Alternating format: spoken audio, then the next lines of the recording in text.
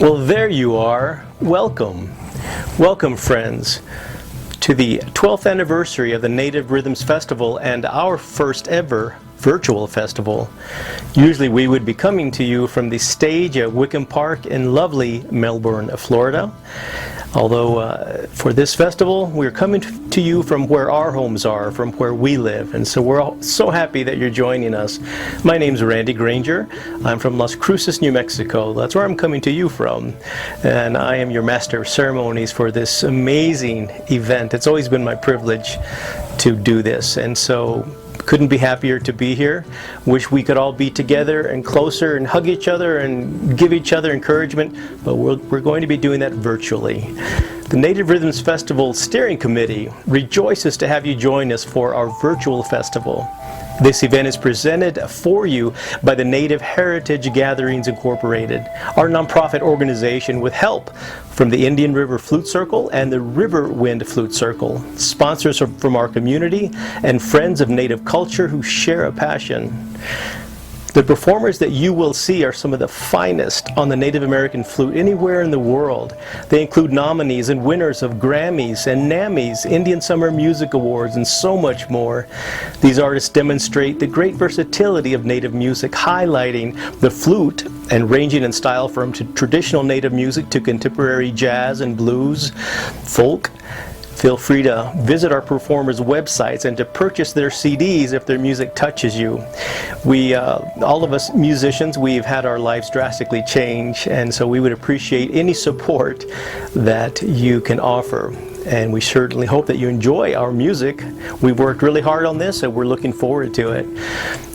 Especially in these challenging times, one of our driving goals is to present the Native Rhythms Festival free to the public, which they have every year. This is our gift to you. And if you'd like to help out and support the efforts to continue the ability to provide you with these programs for free, you may join our group of sponsors by copying the sponsor package on our festival website, nativerhythmsfestival.com, and mailing your copy to the address provided. Easy to do. Our annual t-shirts, which I always look forward to, are also on sale on our website. This year it's the power and the beauty of the horse design that can be viewed there. I'm looking forward to that. I have a collection of these t-shirts, and I know any of you that have been to this festival over the years also has a collection because they're always beautiful, stunning, new, fresh, and relevant. Since our school day program at Wickiup Park is obviously unavailable this year, the educational portions of our festival will be archived on the Native Rhythms YouTube channel. The broadcast will be available for all to access. The way you go to that is you go to youtube.com, type in Native Rhythms Festival, should get you there pretty easily. If not, go back to the Native Rhythms Festival website and see if you can find a link there, but I'm sure you'll be able to find it. Once again, we welcome you and encourage you to enjoy this beautiful work of our vendors, the cultural education, the music and the dance of our performers. And until we meet again, please stay healthy so we can see you as soon as you can be seen in person and we can be seen in person. All right, enjoy the show. We're looking forward to bringing it on. Give a virtual warm welcome for Mr. Doc Green's Silverhawk. Father, we thank you for the east, the rising sun. Signals the beginning of our day. We ask you to guide us, lead us, and direct our paths during the day. Just help us to follow the path and the journey that you would have us follow, dear Lord. Be with us and give us wisdom, we ask you. But most of all, I thank you for Jesus Christ, my Savior, the risen Son.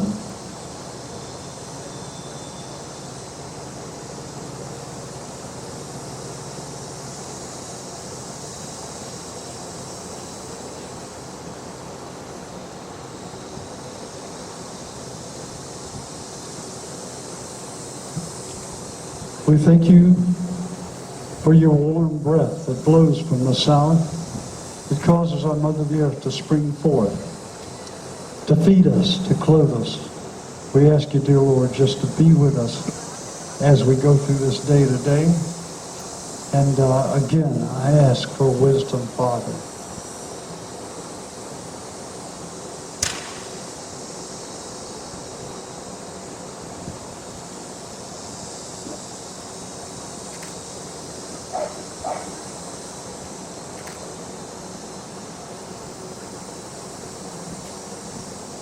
give thanks for the setting sun. It signals the end of our day. It signals the time that we must, that you set aside for us to meditate and to go over all the many lessons that you've tried to teach us during the day. And again, I ask you for the wisdom to help us to understand these things. In Jesus' name, we ask you again.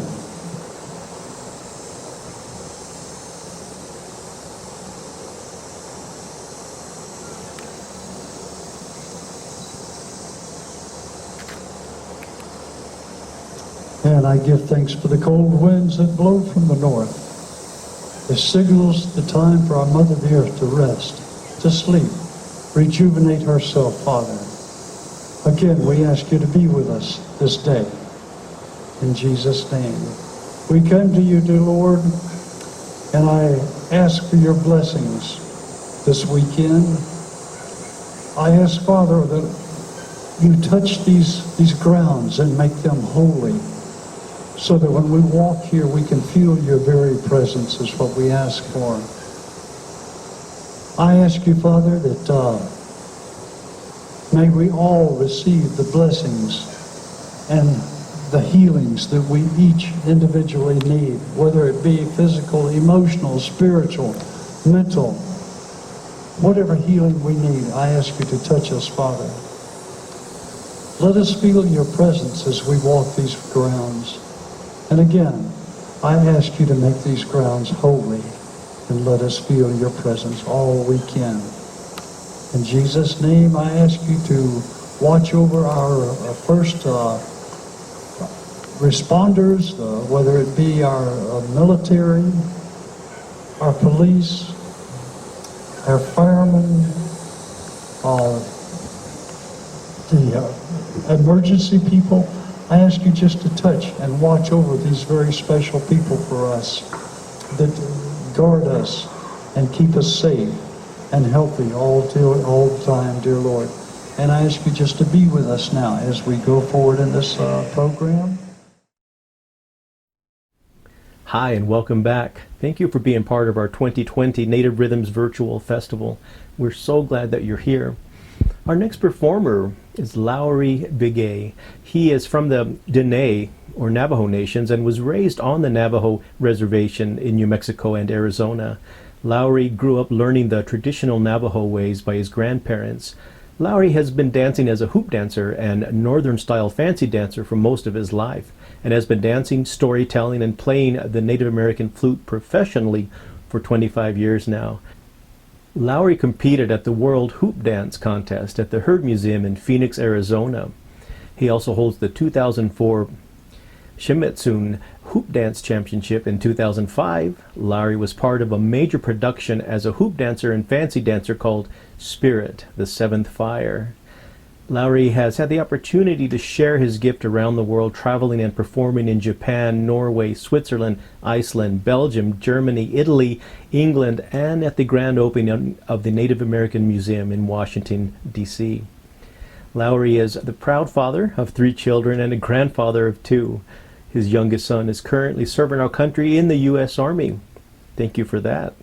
He enjoys performing, and let me tell you, you can see it in his performance. It's always a very moving performance, a very heartfelt performance, and I'm looking forward to this.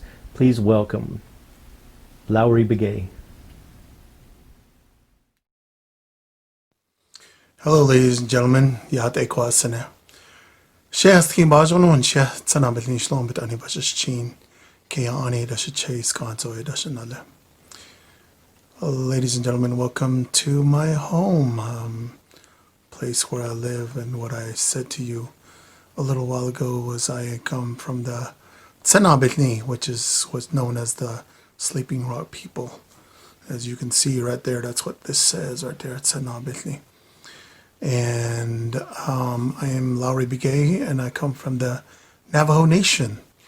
And it's an honor to be part of this wonderful festival and Native Rhythms, and so proud of everybody that worked so hard to make it happen. It's a shame that we couldn't all get together as a family, but with COVID coming around and everything, we can't control that. So to all of you, thank you. Once again, my name is Lowery Begay, and I've been performing for a great number of years. I've had the opportunity to perform with some great artists, ranging from you name it,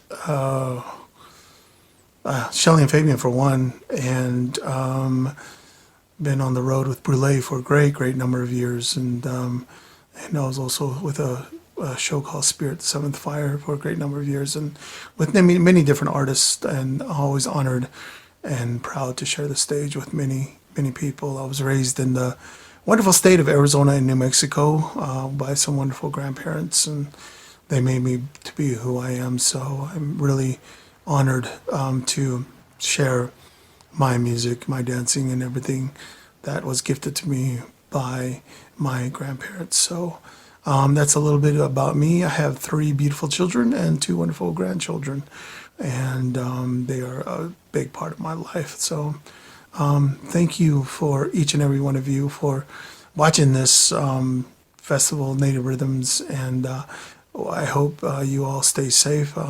Keep your mask on, with 6 feet distance, and take care of each other. So to all of you, I see cat and conditioning jonago, the sada case on jonago nakai. May you all have beautiful thoughts, and may you all walk in beauty. And thank you from the bottom of my heart. And thank you to all the wonderful people that put this festival on, Native Rhythms. You all take care. Thank you. Peace.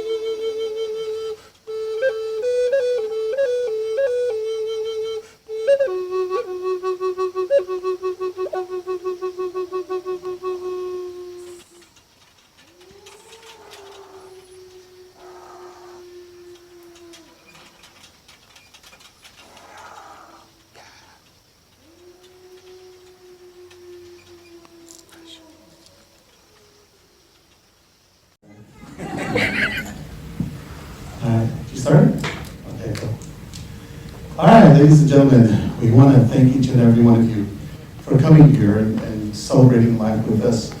And it's an honor and a privilege to be with you here on this day. Like I said, my name is Lowery Begay. I come from the United Nation. I come from the wonderful state of New Mexico in Arizona. And today what I'm going to share with you is known as the hoop dance. And this hoop dance was given to us a long time ago, and it was given to us by a gentleman by the name of Tony Whitecloud.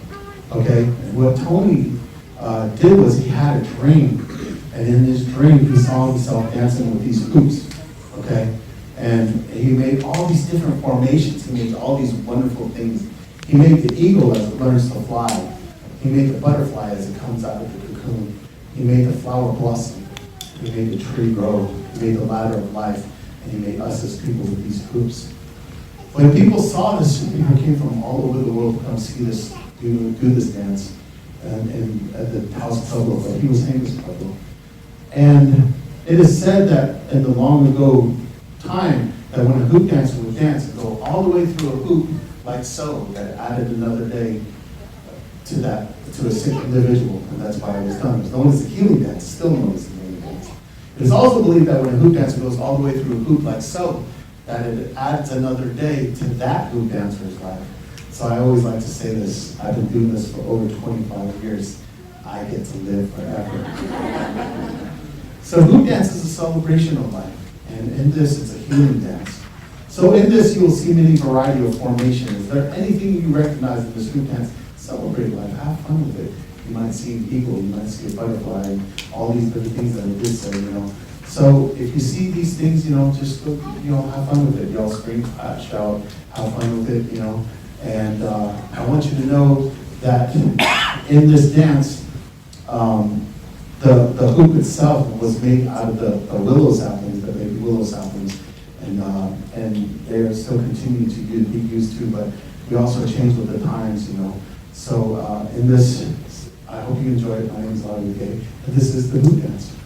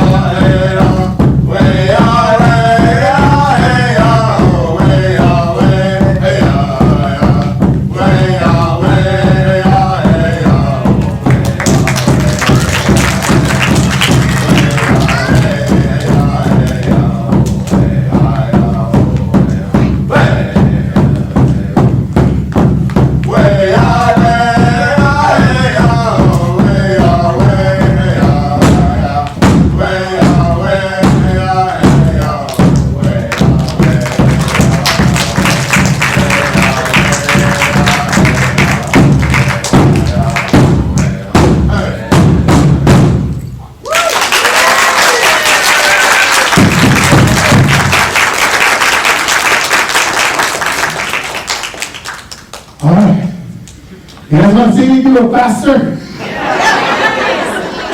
Come back tomorrow. All right, real quickly. First of all, I want to thank my sponsors, Red Bull and Icy Hot. All right.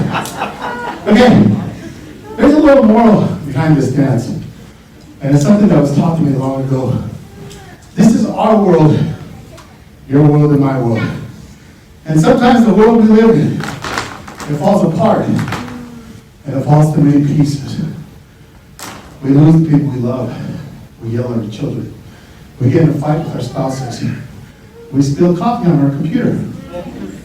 You know, we can't find the remote in the middle of the game.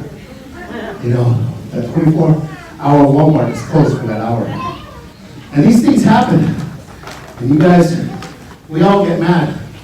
That guy, he cut me off in traffic, and you're angry. So, things get piled up. And they get all disoriented. They just keep on going. And we're frustrated. We're angry. We're sad. But what we got to realize as human beings on this earth is we got to be like the hoop dancer. Okay? We got to pick up those pieces one at a time. And we got to do the best we can. And there's times when we drop a hoop. Okay? We drop it. And things fall, and they kind of seem to be back in the same order. But we got to go back, pick it back up, believe in ourselves for our children, our grandchildren, spouses, for yourself. And when we do this, what happens is out of the blue, you wake up one morning and you realize that everything is okay and the world is back together for you.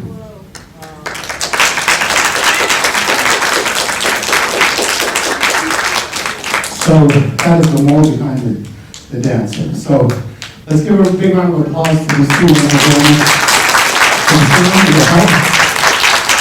And my name is Larry Granger. I want to thank each and every one of you. And feel free to come visit with us. We have music available, we have arts available for you. And wherever you go, whatever you do, be kind to each other and take care of each other. And for you grandkids out there, listen to the stories of your grandparents. They are very, very important. Thank you.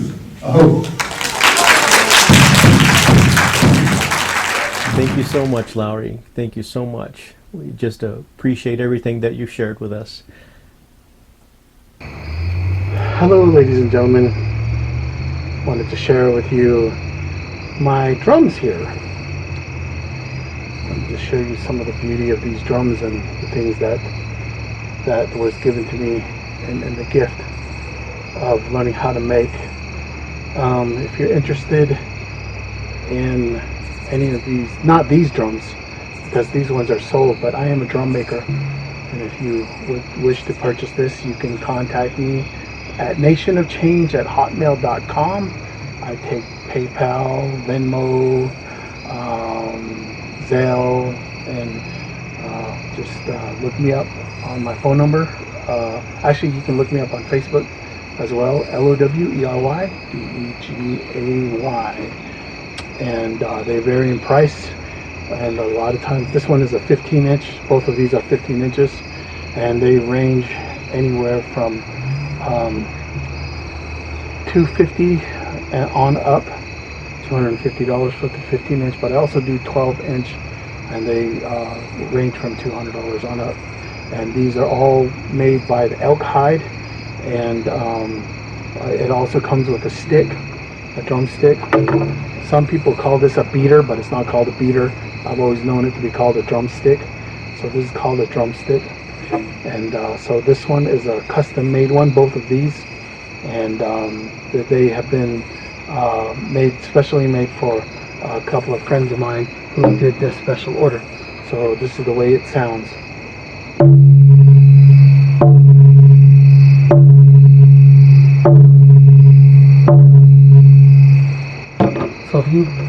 So if you wish to purchase one of those, please contact me. My email is nationofchange@hotmail.com, My Facebook is Lowery Begay, and also you can call me at 423-956-1657. And also, if you wish to purchase one of my CDs, it's called Touch in the Sky. They are available to you, and I can mail one to you for $20. And like I said, I take PayPal, Venmo, and whatever else, we can figure that out. And that includes shipping and handling, and also as well as the drums. So if you want to purchase either one of these, please let me know. Thank you. Y'all have a good day. Thank you so much.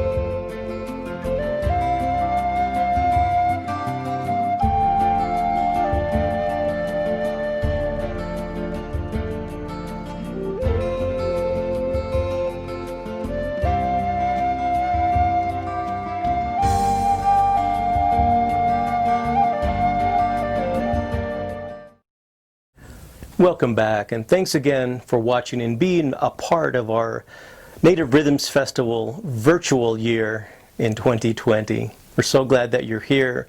Our next act is just an incredible musician and a great person, great guy.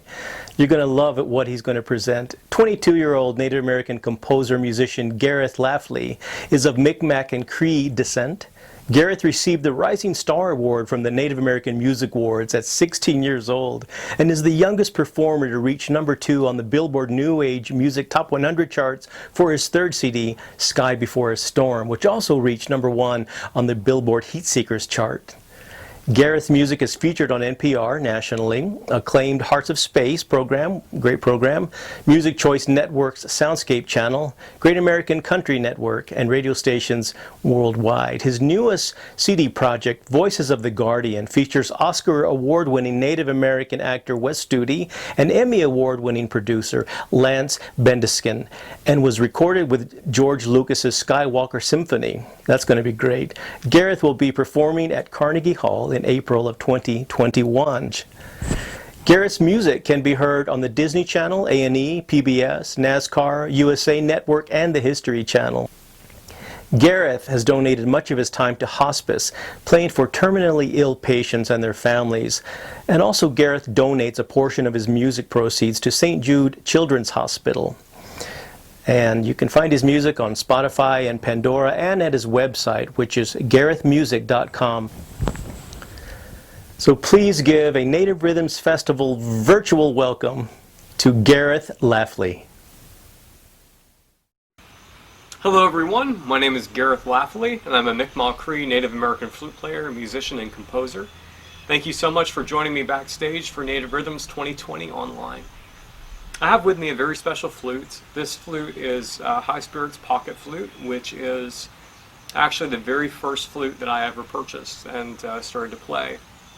When I was 13 years old, I was on a family vacation to Santa Fe, New Mexico, and I remember just kind of walking shop to shop and looking at a lot of things, but when I came to the flute, just something spoke to me, and I just had to pick it up. So I grabbed it and I just started to play a couple little squeaky notes.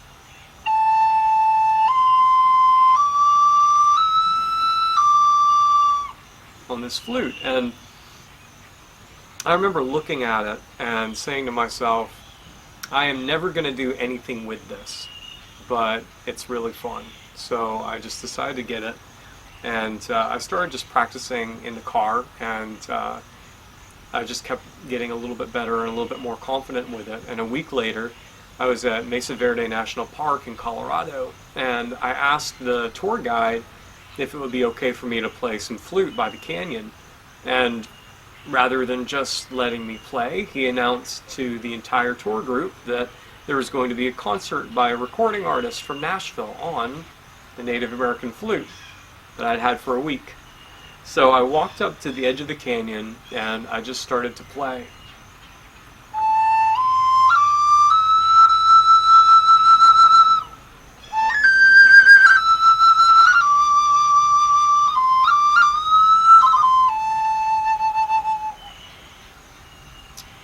And for some reason, when I was standing there and playing in front of this group of maybe 30 or 40 people, I just realized that the flute was something that was always going to be a part of me, and it was something that I knew that I wanted to do.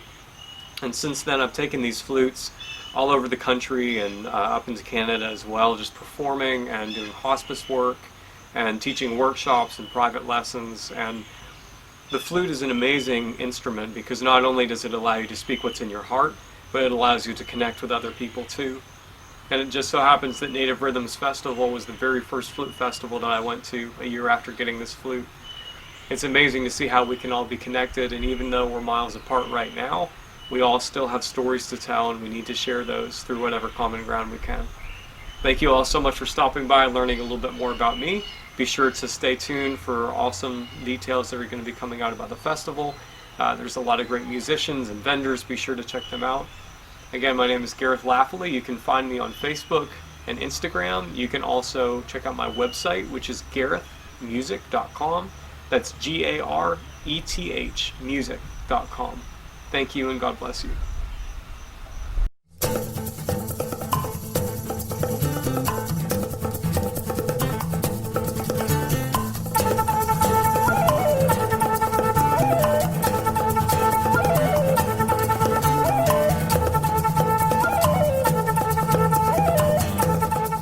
Hello everyone, my name is Gareth Laffely, and I'm a Native American musician, composer, and producer from the Mi'kmaq Cree Nations.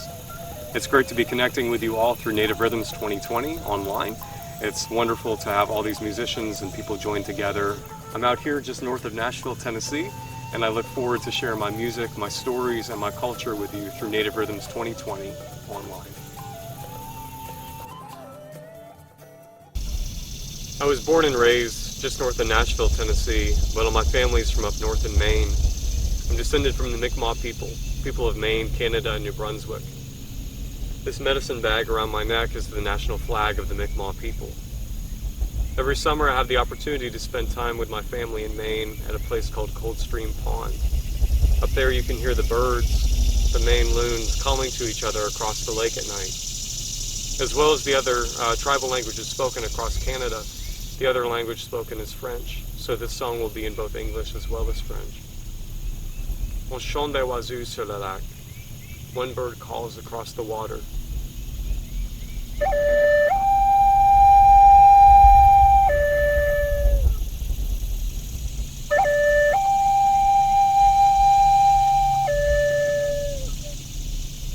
Il y a une réponse, and somewhere way across the lake, you hear an answer.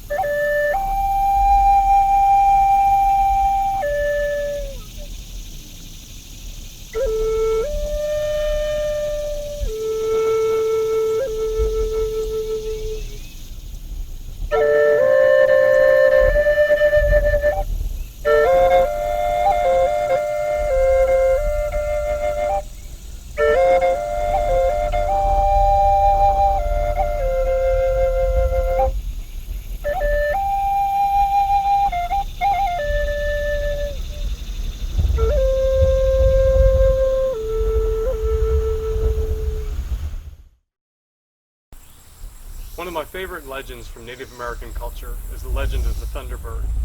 Legend has it that when storms come, the body of this great bird are the clouds. Every beat of its wings brings the clap of thunder, and lightning flashes from its eyes. I wrote this song to pay tribute to that legend. This song is called Flight of the Thunderbird.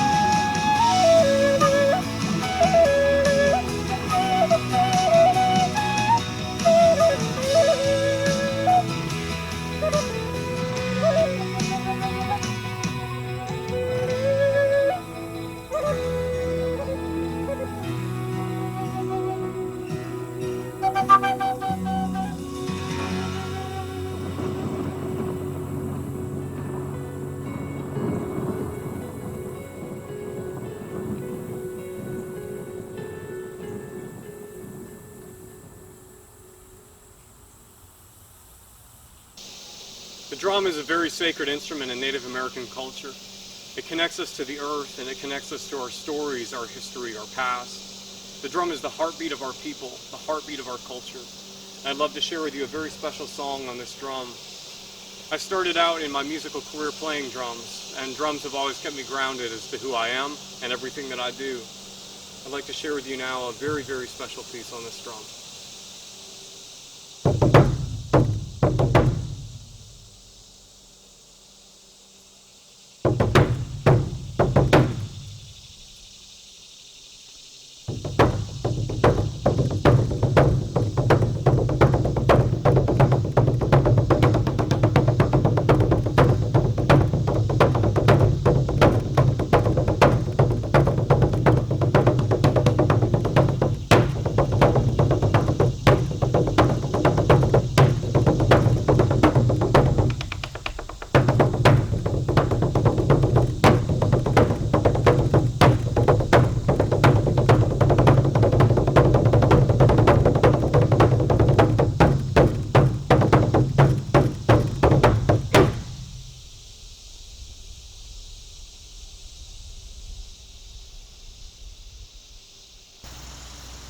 Legend has it in Native American culture that when a person dies, a spirit horse will come and carry their soul into the next world. This song pays tribute to that legend. This song is called Spirit Horse.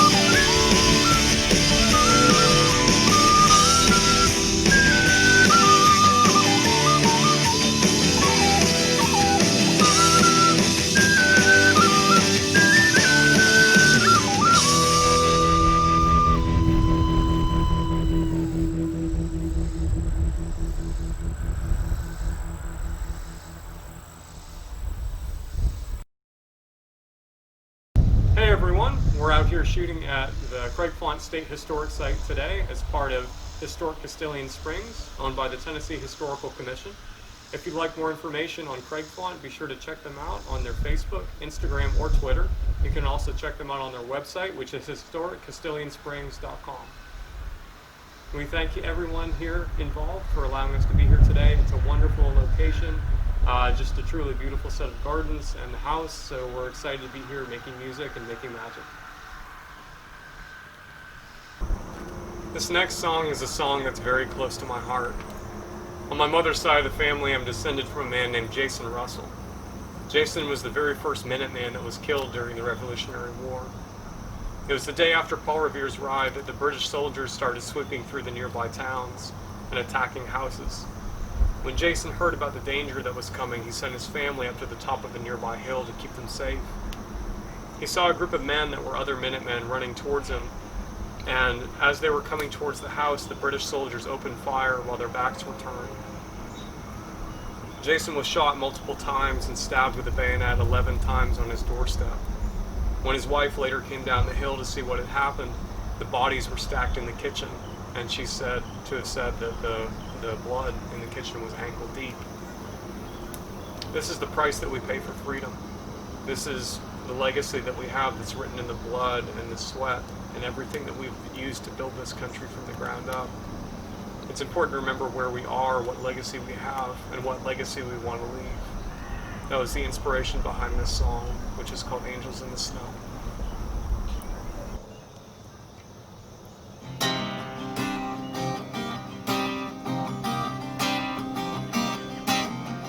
Can you hear the cold wind blowing?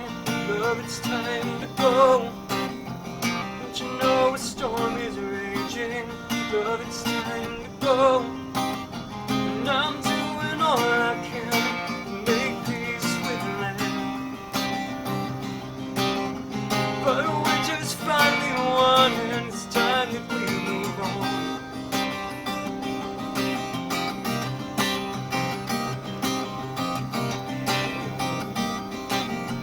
Can you hear the owl calling? Love, it's time to go.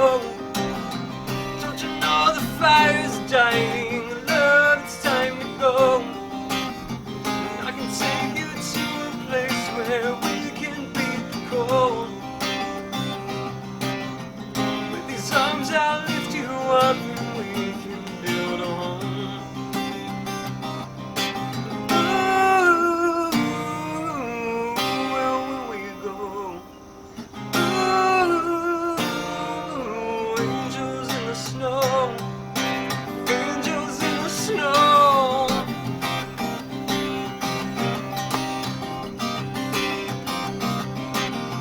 Can you hear the wind shouting? Love, it's time to go. At the door, strange men are knocking. Love, it's time to go. You can tell by the look in your eyes that we must have done something wrong. The red coats on the uniform match the color of their souls.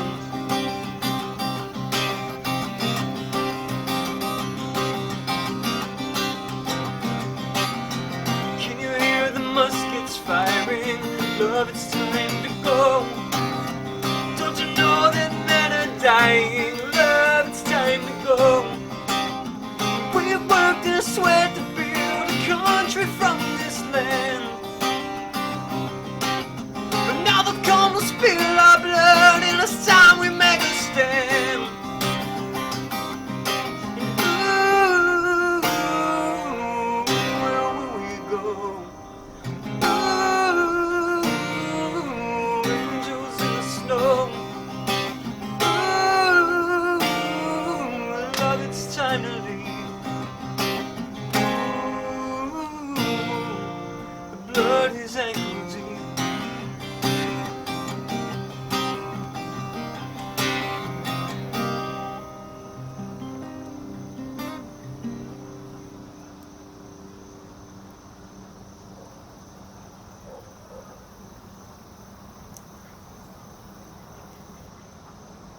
I have with me a very special Native American flute. This flute is called a drone flute or a double flute. Legend has it that when Scottish people came over to North America and brought over the bagpipes, that the Native American peoples wanted to create a similar instrument. So they took a single flute that sounded like this.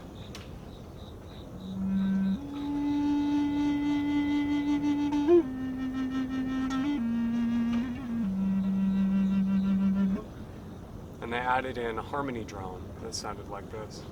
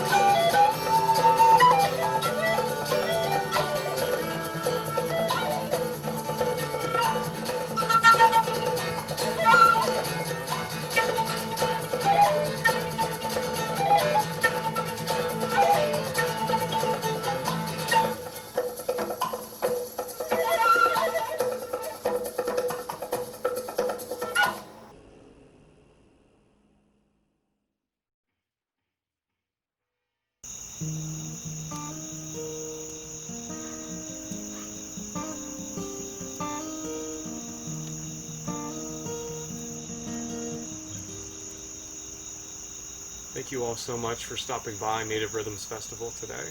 Thank you for stopping by to check out some of my music and my story as well. I hope you'll stop by my virtual booth and take some of my music home with you today.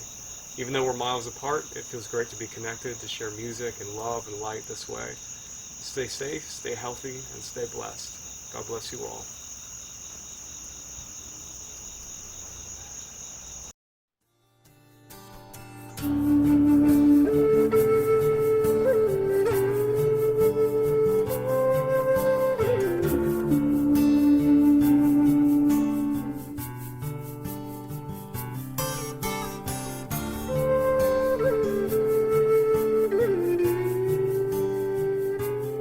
One more time, let's give it up for Gareth Laffely. You can learn more at garethmusic.com. Hello everyone, my name is Gareth Laffely, and this is some of my music and my merchandise that I take on the road with me. This CD, which is called The Journey, is the very first CD that I ever recorded. This next CD, Dare to Dream, encourages everyone to follow their passions and to use what they have to help make a positive difference in the world. This CD, Sky Before a Storm, reached number 2 on the Billboard Top 100 charts, as well as number 1 on the Billboard Heat Seekers chart. This next CD is a CD that's very close to my heart. This album, Voices of the Guardians, tells the story of our Native American leaders, or the guardians of our culture. This CD was recorded with George Lucas's Skywalker Symphony, as well as with the actor Wes Studi and Lance Bennington. If you open up the album, there's a booklet inside that tells you all about the different Native American leaders, their words of wisdom, and their relevance today. This is a DVD of 10 different performances / music videos for certain songs of mine, including Moons on the Water, Flutitude, and The Chase. This next item on my table is my signature spirit song flute. I'd like to share its voice with you today.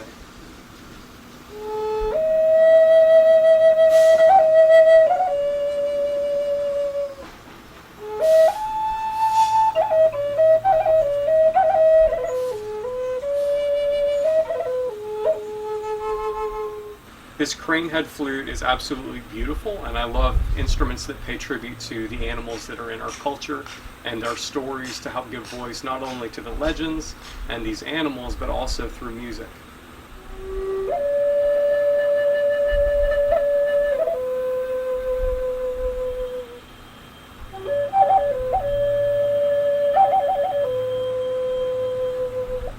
Thank you for stopping by my virtual booth here at Native Rhythms Festival 2020 online, and be sure to check out all this other great music and vendors that we have here at this festival today. God bless you.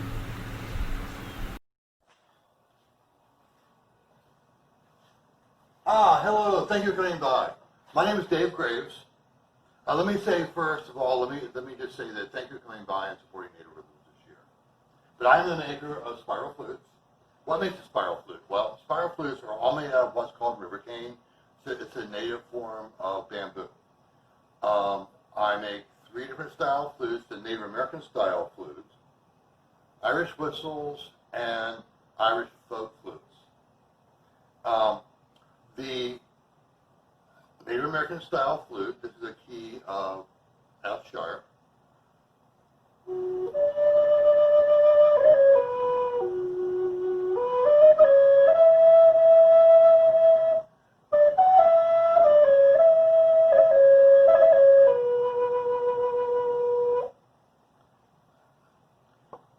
Now I'm going to play a key of C, Irish whistle.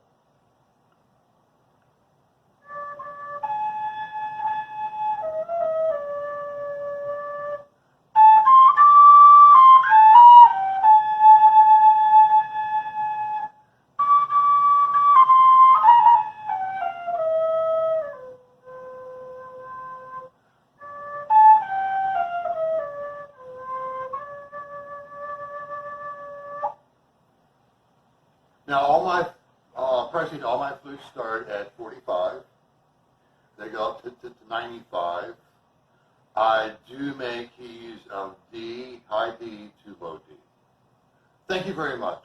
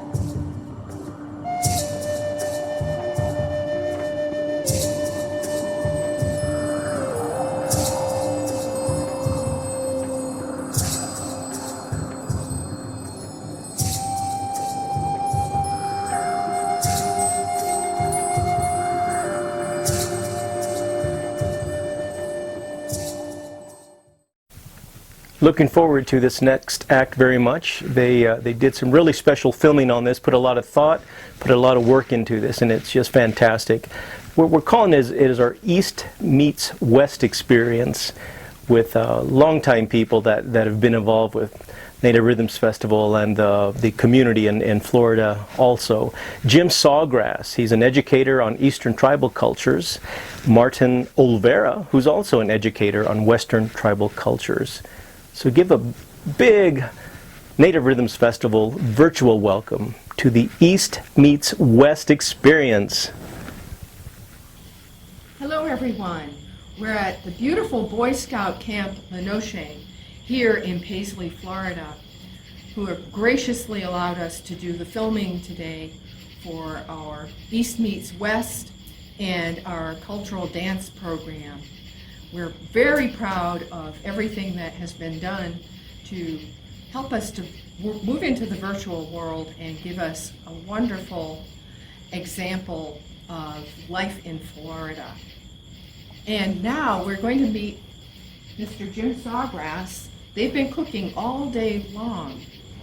Martin, who represents and Jim, who represents the East, have been cooking. So we're going to find out which chicken is better.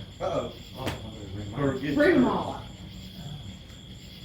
And we may need Tom for a taste test here. Come on in, Tom.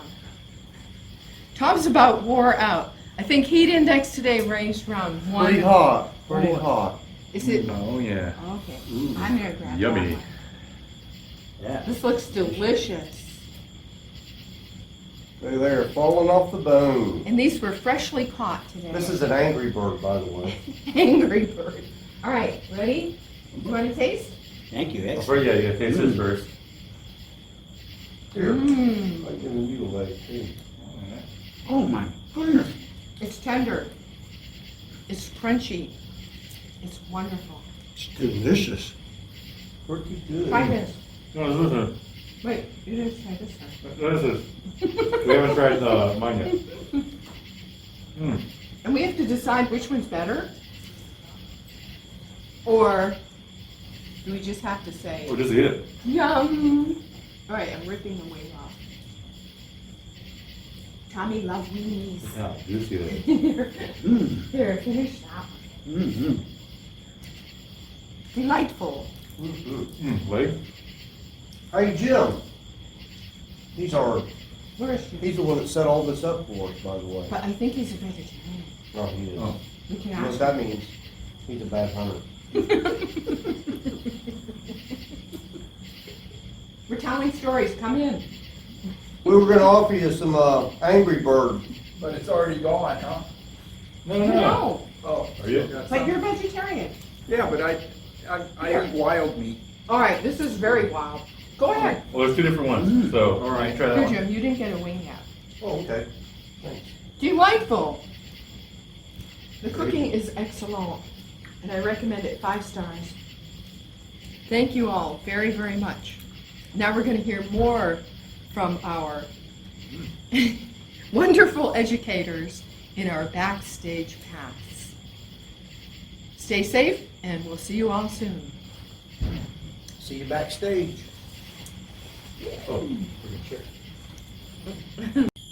Well, here we are, finished shooting, ready to pack it all up. Everything you saw today on these tables goes in boxes and travels. Basically, we have a traveling museum, and we've carried it and performed in quite a few places. We're very honored to be a part of this festival this year. This was to be our premiere, and so we hope you enjoyed our presentation of East Meets the West, and hope it enlightened and answered lots of questions. I'm sure maybe it even brought out a few questions from them. So ask us. No. Well, how did you get involved in doing this kind of? Well, I'll start. You know, growing up dancing, you know, well, when you start dancing, you dance at powwows and stuff. But when you're with a family that starts dancing for doing performances, you know, and you grow up into that family, I mean, as a child, you're just dancing, having fun, you know, but in front of an audience, you know, like a powwow, you have spectators too. But when you get older, you're understanding that, you know, you're actually educating the people out there of, you know, let's say the dancing part of the styles of dancing, the style, you know, what the explanation of the dancing, and you know, and what they mean. You know, that's how I started. I grew up, you know, knowing Jim. You know, it's funny that we're here at Camp Lenoche. You know, we both grew up here as youth scouts, and you know, I have fond memories here too. But you know, getting older, you know, I started working with Jim, doing shows with him, and started learning, you know, about his traveling museum, you know, and now, you know, we do the East Meets West, and it's a fun time. I'm glad I'm able to do it. We probably get the opportunity to do East Meets the West maybe 5 or 6 times a year, and that number is growing. Some of the festivals we've been involved with are cowboy Western festivals up in Atlanta, the Booth Western Art Museum, and quite a few different powwows. Our powwow down up in Flagler that we put on there. That's in February if anybody wants to go to that one. But we're willing to bring it around. It's mobile, and it's a pretty neat opportunity to see differences. You don't see this in many places. I got into all this as a kid as well. I was always out in the woods building forts and just learning how people survived, and just all my life I've always asked questions about survival and edible plants, different people I've grown up around. I got to give lots of credit to many of the elder people that some have passed on and gone, but some of them are still around. Just people I've learned from, and when they were talk, I would listen and hear the stories and remember them. And you don't know how many hours a day or a week I'll spend reading and researching and making sure what I'm saying is right and correct. And so there's a lot of research that goes into this program as well. It takes a lot of setting up. This what you saw today, the exhibit. It took us 2 days, 3 people working all day long, and I guarantee it was at least 100 degrees every day, every hour, in the humidity of Florida in September, August. So, you know, here we are. A lot of work, but I hope you enjoyed it. I hope everybody really enjoyed it. Yeah. I want to thank you, Jim, for, you know, because, you know, when I grew up in school, I wasn't a history person.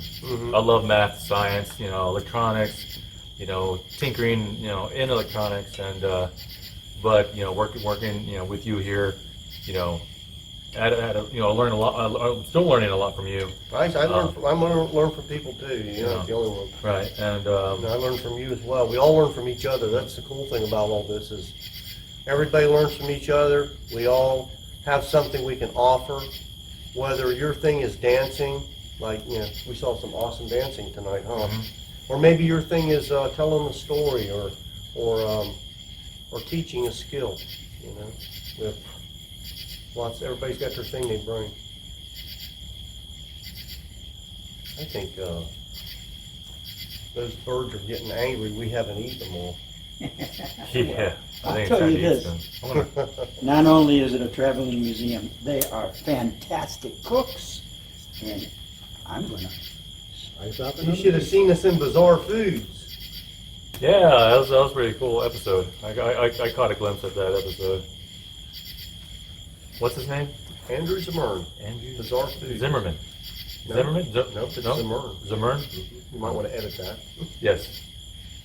Now this traveling museum, and believe me, it is unbelievably extensive.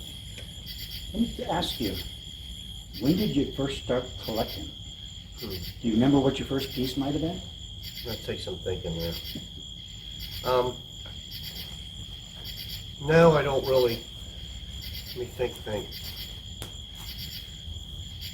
Most of that stuff's long gone, been replaced with other things.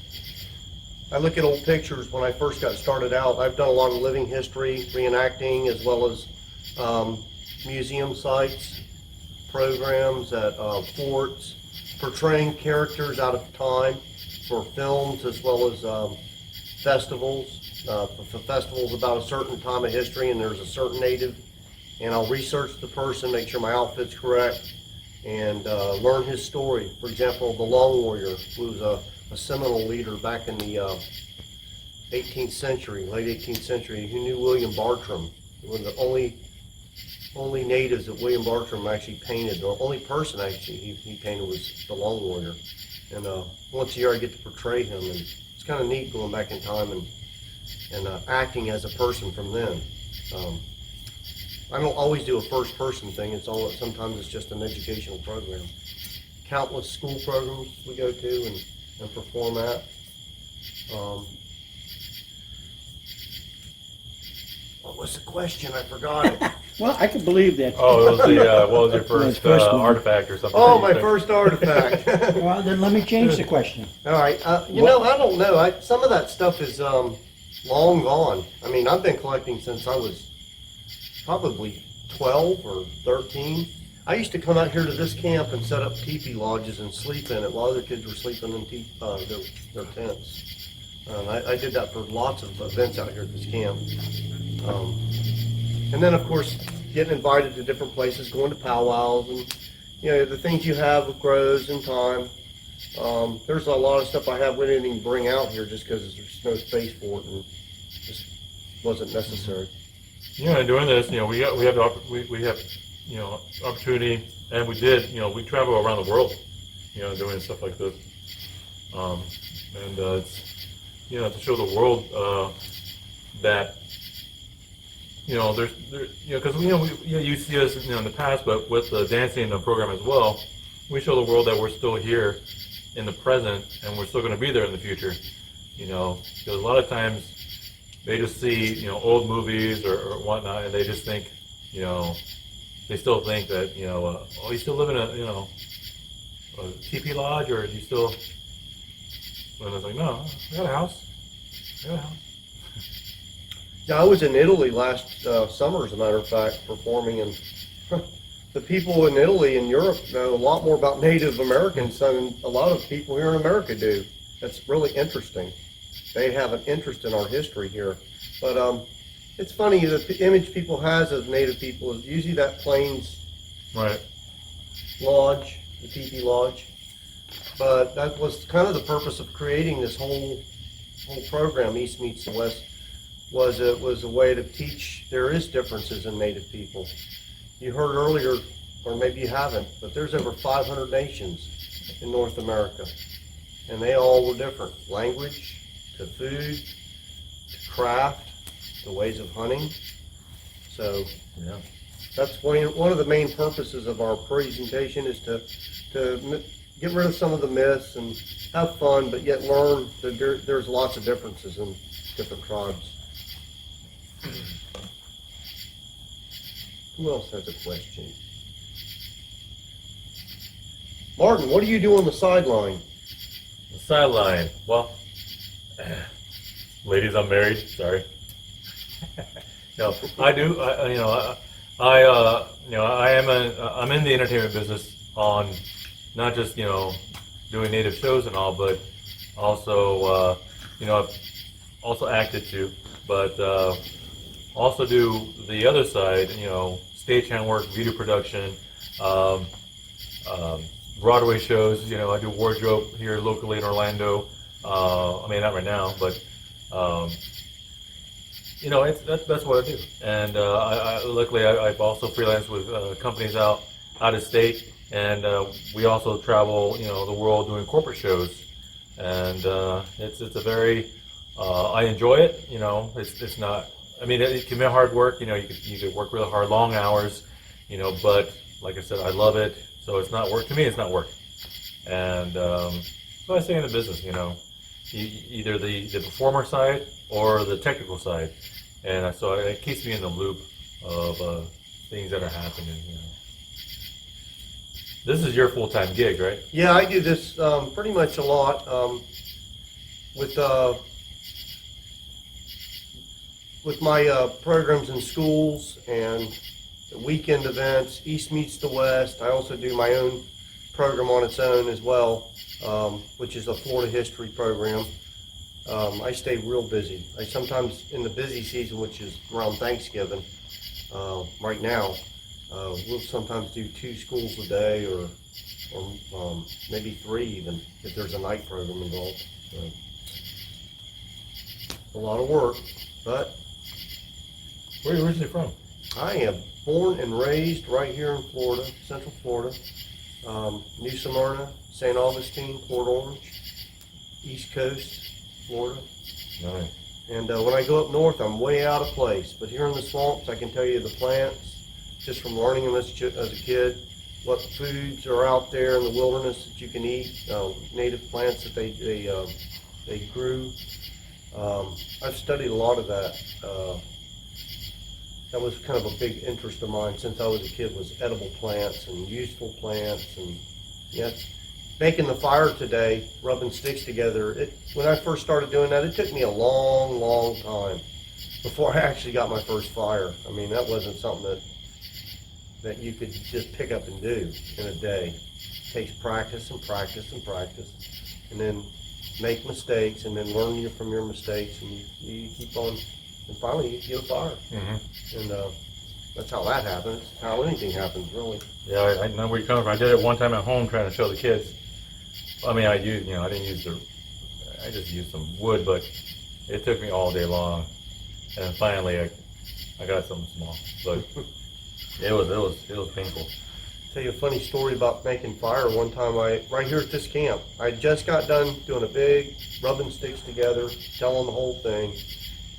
And when I finished, I'd roll it in my hand and put it out. And I would tuck it away and that would be it. It would go out, it would smolder out. This thing was burning. It had a good coal in there, and it kept burning. I stuck it back in my little pack, in my little box that I kept all my little fire goodies in, and kind of took everybody outside. We went on our nature walk to identify plants. Next thing you know, I hear everybody yelling and screaming, "Oh man, you just about burnt the whole building down. Your fire nest, it just erupted and it was burned up. There was nothing left of it." I had to make the whole kit over again. My bone was burnt in half, the rib bone for making the bow. Uh-huh. What else you want there? Is that what you're kind of wanting? It is, exactly. All right. Well, I'm from Texas originally, if anybody was wondering. Yeah, I was kind of wondering myself. Yeah. I thought you were from Miami. Miami. No, I'm just kidding. No, yeah, we moved out here to Kissimmee back in I think it was 1980 or 1981. Like I said, I'm from a small town called O'Donnell. The claim to fame for that town, which is south of Lubbock, West Texas, Lower Panhandle. Dan Block, for the the people who know old westerns and stuff. Dan Blocker, who played Haas, Bonanza, was from that area, and his dad owns a general store in O'Donnell. And my dad's told stories of Dan Blocker bringing other cast members for the Christmas parade, and passing out headshots signed and everything. But so that's that claim to fame. But we moved to Kissimmee, stayed in Kissimmee, ever since, and never moved out.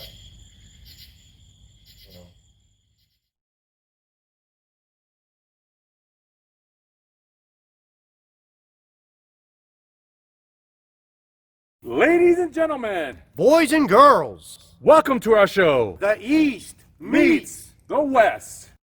Manatwe, Nawa. Hinchjay, Stongo. Hello. Hi, my name is Martin, known as Barabo here in the village. Hello, I'm Jim Sawgrass. I'm going to be representing the tribes of the eastern United States today. Here in my village, you'll recognize my lodge, also known as a teepee in the Lakota language, meaning home. Originally, these lodges were made of buffalo hides. Around 20 buffalo hides would be used to make a single teepee. Just like this large buffalo hide here in the background, we use the buffalo for food, for shelter, to clothe us, weapons and tools. We even use the buffalo to fuel our fires. The dry buffalo chips, we used it because there wasn't a lot of trees out there in the prairie. So that was easy enough to ignite and use as fuel for the fire. The way I'm dressed, long ago, we used the bones of an animal as armor. This would help deflect arrows along the chest part and the neck. Also, against war clubs and all. The cloth I wear, I'm not wearing leggings. It's pretty warm out here, so I'm wearing the cloth. It's really it's breezy, so it keeps me much cooler than leggings. And of course, moccasins on my feet. So as you know, my teepee here, we're going to come on inside, okay? Come on inside. Come on inside. Welcome to the inside of this lodge. So like I said, originally these lodges were lined with buffalo hides to make the cover. Like I said, 20 hides would make a teepee. But the introduction of canvas, the trade good, the lodge became lighter, and also when we started using horses, we would also travel a lot faster with these teepees. So you could say we were the first. It was the first mobile home. That's right. Yeah. But with this type of housing out there in the West, on the plains, as you can see, it's cone shaped, so the base is real wide. So it's a good sturdy base. You leave the edge on the bottom edge open, so the winds kind of come underneath, but you also have a liner here. This liner helps push that air up. There is a hole on the top of there is an opening on the top of the lodge here where you can have, so when you have your fire in the middle here, keep yourself warm at night, all the smoke could be rushed up to the top. Basically, it acts like a chimney. So it's really aerodynamic the way it's designed and the airflow design. So you can see here, very cozy. You can close the flaps when it starts to rain, keep you dry, keep you warm at night. Perfect spot to go camping in or to live in. Let's head back outside. Today I'd like to take you on a journey back in time to see how Native people of the eastern United States lived. Ever since I was a child, I was fascinated with the stories in my family's history, and growing up around St. Augustine, I started making it part of my life, learning about the outdoors and how people survived in history. I'm dressed from 200 years ago, in the time when my ancestors were part of the Creeks. The English called us that, as we lived by the rivers, by the creeks. But the old name was Muskogees. Muskogees was a big group of Georgia, Alabama, South Carolina, many other areas, even some of the Seminoles. They were the runaways of the Creeks. I heard about those creeks. What's that? Up a creek without a paddle. Oh, that's a different tribe, man. Well, in the East, our homes were very permanent. Tribes never lived in teepees in the eastern United States. East of the Mississippi River, our houses were very, very permanent. In Florida, the chickee, which is made of the palms, and all over the coastal United States, the southern United States, from South Carolina to Louisiana and Texas, the palm leaves grow.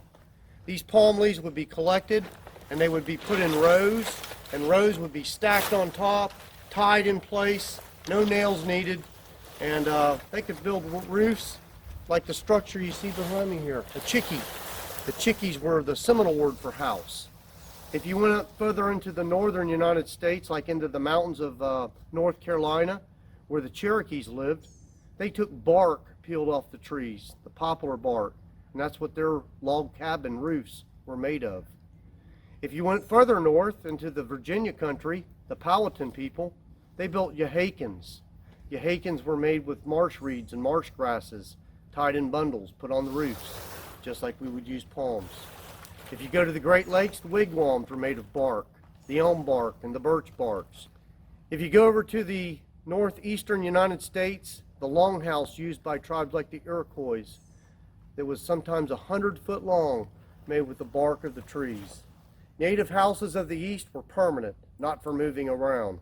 Walls were often made with what's known as wattle and daub, which is weaving sticks together and then mud and clay packed on top, which dries very hard.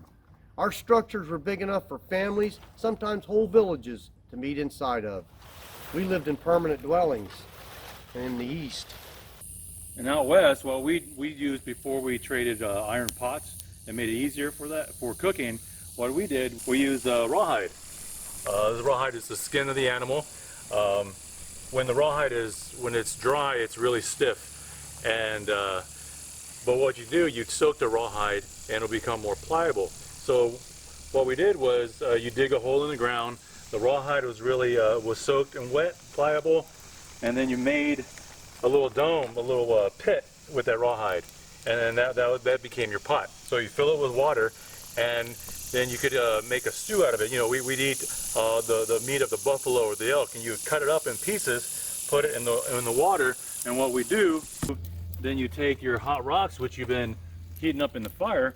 You take 2 sticks. I have one with a fork in and one with not.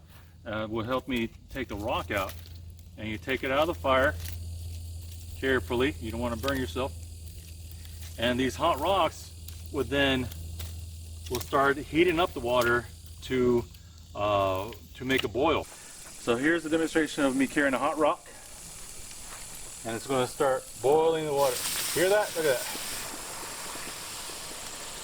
And once the water starts boiling with multiple stones, and once it starts to cool down, and then you come back in here and you'll take that rock back out and you put it back into the fire to warm it up. And so that water will start boiling, you know, and cooking those meats and incorporating all those herbs into the meat. So it'll be real flavorful stew. And you could take what I have here is my buffalo horn ladle. Then you could, you know, eat it. Oh man, it's really, really good.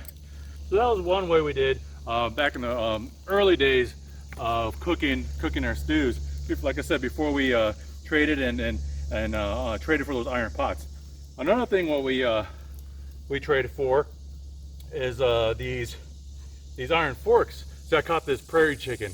Oh, sucker was fast. Got him, but defeathered him, and now you know, I got some food.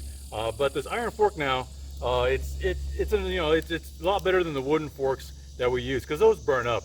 But this iron fork and this stand here, you're able to hook it, and it stands on its own like a little T. So you could manipulate the bird around the fire and roast it on every side, and you don't have to worry about this iron fork burning away and then burning your food. So that was the ways that we did it here in the West that differs from that guy over there in the East. Hey, and those of you who are worried about the ashes, no, that's just like salt for the food, man. It gives it flavor. It tastes really good. Okay?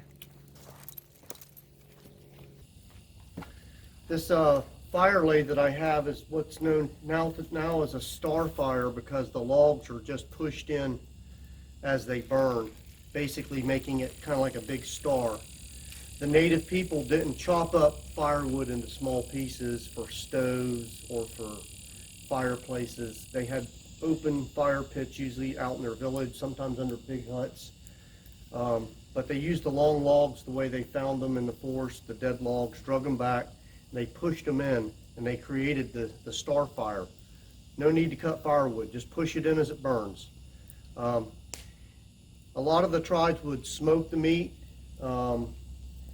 As pottery became part of native culture, some of the earliest pottery, I have on the example here, going back into Florida and Georgia, thousands of years, the oldest pottery in the United States. But they started using the clay pots. But for ovens, up in the northeastern United States, slate rocks would be gathered from the rivers and river stones, and they would build rock ovens like I've built here in the center of my star fire. So when you're cooking on a rock, you want to make sure it's the right kind of rock, because some rocks can pop if they get hot. And test your rock out in the fire before you start using it someplace. But a little oil, definitely some oil. Got to have oil to cook with, or you'll burn your food. And so keep it nice and oiled. You can make little utensils for tending your fire, just like the native people would have used everything around them. This could be made from a palm leaf to pine straw, a branch of a tree, a seashell, or carved out of wood. I'm going to put some mussels on the fire. These would have been gathered from the fresh waters, and they would cook these, sometimes roasting them until they open up. But once they open up, they were safe to eat. They gathered those from the lakes. A lot of the midden sites here around Florida and all over the southeast have lots of shells from the oysters and the clams that the native people ate. And as they discarded it, it became large middens, or what we would call now as a mounds. And they are all over the place. Native people in the East were farmers. A lot of the foods they ate was foods that they grew in the garden. Things like corn, beans, squash, potatoes, pumpkins, sunflowers, strawberries, blueberries. Many foods we eat today are foods that the native people were growing in their gardens. Three of them I'd like to bring out what's called the three sisters: corn, beans, and squash. These three were actually grown in the same spot. The corn would be planted first. It allowed it a head start. As it grew, it provided a support for beans, which grow on a vine. They would be planted next. As the beans would climb up the stalk of corn, the beans would give out nutrients into the soil. And then, of course, our third sister being squash. The squash would grow on the ground, of course, putting out big leaves, giving shade to the ground, keeping the ground moist from the hot summer sun. And this was known as the Three Sisters Garden. The natives also grew lots of strawberries, sunflowers, and many other foods that we enjoy today on our table was foods thanks to the native people. Today I'm going to be cooking some of the squash here sliced up right on the rock. I'm just going to lay it there and brown it. I'll turn it a couple times to get it going there. I've also got our corn. Today I'll be cooking it right in the husk. Our corn here we've soaked it in water overnight, and that allows it to get all the moisture into it. I'm going to simply lay these right here in the ashes and maybe turn them once or twice, and that'll be about it. I'm going to let them cook there for about, maybe 15 minutes at the most. We'll just kind of have to watch them. That's the thing. Some of them I'll roast a little slower on the outside here, but as I turn these, they'll cook, and they'll cook in their own juices. And the husk of the corn, it gives it that juice that it's needed and that flavor. You won't need salt, pepper, butter, nothing. And so this is one of the ways of cooking the corn. Today we've got a specimen here we're going to be eating. I like to call this one an angry bird. It's not real happy anymore. But we're going to cook him here by roasting him real slow. I've got him on a fork stick here. I've got another fork stick stuck in the ground. And that way I can get that bird as close to the fire as I want. I can maybe angle it like this. And as the day goes, we'll just keep turning him and let him roast. Have something heavy on the back here. And there's your rotisserie. Pottery. Some of the oldest clay pots of the United States are found here in the eastern United States. Florida and Georgia pottery, known as the orange style pottery, dates back thousands of years ago. Introduced to the area maybe by other tribes, no one knows for sure, but that way it became a way of cooking using clay, the earth. We shaped it, we made our bowls, we dried it, we baked it in the fires, and we made it so it was hard. Sometimes people learned to mark the sides of the clay with sometimes using wooden paddles with markings on them. Sometimes they would use their fingernails or sticks and they would draw little designs or whatnot. This a lot of times identifies the potter or the family that might have owned it. Some of them had very intricate designs. And of course, even things like corn cobs or corn would be rolled around the wet clay to leave an impression behind. But pottery was a good way of cooking. Before this, they took stones. In the East, it was called soapstone, a very soft stone that you can carve, and they carved out big stone bowls. It was very heavy, very hard to move around. Clay pots were light, but the problem with clay was it breaks so easy. When Europeans brought the metal cooking pots, just like everything, it replaced the old way. Look at the way I'm dressed in the trade era. Much nicer than the way he's dressed. What? No, I'm really cool. That's the way I'm dressed. I'm really cool. Clay pots, huh? Yeah, pottery. What do you guys got? Well, before the iron pots, we also stuffed our stomachs, the buffalo stomachs with meat. Oh man, what we would do is, you could roast it over fire. You could roll it on the ashes of the fire and cook that. And oh man, that was really good. That was better than a clay pot. Didn't break. Cooked out of a buffalo stomach. Yeah, huh? yeah. You can eat it too. Sounds like a Hot Pocket. Hot Pocket. Yeah. Hot Pocket. Yeah. Native people in the eastern United States lived by waters a lot. Waters were the way of traveling. The rivers were the highways. Canoes and boats made it able to travel. This is a dugout canoe. By burning out a log and digging out the log, that's how it gets its name, dugout. This was a type of canoes made by tribes here in the southern United States. Up north, they used a birch bark and other types of bark to make different canoes. But this is a small version. This is actually for a kid, not for a person my size. But some of the canoes were 30 feet long.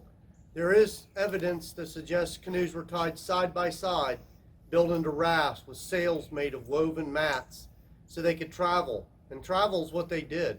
Going to islands off the coast of Florida was no uncommon thing.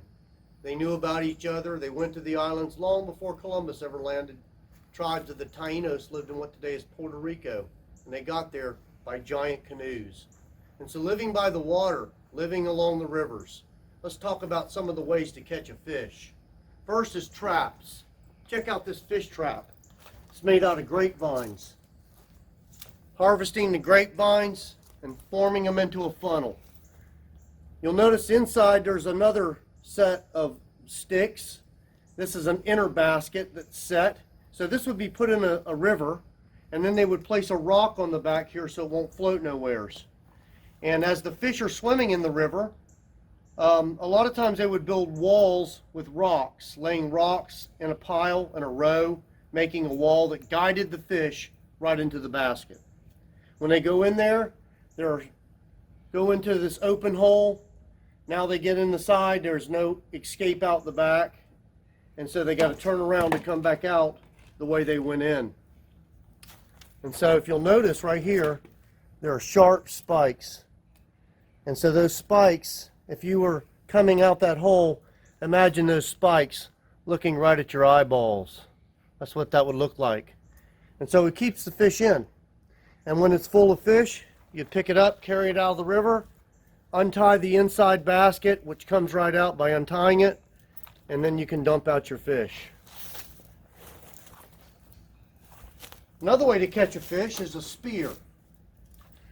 This spear I'm about to show you is called a gig. The head of it there is carved out of bone. And I've used some tree sap glue to glue it in there. That's a piece of alligator bone right there. And basically this is made so when I spear the fish, it sticks into the fish and comes off. See how it comes off there? This sticks into that fish and those barbs keep it from coming back out. The fish takes off swimming. He's fighting hard, trying to get away. And wherever that fish goes, this string at the other end has something floating in the water, a gourd. It's got air in it and it floats. And wherever the fish goes, this follows. And when the fish is all worn out and too tired to fight anymore, well, then the fisherman would watch his gourd and see it not moving and pull in his fish. So that gig right there. How about a hook? A hook to catch a fish. These are different examples of some of the hooks that you would have found being used by native people. Hooks. They carved them out of bones of animals. They carved them out of wood. They made them out of shell. They glued them together. They made strings using yucca. One of the oldest styles of fishing hooks known to man is the gore hook. This would be baited, bait on there, and then when the fish bites into it, this would open up and lodge in the ladder of the fish, and he would be stuck there. This right here is the J hook. This one's made out of a deer's toe bone, been splintered in half and carved into a hook. I've got a shell that acts as a sinker, a corn cob that acts as a float. The string is made of yucca, and there is no fishing pole. This would be tied to a branch of a tree and left there with bait on it. The fisherman would check on it periodically and see if he's got a hook or see if he's got a fish. Maybe he's just got an empty hook like these. That one's carved out of alligator bone.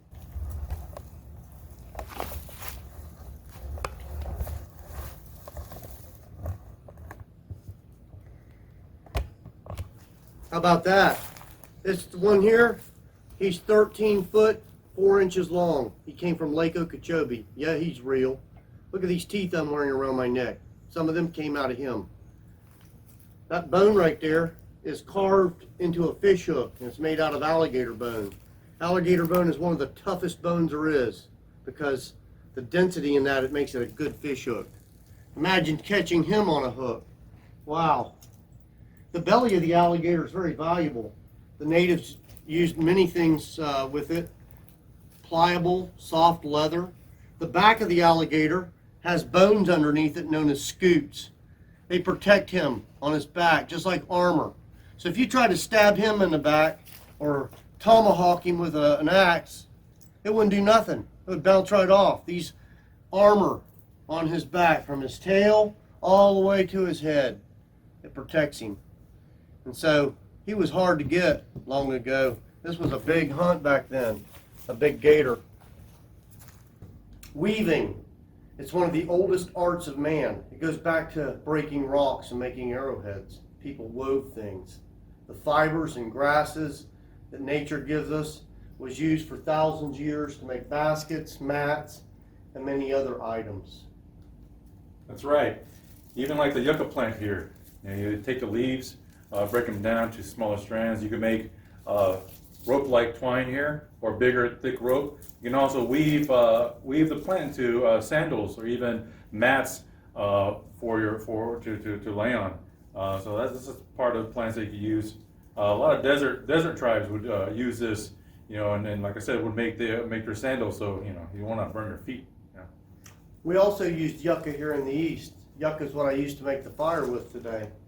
But we used many other plants too, like this is made out of 2 palm leaves woven together to form a basket shaped like a heart.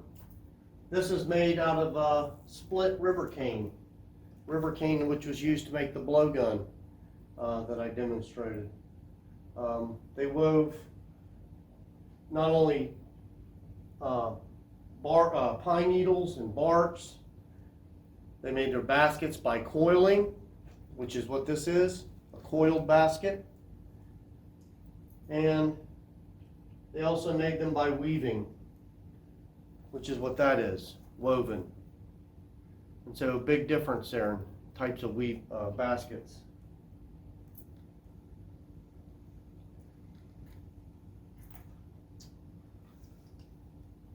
moss, Spanish moss, twisted, made into rope. This one's made out of the bark of a cypress tree. And of course, many grasses and inner barks of trees. This one is the poplar tree bark, which grows in the mountains of North Georgia, the Carolinas. This is a bark bucket or bark basket made out of poplar bark. And earlier I showed that bark. This is what the inside bark looks like. And the outer bark can be folded up. And they actually sealed with tree sap glue and made it waterproof a lot of times to carry water with. And they also carried many supplies with these as well.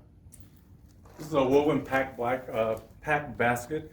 A lot of times you could have two of these tied with a leather strap, and you could put it on your horse, so you could have, you know, a couple baskets full of stuff while the horse does all your work and have to carry it.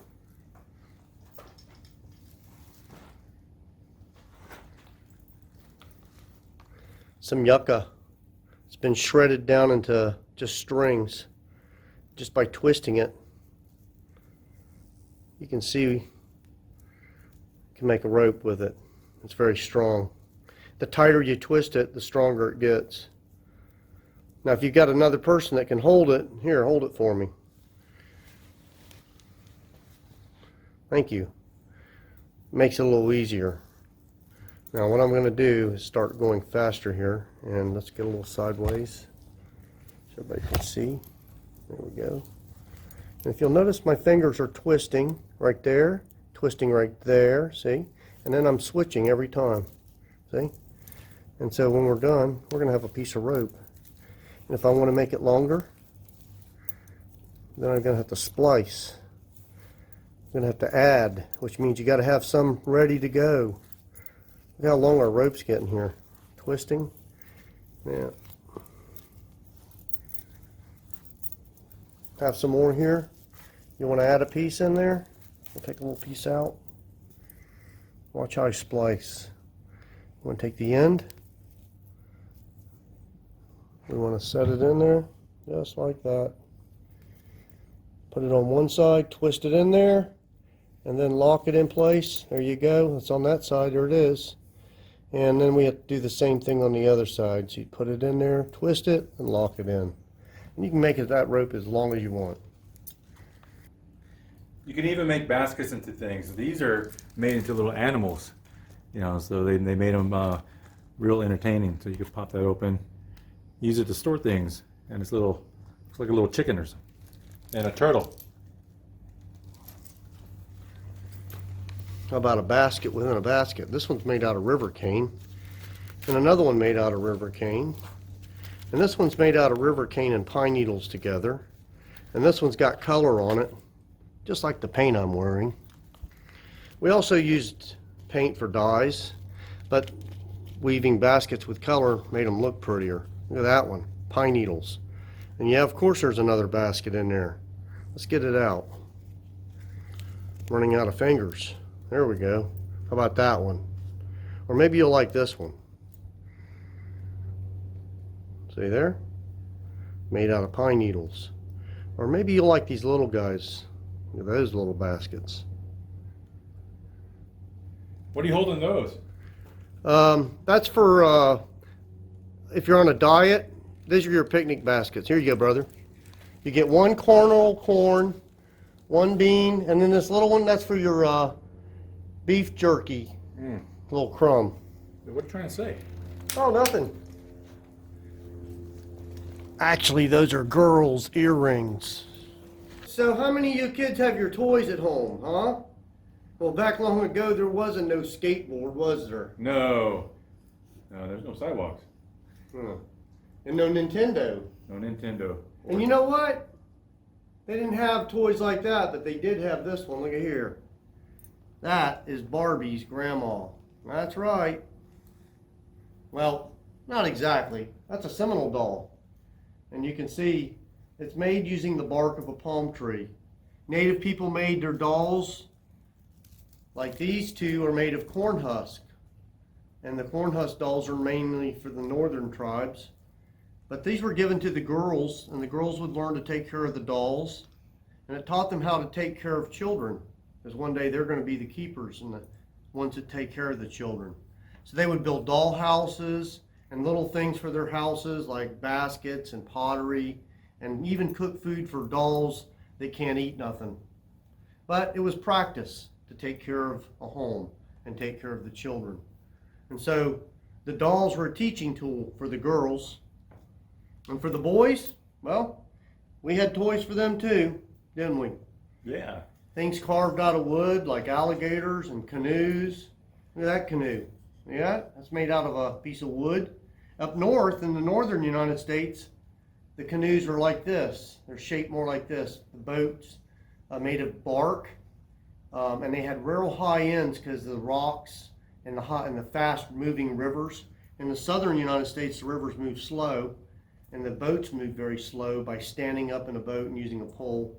Where out up north, they sat down, used paddles, and they had very high ends. So there's your difference in two canoe styles: southern, northern, eastern. You know, we had a boat out west. Some tribes use boat out west. Yeah, we had a bull boat. The bull boat, The huh? bull boat. Yeah, basically it was a like a circular frame, and they would stretch the buffalo hide over it, and that would keep it waterproof. And then, Wow. you know, across creeks and small rivers, you know. Using the skin of a buffalo. Skin of make a buffalo. boat. Check out this little Barbie's great grandma's house. Oh, you had Barbie too, huh? Yes. And over here we have a couple of decoy ducks. You know, you can say toy ducks made out of reeds. You can play with them, but you know, you can also use them as decoys to also hunt too. Another thing what we did with our young men, we'd use this, the hoop and spear. The hoop will be made out of willow, and we'd roll this along the ground, and the young men would then track it and then try to hit the spear right in the middle of the hoop. You know, that helped them with their hand-eye coordination. And you know, the older they got, the better they got, and then also use it, you know, hunting or or in battle too. Well, in the eastern United States, we didn't have much like that, but we did have the old chunky stone. That's a chunky stone. That's right. Today people find these in fields that's been plowed, and they're game stones.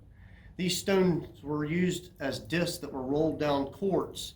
The boys would line up and throw their spears for accuracy and distance, and a lot of times their grandpas would be right there watching, judging, even gambling on their throw.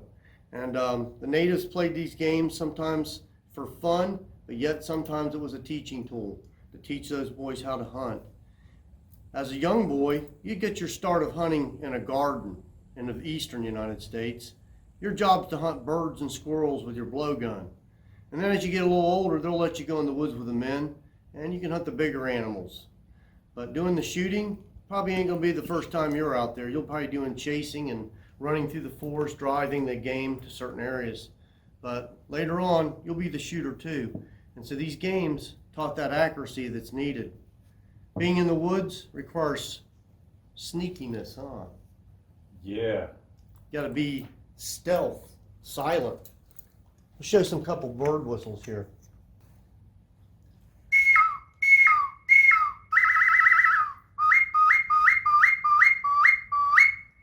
Bird calls. They were used to call birds. Hunters used them.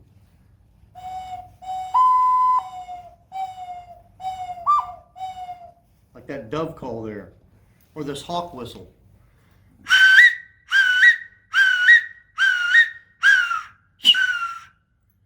Different sounds like that were used as a way to disguise a hunter or maybe send a signal. But that's what led to flutes that we're celebrating this weekend, huh?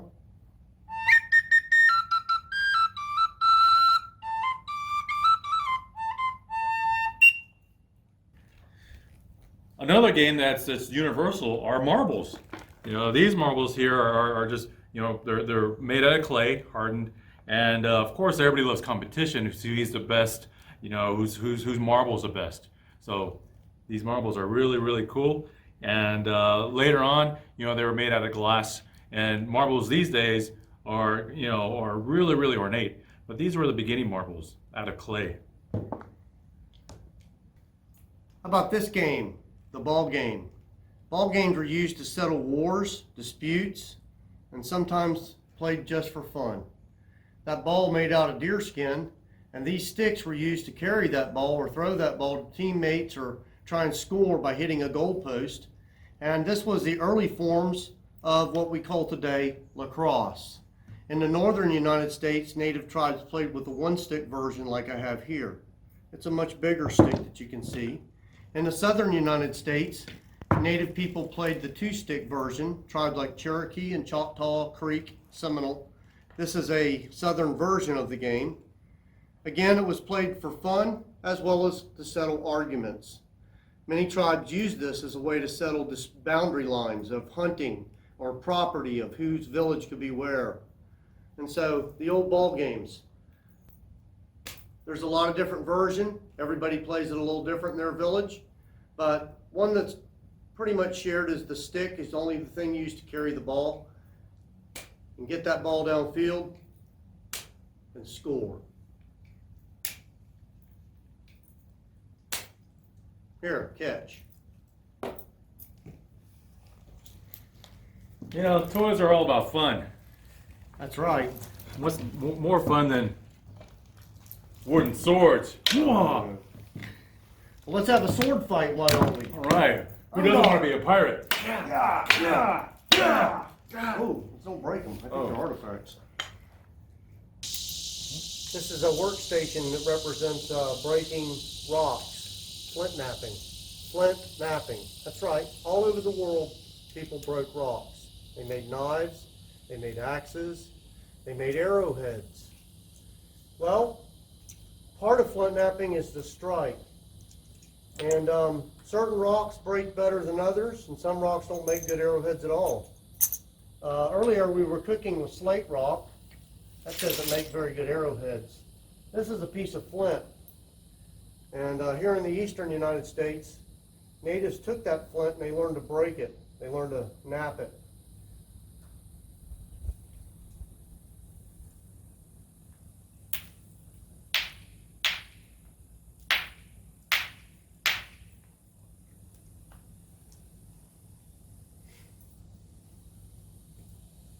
Try another one. See if I can get a good break, good piece to break off. There we go. This is a piece of chert right here. Let's see if I can knock off a piece. See if I'll show you how to break off a piece of rock. There we go. There we go. These flat pieces coming off here would have been later shaped into points or knife blades. An antler, a lot of times, would be used to assist in that in a leather pad. Using that deer antler to push on that rock, basically you allowed that person to shape the rock the way they wanted it. That's how arrowheads are made, knife blades, axe heads, by learning to break the rocks. Flint napping, using pressure with an antler of a deer, or striking. What are you striking on? I'm striking on a piece of obsidian. This type we use out west. What's obsidian? Why don't you tell them about that a little bit? Well, obsidian, it's basically it's volcanic glass, you know, and it's pressured and formed into the rock that you see here now. And primarily tribes out west would use this. You know, when you do chip them off, you can actually, you know, like most of the arrowheads, you know, they're like razor sharp. And some tribes actually use the edges for surgery too. Yeah. It's that sharp. Obsidian is very sharp, and also a lot easier to break than a piece of flint. That's like breaking glass, and learning to chip that. But it's also a lot sharper too, very sharp. But flint napping, it's how people made their tools. By striking it and by putting pressure on it, they made those rocks the way we find them today, all over the world. Let's see some of them. There, a good piece just broke off. Look at that. Watch this. There we go. Look at that. Nice. Look at that. How about that? You can hook a rhinoceros with that, baby.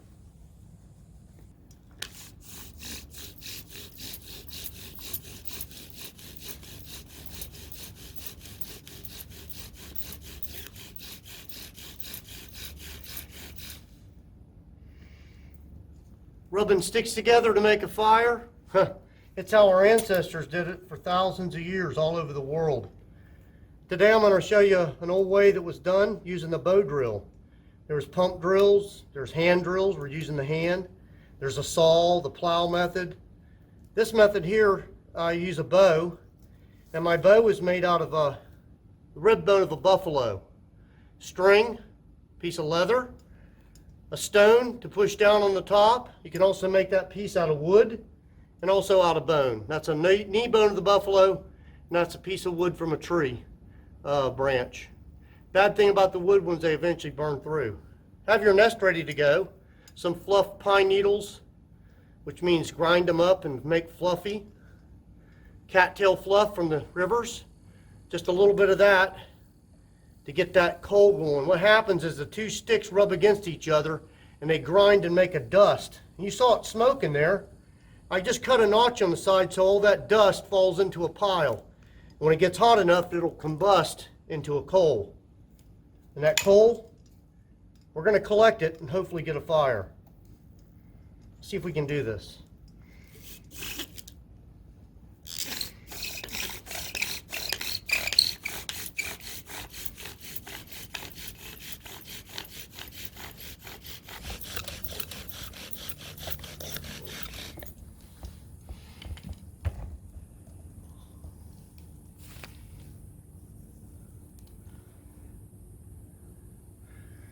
There you go. It's burning. Now we're going to collect that little coal with our nest. We've got pine needles that's been stomped on and made into like a little fluff nest. Dumping it in there. I got some cattail fluff in there as well.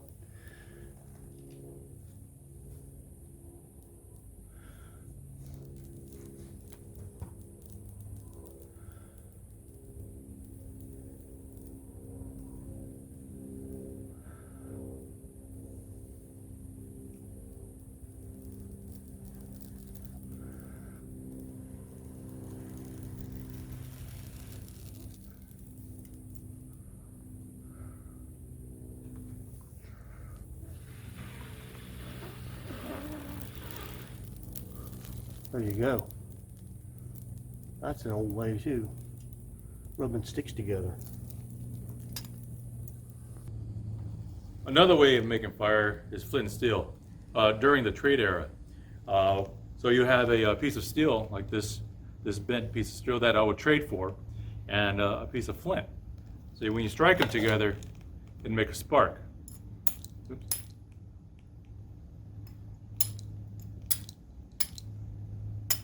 There you go. Good spark. But what you would use, you would have to use what's called char cloth. In order to get char cloth, you would have to have a 100% natural piece of cloth, like 100% cotton or linen, and you would stick it in a metal can, cover it up, punch a hole on the top inside a fire, and that would cook that cloth and it would char it up. Kind of like what you get with charcoals. You know, they char up that wood and it was easier to light. So with that char cloth, as you can see, I'm going to slowly take it out because you don't want to handle it a lot. It's very fragile, and when the spark hits it, it ignites easier. So right now I have my nest ready to receive this spark, filled with there's dead moss and some pine needles. And when I ignite the char cloth, I'm going to place it inside that nest, give it a little air, and I'll have fire. Where'd it go? Here we go. Got to find a good sharp edge also on the flint in order to get a good spark.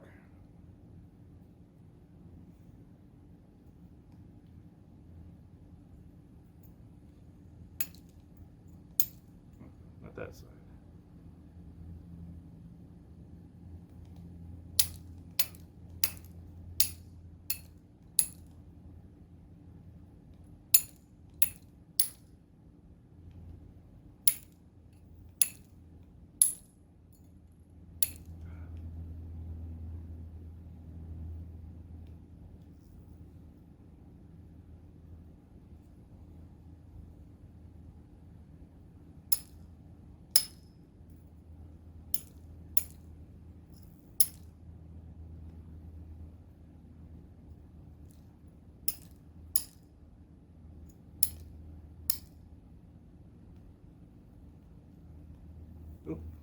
There it is. So it created that amber right there. Stick it in.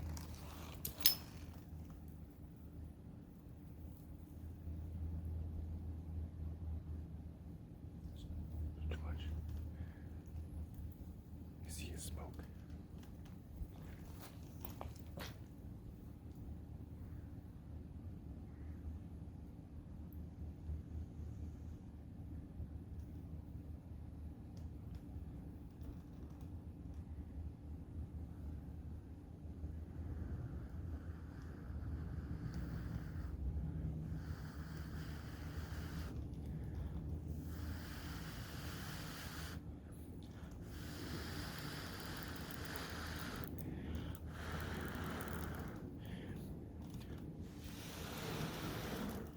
All right, now you got flame,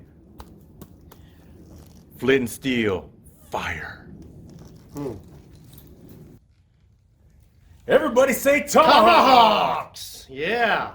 In the East, a lot of our tomahawks are made of shell. These big conch and whelk shells were broken and put inside sticks, hafted, and they made good tomahawks. In the West, our tomahawks were made out of stone. They used hammers, these rock hammers, to shape the stone into heads, and then these heads were then put into forked sticks and tied together for these awesome tomahawks. Look at that tomahawk. That's made out of flint. And it's hafted into that handle with a piece of wood that's been carved, so it goes right over top of it, and then some rawhide had been added and laced up the back to tie it in there nice and tight. Tomahawks are used for building things, but not the axe alone. If you chop on a piece of wood with this, the tomahawk will break. So first you had to burn the wood before you could chop on it. Check out this one. This one is a shaped stone here with the rawhide wrapped around it. Keep it in place. Also, the tomahawks were used as weapons as well. They sure were. That's right. And also tools. These are cutting tools for scraping out canoes and scraping animal hides down. So they made lots of tools using the rocks.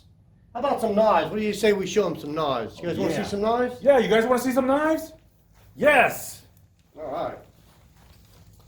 When we were showing you breaking the rocks, well, those rocks that were broken, today people find them even in their backyards. Look at these arrowheads right here. This one I'm going to show you was found by a little girl in her backyard. I went to her school and did a program one day, and she gave it to me as a gift, and I show it to kids all the time, telling them, hey, you never know what's in your backyard. Native people lived where you live for thousands of years, and they left their evidence behind. And today, you can see all the arrowheads we've collected to kind of show that story. Some of them we've made, and some of them are very old. Now check out this type of knife. It's an arrowhead implanted in a jawbone. Some of these knives are really, really sharp, so you have to be careful when you handle them because they can really cut deep to your bone. But this is a really cool knife. Check that out. Coyote jaw. Yeah, coyote. How about this alligator jawbone? Yeah, that's a knife in its own. That's right. Scrape it on a piece of rock like coquina, and you got yourself a dagger. But you can also add something to it. Look at that piece of coral. That's right, coral. Down in the Gulf of Mexico, they would gather the coral, which had made in rock, agatized coral, and they heat treated it and learned how to chip it, and that makes a very fine dagger. Check out this deer antler. Yeah, not only you could shape your stones to arrowheads with antlers, you can also use it as a handle for your knife. Check out that knife there. Here's one that has a deer's leg bone for the handle and the tendons of the deer as string. And instead of string on this one, I took glue, tree sap glue. Take the sap of a pine tree, crushed up charcoal, and heat them together. You got yourself a hot liquid glue, and it works really good.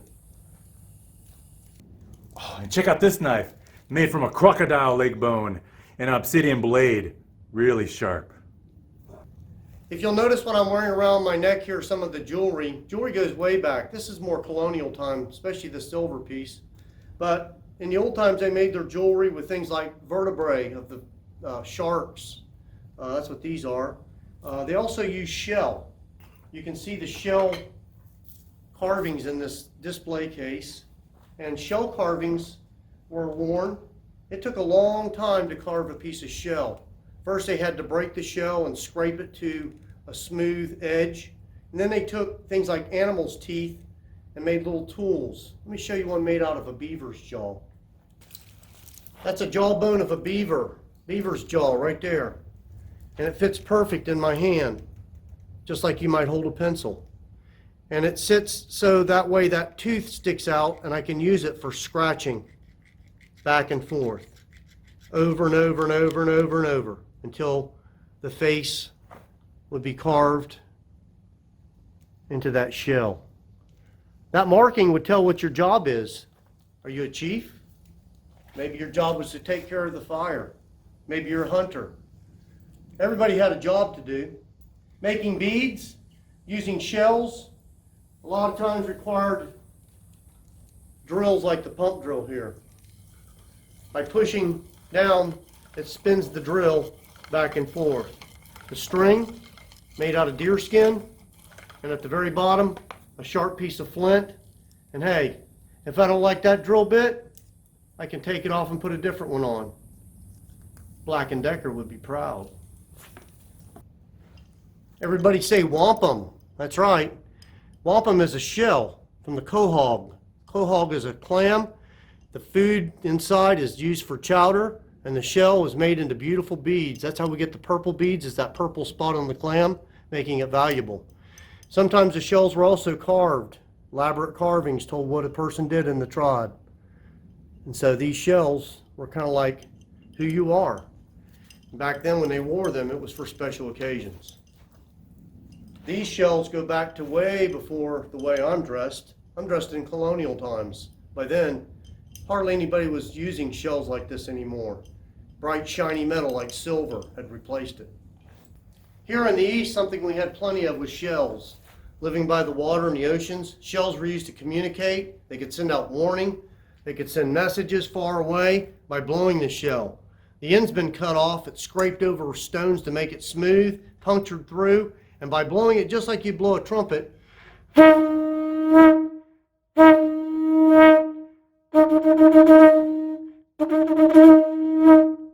could send out signals. Speaking of which, I think we just called over that Western guy. Look at him.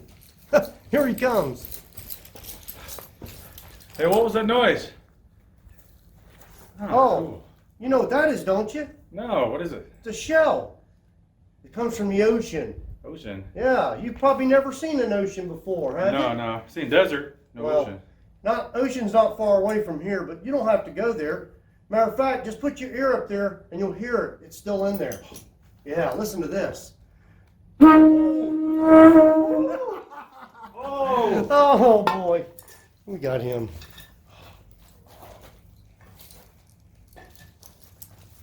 Trick me, I could do that.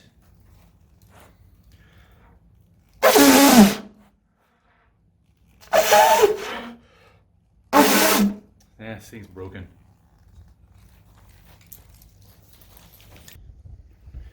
For thousands of years before Columbus arrived, native people were farmers. A lot of the food that the world eats today is foods that came from America. Corn, beans, squash, potatoes, pumpkins, sunflowers, strawberries, blueberries, tomatoes, avocados, peppers. That's just a few. That's not counting all the wild edibles that we enjoy as well. But a lot of these were foods that they learned to cultivate and grow around their villages.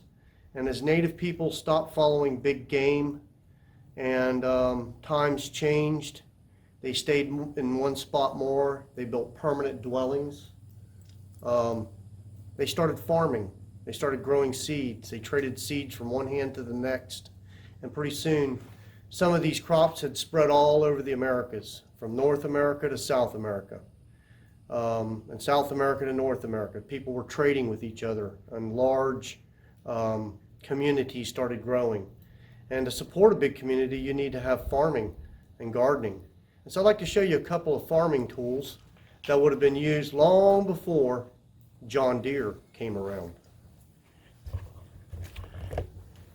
First, we got one here that's made out of a piece of flint. I made this one.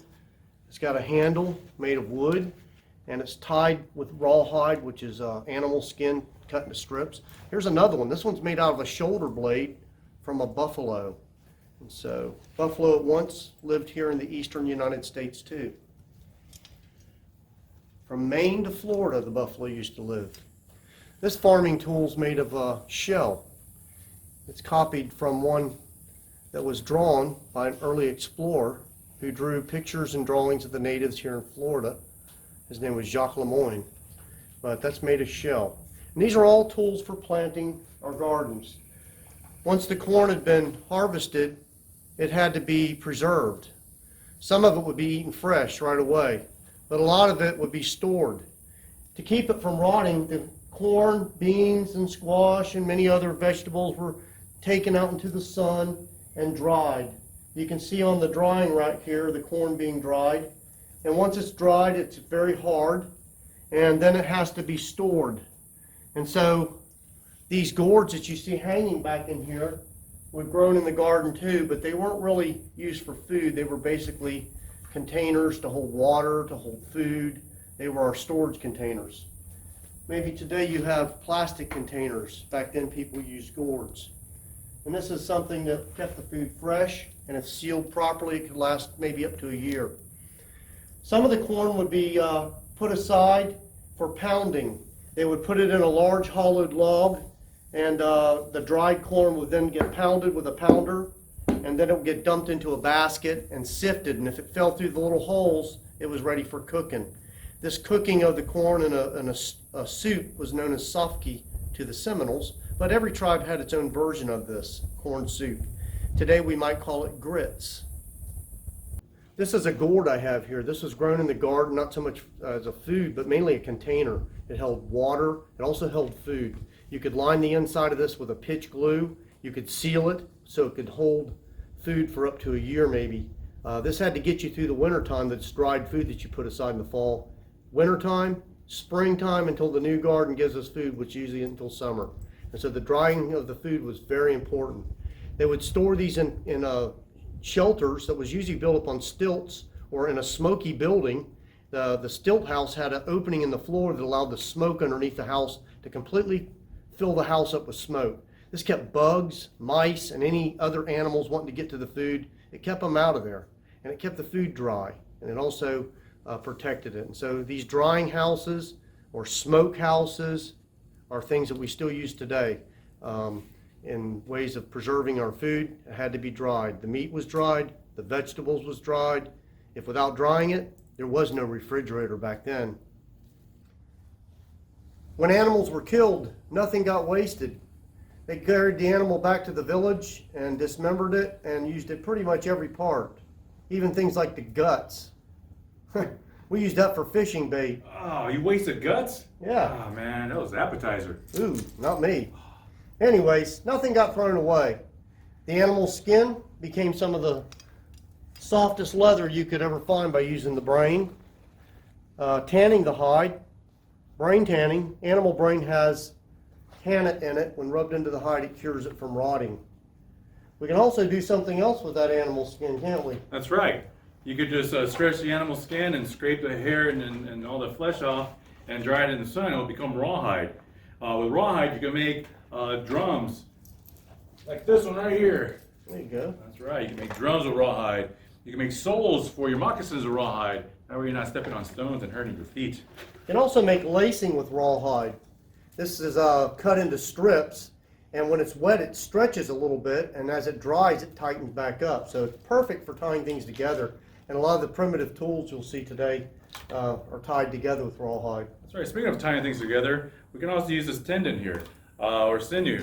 What you do, you dry out the sinew, the tendon here, and you smash it with a hammer, and it separates it to smaller fibers. You can use that to sew up your moccasins. You could tie the arrowheads on your arrow shafts. It's a smaller thread. Animal hair was a lot of times used to make things like the headdress I'm wearing today. It's made of animal hairs. It's also made of feathers. Sometimes we would tie these on the fishing hooks, make little lures that look like a little bug in the water. And of course, animal hair was used in making blow darts for shooting at a blowgun. Speaking of animal hair, with our headdresses here, other than the deer tail they had there, you also had the longer hair, which is the porcupine hair. It's not the ones that stick you, but it's what keeps the porcupine warm. Well, here in the east, it was mainly the deer we hunted, although we did have some buffalo here as well we hunt. But our deer hunt was something else. We might use every bit of that deer. How about his foot? It's been dried stiff, made into a digging tool. I can take the bones out of that deer's leg and break them and make all kinds of picks, hairpins, sewing needles, pins. The deer's bones, every one of the bones in the deer can be used. That would be split and carved into a fish hook. And this bone right here, that's inside the deer's toenail. It's perfectly shaped for an arrowhead. Make the arrows do their job. And what ties it together?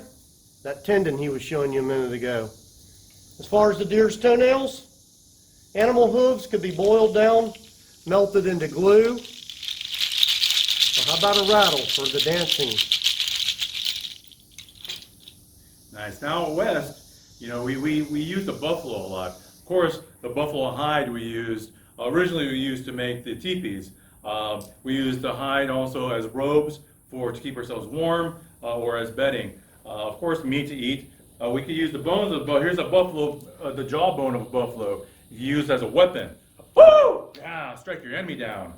Another thing you could use is the rib bone of a buffalo. Here, you could use it as a fire starter, as a bow for a fire starter bow, and to make your fire. Or you could also carve it down to make a buffalo rib knife. Another thing you could use for alpha buffalo are the horns. The horns of a buffalo are hollow. So you could carve your horn and carve it into like a ladle, so you can eat your stew out of your earthen pit to make your stew in the ground. This one's a more decorative stew ladle, and also, you know, spoons, because I am civilized.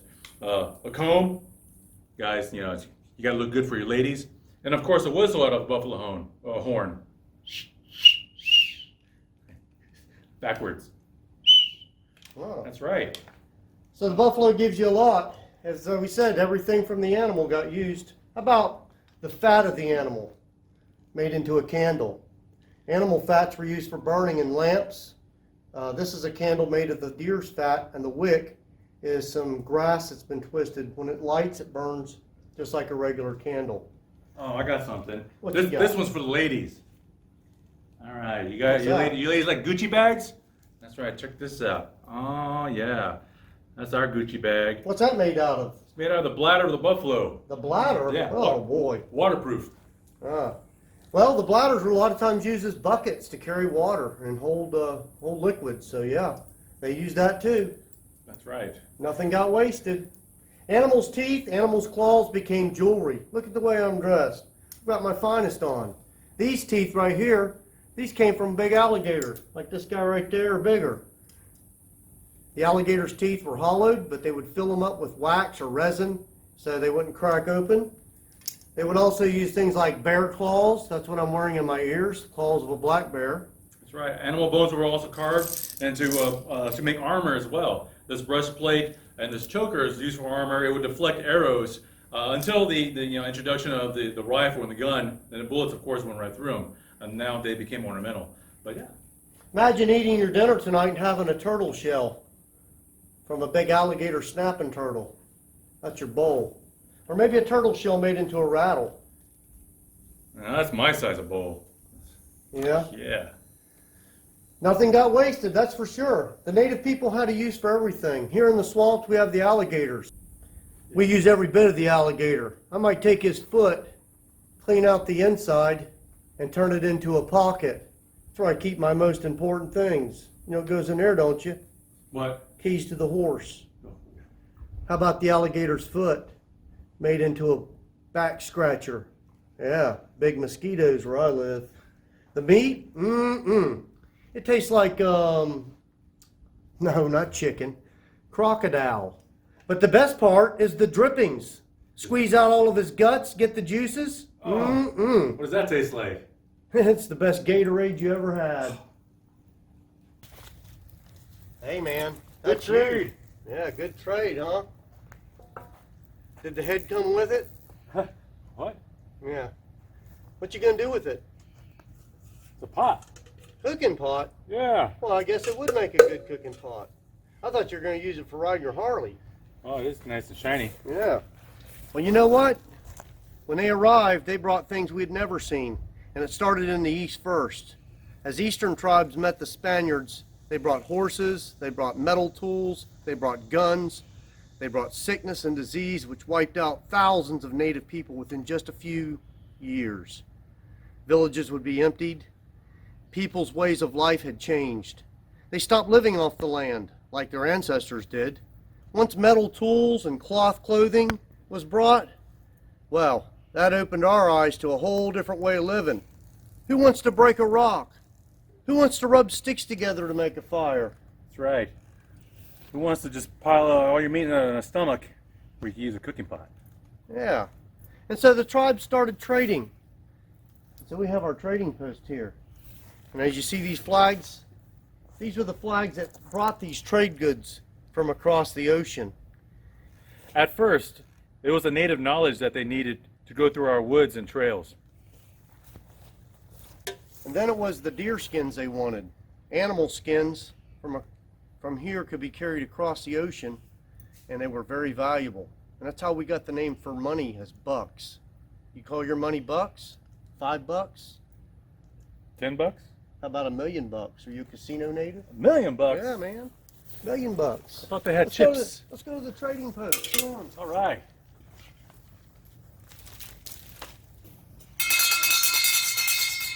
No one had ever heard that sound before until they started bringing the metal tools, and we started getting them, huh? That's right. Check out this metal pot. Yeah, that makes cooking a lot better. Yeah. Clay pots break easy. Metal pots last forever. And if they do break, you just cut it into something new, like arrowheads. What about these metal knives? Look at this one. It's got an alligator leg bone for the handle. Check out these tomahawks. Yeah. No more stone heads. It's all metal heads. You can actually chop a tree with this one. This one's more for ceremony. What about that knife, huh? Check out these mug. Now I don't have to scoop my hand or carve a ladle out to drink water. I have a mug for that. There was saws, there was drills, hammers, axes, but what about these? Nice. What kind of moccasins are those? These are called Nike, colonial Nike. About that. What is that? They call this a talking horn. It's to make you look important. When you talk into it, people listen and they look at you. We didn't care. We only liked it because it was shiny. We might show up the next day wearing it in our ears or our nose. The shiny metals. It made us look good. We like those shiny things. Speaking of shiny things, yeah. Check this mirror out. The looking glass. Mm-hmm. I have to look good. What for? That's right. For the ladies.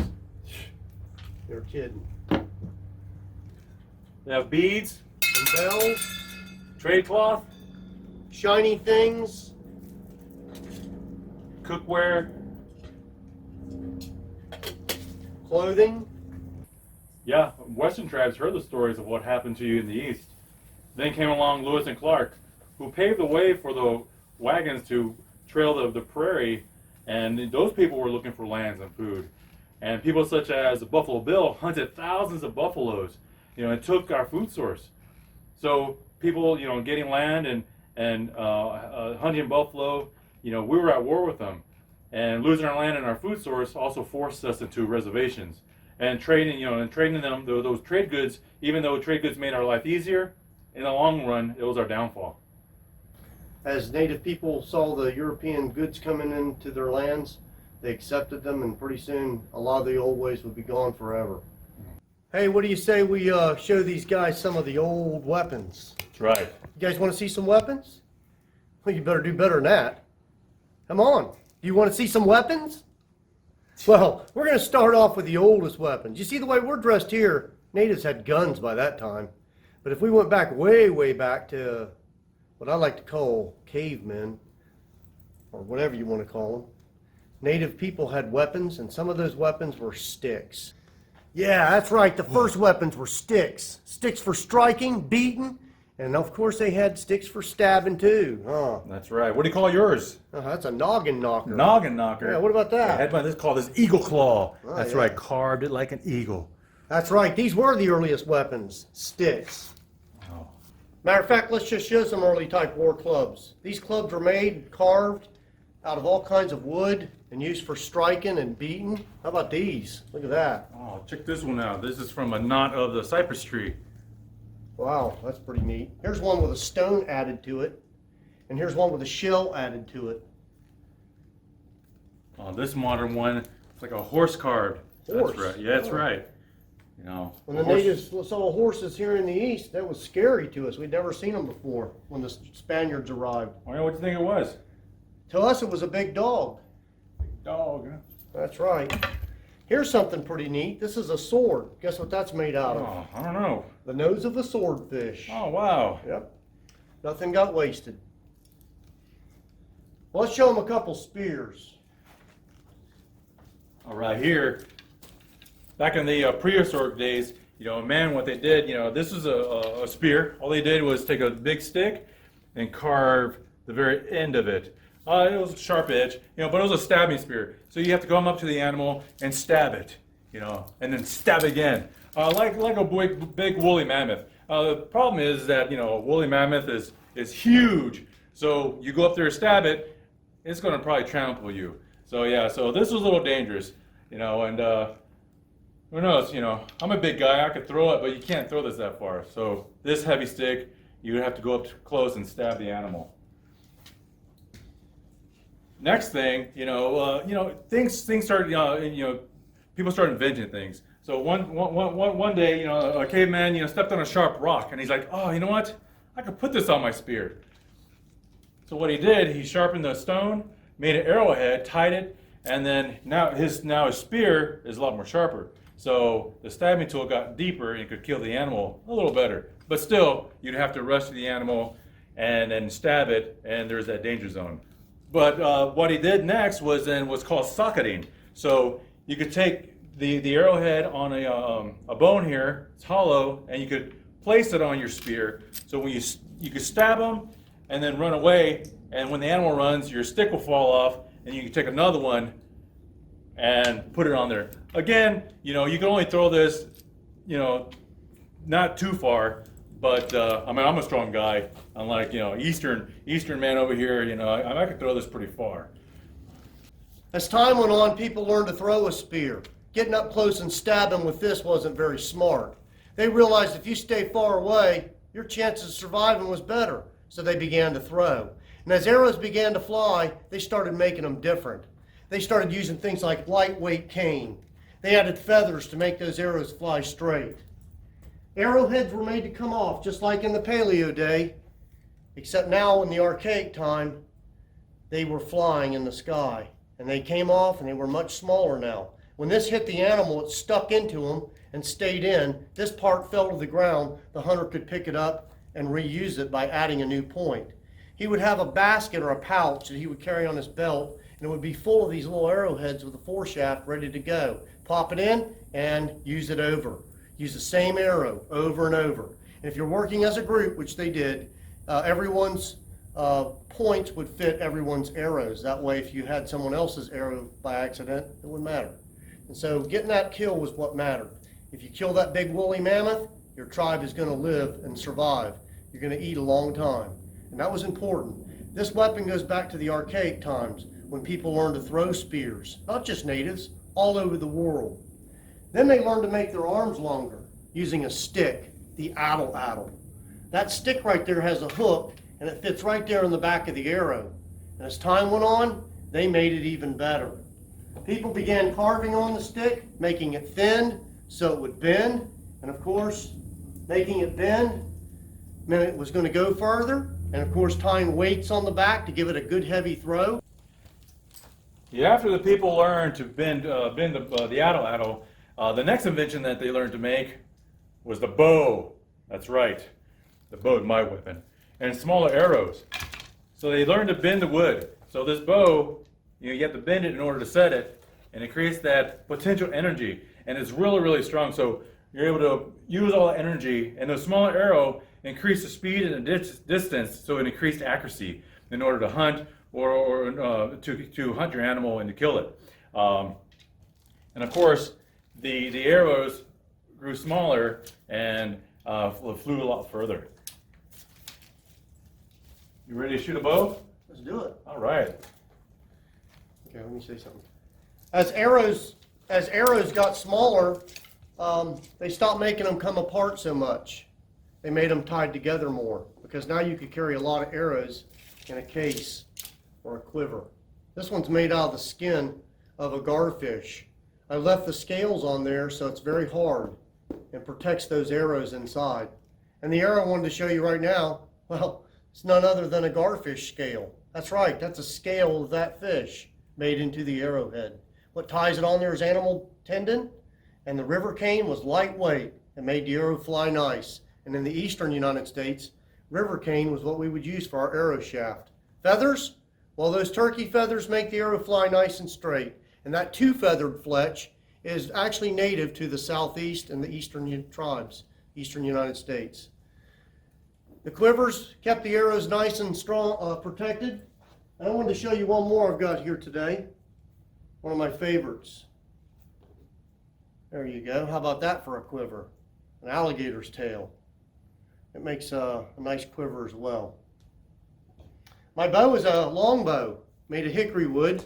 My string here is a squirrel skin. That's right, squirrel. We would cut that squirrel skin in a circle, spiral it, and make it a long piece that could be braided in with another squirrel skin maybe and make a longer bowstring. But this was what was used for bowstrings long ago. In the east, we hunted the deer, one of our main animals we hunted. A lot of times the best shooter would dress up like a deer. He would take that deer skin on his back like a cape. The face of the deer made a mask. It allowed him to get in close to get a good shot with his bow and with his arrow. Up underneath that deer hide, he would have them both ready, hidden up under there, sneaking into the deer herd. Sometimes younger boys of the tribe were allowed to earn their way. They would go in the woods with the bigger hunters, the older hunters, but their job was mainly to make a line in the forest with their bows and arrows and make noise to drive the deer to where the best shooter was dressed like a deer, waiting to make the kill. After stabbing animals, people learned to throw an arrow, and they threw it as hard as they could. Yeah! But even as hard as I throw, it still don't go real far. I mean, it's only my hand. But when you make your hand long and you use an addle, it makes a big difference.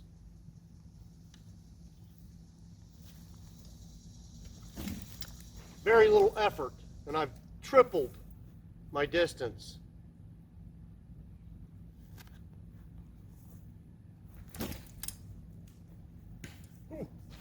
That's what was used for bringing down the big woolly mammoth.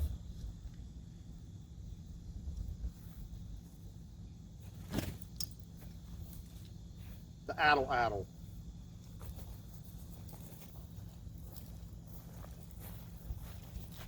Well, it's pretty far. It's not as far as I could shoot it. Now, with the invention of the bow, like I said, and smaller arrows, you can shoot the arrow twice as far as that in deadly accuracy. Here we go.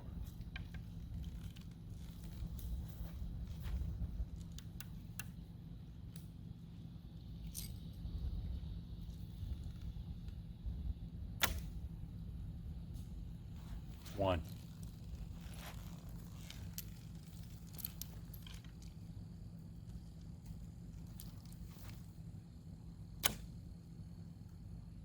Oh, two. That's right. In the eastern United States, a lot of the weaponry that they had in primitive days even held on as colonials brought guns. They still kept using bows and arrows and things like the blowgun. This blowgun is made out of river cane. It's hollowed out and it's used for hunting small animals. You don't want to shoot a bear with this. This is for small game like squirrels and skunks and rabbits and small animals. Today I'm going to use this skunk hide as my target, and I'm going to shoot these darts through this river cane blowgun. This is about 8 foot long, and this is made by hollowing out the river cane with a skinny stick, a little arrowhead, work back and forth. On the end of that stick, that arrowhead would drill out the center nodes in there. The darts are made of a number of things. Many of them are made of deer hair, which I'll show you. These are made of cotton. They also make them out of thistle from the bull thistle plant, and sometimes even mosses were used to make the wrappings on blow darts. They were used by a lot of tribes of the southern United States. The Cherokee, the Choctaw, the Creek, and many others used blowguns. What do you say we get that Western guy to come over and help us out? Maybe we can get him to hold our target for us. What do you say? You think we ought to get him over here? You better make some noise for him. Somebody call me? Yeah, the crowd's going wild. Hurry up. Hey. Yeah. Don't just hold it like anybody. Hold like a real warrior. You know. Like that? Yeah, a real warrior. Like the ultimate warrior? Yeah. Hold it with your teeth. All right. Yeah. Okay. Yeah, there you go. Okay, ready? That's how a real warrior does it. Right, Don't worry. You got a breastplate on. If I miss, it'll protect you. There you go. Yeah, there you go. Hey, I didn't tell him. That came off the side of the highway. He's just kissed roadkill. But he don't know. All right, here we go. You want to do it? Yeah. Bend over a little bit. I don't want to hit you. I'll do it real easy. Ready? Oh. Did I get you? Yeah! That's what I'm talking about. Yeah. Look at that. Good shot. Blowgun darts that I have here are made out of cotton. That's the ones I've been shooting today. This one's made out of thistle from the bull thistle plant. It's wrapped on there, and these are very accurate. This one's made of the hair of a deer. The tail hairs of the deer is very long. One of the animals that was hunted often by natives was the turkey. They often used blowguns just like this for hunting the turkey. Their accuracy was just very good, hitting them right in the head. But getting a turkey to come close to you is not easy. And so next thing I'd like to show you is how to make a turkey call. These are the bones that came out of a turkey's wing. There's 2 bones right here in the wing of a turkey. If you take the 2 bones, you can cut the ends of the bones off and hollow out the marrow, making them smaller and hollow, and then fit the 2 bones together so they don't leak air, and you've got yourself a turkey call right there. To use it, the sound is made by like you're kissing it.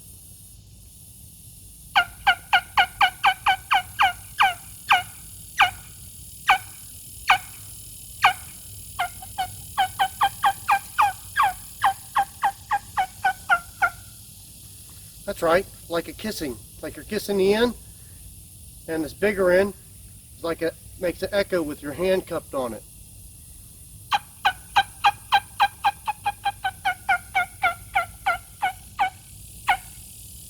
Oh, there's that turkey. Let me get him.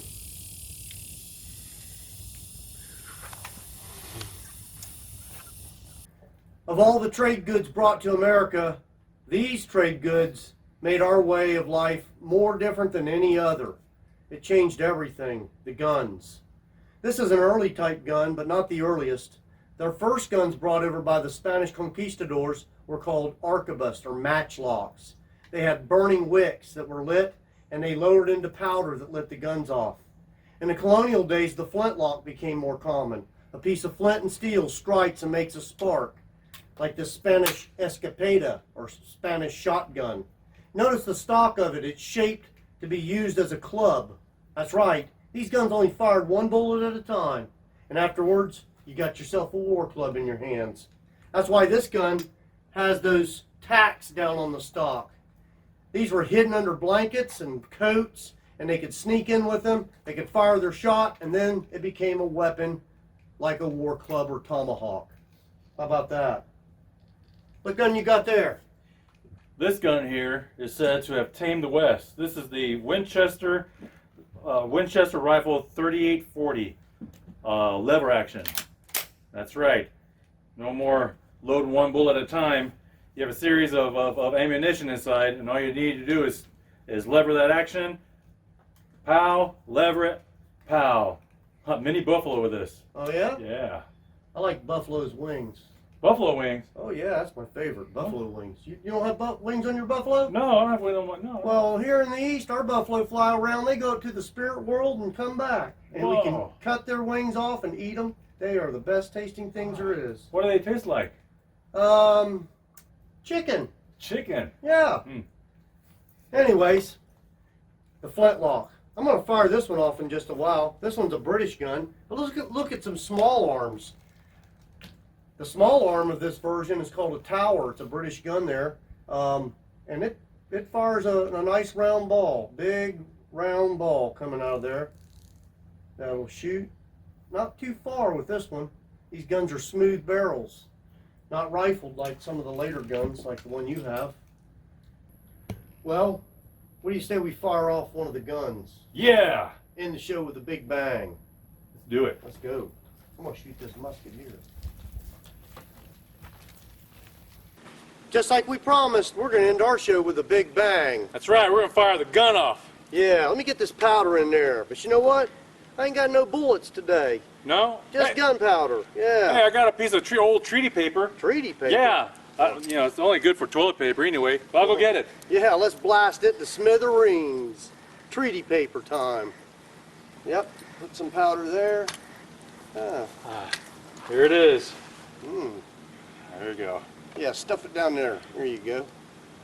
Pull out the old ramrod, pack it down to the bottom. One way to get rid of a treaty. There we go. What I want you to do is when Sawgrass is ready to fire, we're going to count to 3 and then fire in the hole. 1, 2, 3, fire in the hole, okay? Gotta say it loud. You guys ready out there? All right. Are you about ready? I'm ready. All right. Okay, you ready? 1, 2, 3, fire in the hole! Woo! Woo! Fire in the hole! Ooh, all right.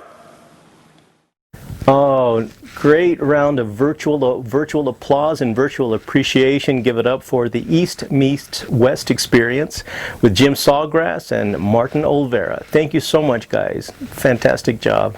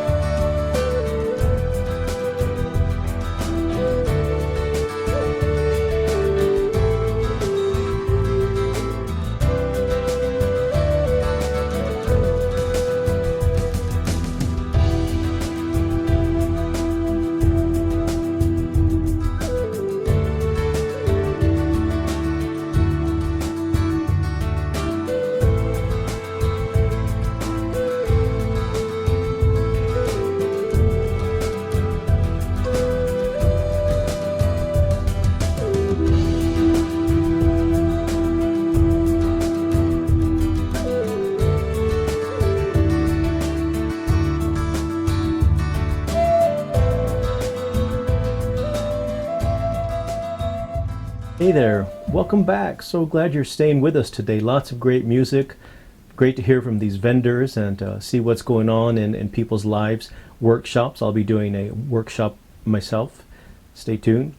Our next performer is just a very, very special musician and special person. Hawk Henries. He's a member of the Shabunagungamog band of Nipmuc, a people indigenous to what is now southern New England. He's been composing original flute music and making flutes using only hand tools and fire for 30 years. Hawk is committed to music as a traditional art form and as a vehicle for building bridges of communication and mutual respect.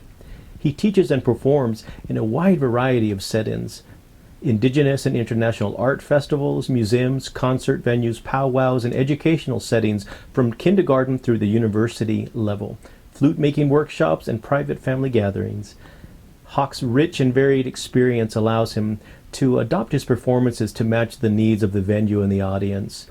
And though he presents to the audience of all sizes, he enjoys really small groups where he can engage people on a more personal level. I know you're going to love this. We all do. Please welcome Hawk Henries. Hawk, why don't you tell us a little bit about yourself? Oh, of course you would ask that question. Where should I begin? I think since primarily, or at least one of the reasons why we're here is to talk about my flutes, I can tell you that I've been a flute maker for 30 years. Okay. Began building flutes by accident, if you will. Okay. My family, after a number of years, one of the secrets to living is learning how to whine when you want something. And for a number of years, I wanted very badly to play one of these kinds of flutes. And after a number of years of whining, my family, my wife and my dad, got tired of that whining, so they purchased my first flute, and I loved it. And about 2 months or so after they gifted it to me, I decided that I would improve the voice of it. And knowing nothing about it, how the flute operated, what I ended up doing was ruining it. Yeah. And, of course, that began some internal whining. And I kind of came to the conclusion that I knew they wouldn't give me another flute. So I had to repair the one that I had ruined. So literally, Taylor, what took 5 minutes to ruin took 6 months for me to figure out how to make it work again. And from that experience, the knowledge that I gathered from that, I applied to new materials and began building flutes with that. Absolutely. And no, that's so cool. So I totally agree. I think that the key in all of that is perseverance, though. I always encourage people, whether it's with flutes or anything in life, really.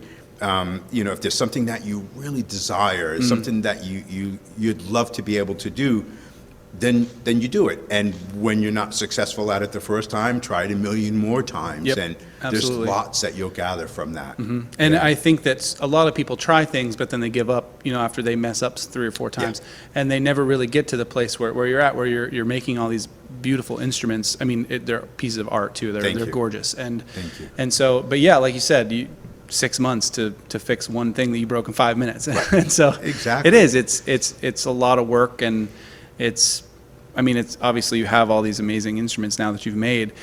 What is your kind of process from, or actually let me rephrase that. Where did you go from, you fixed this flute that you had broken to saying, I want to make my own? A great question. As soon as I realized, and it wasn't very long after I repaired the first flute, but as soon as I realized that I had the knowledge of how they worked, at least the rudimentary knowledge, I thought, I'll make new ones. Yeah. And of course, that is easier said than done. Even though you might have some concepts up in your mind about how things work, applying that to new materials was a little bit more difficult than just thinking about how it should work. Totally. Well, you probably had to make a few that didn't work at all. A few? Yeah. I made some flutes that had, here my flutes generally have 6 finger holes, but I've made some with like 12 and 14 finger holes. I'd put a hole in one place and then think, oh, that sounds nice, and then put another hole and then realize they don't work well together. So I'd either plug it with a piece of wood or cork or what have you. And, you know, it became real clear to me that rather than continuing to make new bodies, I just have to figure out a way to repair my efforts, my new efforts, you know, and learn from that. Right. So, no, that's so cool. So how many flutes would you estimate that you made throughout your career of flute? Frequently asked question. I have no idea. Yep. I totally get that. I don't keep any track of them. Yeah. I don't know. You know, for the majority of my flute life, I've used just hand tools to make them, so I don't mass produce flutes. I can't make them as quick as most flute makers who use electric tools do. And a lot of folks today, they keep really great records of, you know, their flutes, where they've gone, the numbers that they've made. And I've never, it's never been important to me. Sure. Well, you're probably more of an artist and more of somebody that it's a passion of yours. And so it's not, maybe, like you said, it's not important. It's just something that you love to do. And so when you make a flute, is it, walk me through the process of, you know, you find like a nice branch or a log in the woods that you're like, that's the one. Yeah. And you go from there, or? Yeah. Well, you know, typically, well, I'll preface this with my workshop now has tons of wood, and I very seldom have the need to to go searching in the woods for wood. I seldom buy wood, but I do get gifts of lumber and milled wood from woodworkers and other flute makers. And but earlier in my flute making time, I would do just as you described. I would go out into the woods. And primarily I was looking for northern white cedar, but maple and sumac and other types of woods would be fine. I would look for a piece of wood that was standing, what some people would say standing dead wood. Yep. And primarily because I'm impatient. Yeah. You know, if I were to cut greenwood, I would have to wait for it to season. Right. And that's, you know, on average a year for every inch of diameter. Right. So, you know, sometimes I'd go out into the woods and I'd look for 10 minutes. I'd find a piece of wood. My process has always been when I do take something, I leave something as well. So I leave a gift of something important to me, money if I have it, which I don't, but candy if I have that, but usually I've consumed it by the time I found a piece of wood, tobacco or something important. So that I can acknowledge, one, the gift of the tree, but also acknowledge the disruption of life that I've caused by taking that tree or that branch. You know, there are many organisms that rely upon that standing dead wood for their lives, and I know I disrupt it. So I leave something to at least acknowledge and extend my gratitude. I like that. Yeah, thanks. That's awesome. Thanks. So now I told you I might get a little bit nerdy into the woodworking side of it, because I'm really into it. So I know for guitars especially, the type of wood really affects the sound of the guitar. Is it the same with flutes?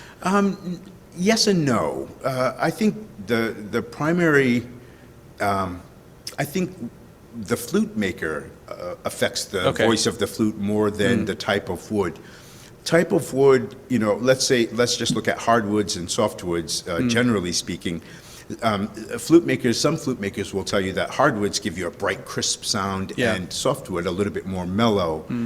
What I found over the years, and I think some other flute makers with, you know, a decent amount of experience, what we found is that the flute maker, as I mentioned, affects the voice, but the type of wood affects how the wood, the resonance of the voice. Sure. So the vibration that you might feel as a player, some sensitive listeners might hear, and there's not really a whole lot that you can do to change that resonance unless you coat your flute with you know, many layers of a really hard finish, like a polyurethane or something. Then that dampens the resonance, but generally there's not much you can do. I use walnut oil as a finish on my flutes. Early in my time with the flutes, I tried different finishes, but they all said toxic. Some said toxic, period. Others said toxic until dry. Yeah. And I just didn't want to put something like that in my mouth. Totally. Yeah. I totally get that. So share with us what you got here. What can you talk about each one of these, or are they all a little bit different? I'm very ignorant about flutes in general, so I would love for you to share what you have here. Yeah, so the flutes that I have in front of us here, they're of course different types of wood. This one is made from red flame box elder. Okay. That's the primary wood, and I kind of forgot what the accent woods are. I made this about 12 or 15 years ago. Okay. This is eastern red cedar, which is actually a juniper, as you well know, being a woodworker. This is a piece of black walnut, American black walnut. I love the story of this particular one, this walnut flute. It was a part of a pew in a church. Oh, wow. The church was in Norwich Walk here in Maine, and it was about 300 years old when it was being deconstructed. Yeah. And the person who I didn't know at the time, he had gathered some of this walnut, and then we became friends, and he gave me a few pieces. And I love the idea of making a flute out of something that people prayed on for. Yeah. What are the tools that you use to construct these, mostly? To bore out the center of the flute, I'll describe in case there's someone who's not familiar with this kind of flute. Sure. The flute is divided into 2 chambers. Okay. So the first chamber begins at the mouthpiece. It's hollow all the way up to right about where this leather tie is. Okay. Right there's a solid wall of wood inside. And there's a hole on this side of the wall of wood. And then after that wall, there's the rest of the chamber. And there's a hole on that other side of the wall as well. I use a brace and a bit to bore out the center to make it hollow. I bore from both ends. Okay. And stop. I usually I leave about 1/8 of an inch between the 2 hollow sections. I use a draw knife and a block plane to do the shaping. Yep. Copious amounts of sanding. Sanding is the worst. But you know what? You have to do it, though. You have to do it. If you don't, yeah. And I've learned to love it. I find it to be... it can be relaxing if you I've make fallen it. asleep doing it. Yep. To make all of the finger holes and the sound mechanism holes and the blowhole here, I use rat tail files around. They're tapered. I heat them in fire. Okay. Nowadays, I use a propane torch. Yeah. To make the pieces at the top, I use a carving knife. Okay. Yeah. That's awesome. Yeah. I love it. So really all by hand. All by hand. That's so cool. It's my wife. Her name is Lisa. Years ago, when I used to bore, well, I still do, but she would have to hold the piece of wood for me, and I'd be boring it, and we'd be having a discussion. She'd be telling me that I wasn't boring it straight, and I'd be telling her she wasn't holding it straight, and we'd go back and forth. And one day, her dad saw this, and he looked, and it was kind of funny, but I understood being a dad myself. He looked, and his eyes got big, and he just turned around and walked out the door. Yep. And about an hour and a half later, he came back with a Black & Decker workmate for me. He said, "You just put the wood in that, flip it over on the side, and it'll be fine." Yep.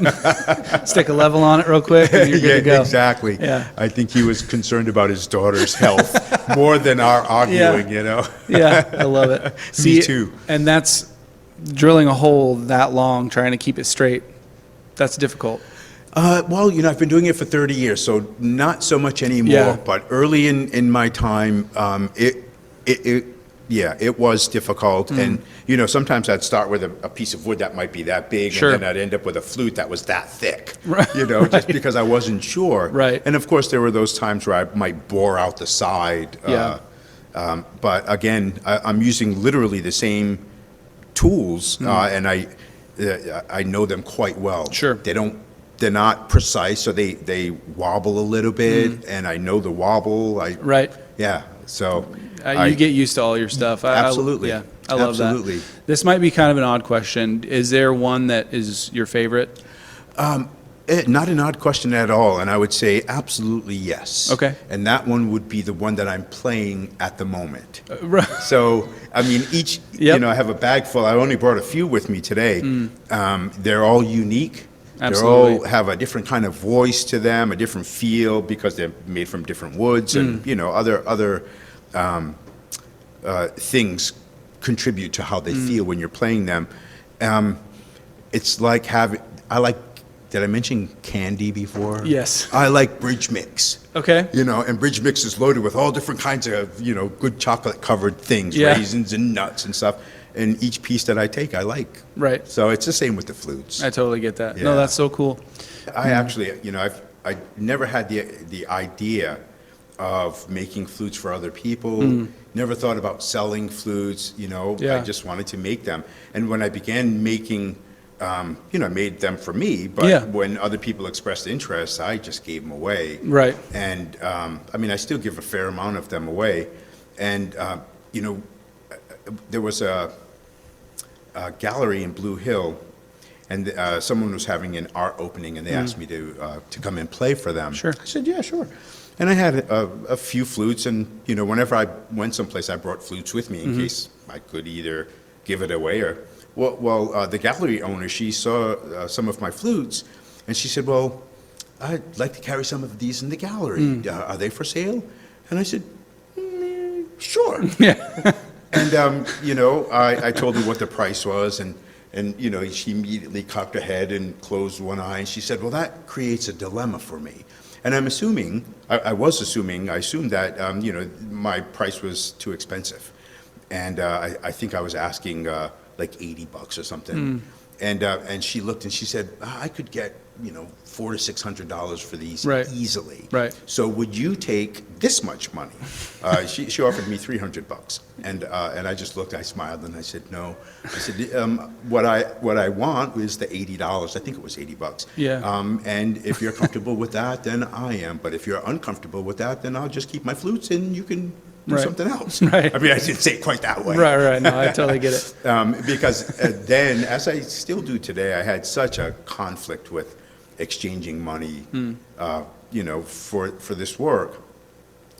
I've been doing it full time now, both as a maker and a player for 25 years, and that conflict hasn't really lessened. Yeah. You know, it's still there. I think it's a little bit easier for me to accept money for either my flutes or for playing, doing concerts and things like that. But, you know, I still would much rather do it with no money exchanged. But, you know, it's as I mentioned, I've been doing it full time for 25 years. So it's how I support my family and, you know, pay bills and stuff. So that's the medium of exchange nowadays. I'd be happy with gold. Yeah. Do you have any sort of, you know, influences that made you want to get into playing the flute or making flutes or? Yes, and but before I speak to them, you know, 30 years ago when I began making flutes, it was fairly unique. You know? I mean, absolutely. Of course, this kind of flute, typically called Native American flutes. I hesitate. I make faces when I use that term. For a couple of reasons, but the primary one is that Native American is kind of a misnomer, and as you well know, there are, you know, well over 600 nations of indigenous people on this continent, different cultures, and each having a name for themselves. And many here in Maine too, which is really cool. Wabanaki communities, absolutely. I love it. So, and I'm Nipmuc. Okay. So, I think categorizing the flute or anything like related to indigenous people with this broad term does a disservice because it doesn't allow people to know the individual nature of the various cultures here. Sure. It lumps us all together. It also implies that we're the first Americans. Hope you're catching this face. Because, of course, America's a relatively new concept. Absolutely. And we've been here much longer than that. So I used to sing on a drum, sing songs for people to dance to and ceremonial songs and things like that. Of course, I listened to a lot of native music and I listened to flute for quite a while. And kind of jumping back a little bit, as a child, I tried to play music. You know, I tried the saxophone and tried keyboards. Didn't have any success with that. I gave up when I was about 10. And just kind of felt like I had no musical ability. Then after, you know, listening to this flute for a while and deciding that I wanted to learn how to play one, I think it was just listening to all of the flute players, and there weren't many, but they were the inspiration. They were what motivated me to at least make the effort to play. Are you self-taught, or did you have somebody that, a mentor or something? No mentor. Self-taught, and I'll make another face when I say that, because I'm really of the opinion that, like we were talking about with our tools before, the old hand tools, that those people who used the tools before that in some kind of way, influence what we do. And I think that with music, it's the same way. Certainly, I listen to a lot of, not a lot, I listened to flute music. Again, there wasn't a whole lot then. And influenced by what I heard, but I'm also inspired, and my music is informed by what I hear outside. Yep, absolutely. Nature, as some people would call it. Yep. And at the time, there weren't books. Social media was basically non-existent. There weren't videos and places to learn. So I would just spend as much time with the flute. My very first flute was with me everywhere I went, literally. In my home, it would go from one room to the next. If I was in my car, it would be in the car with me, and I picked it up sometimes for 10 seconds or 15 seconds, sometimes for hours. Yeah. And that's kind of where my skills for playing came from, I guess. I went to talk with some ethnomusicology students at Berkeley, and after I was done with the classes, I was at that point in my life I had been thinking about learning music formally and going to school for it. And the professor he said he looked at me, he said, no, don't do that. He said, because then you'll unlearn music. And I had to really think about that. What does that mean, And I mean, I'm not convinced that I know now. I've had other musicians, formerly trained musicians, say the same thing, that I wished I had learned to play like you play music before I learned formally. Yeah, that's so cool. So moving on, do you have anywhere that people can find you? Do you have a website or a place where somebody can look up, your flutes, or where you're going to be playing, or book you to do something? Absolutely. So I have a website. It's just my name, hawkhenries.com. I think that's how you'd find it. Great. And then I also have a page on Facebook. Kind of have two, but the business-related one, where I don't put anything on there whatsoever, except a photograph every now and then. But those places, my wife kind of encourages me to, particularly with the Facebook page, to kind of list where I'm playing, and if I have flutes for sale, which I do, things like that. My website has it's quite a lot of reading, and it's more about the kinds of work that I do with flutes and music related, but a lot of what I do, even though the flute appears to be a central part of it, really it isn't. It's just a ticket in the door to allow me to do the things that I think are important. So, absolutely. Well, that's cool. Now, do you have any advice to somebody that may be interested in doing what you do, or a woodworker, or a upcoming musician, or somebody that wants to get into the arts? From the part of our discussion just a few moments ago, I would say yes. Make a lot of mistakes. Find whatever it might be. But let's say we're thinking just about flutes, and my bias is going to leak here. In the flute world today, the vast majority of flute makers are not native people.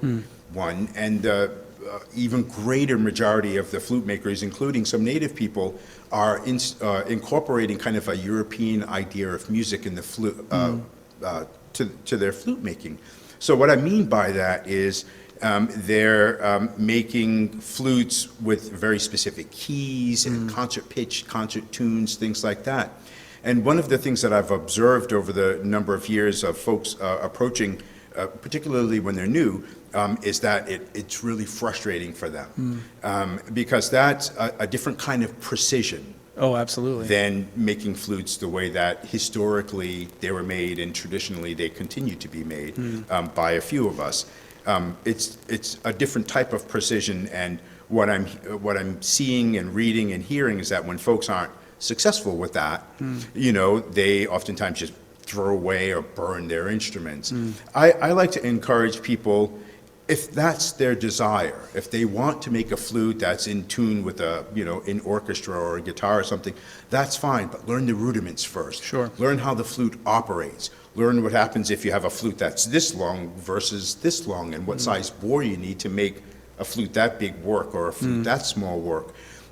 Learn about the relationships between the bore diameter and the finger holes and all of the mechanisms that make the flute work. And once you have a foundation of knowledge for building a flute, then you can fine tune that, and you can work with concert pitches and keys and things of that nature, or more traditional kinds of voicings of the flute. But I think the same goes for with anything, even with regards to playing.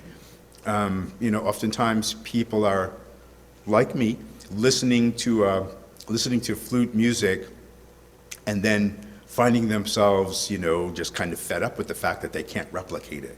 That was a problem for me. In my early years, I, was listening to various flute players and then would try to mimic what I heard. Right. And I would get frustrated. I learned later part of that reason was because my flute wasn't tuned like theirs. But my wife one day said to me, she said, why don't you stop trying to play other people's music and play your own music? And I looked at her like she was speaking, some foreign alien language. I said, I don't have any music. And she said, of course you do. Just stop listening to flute music. So I did.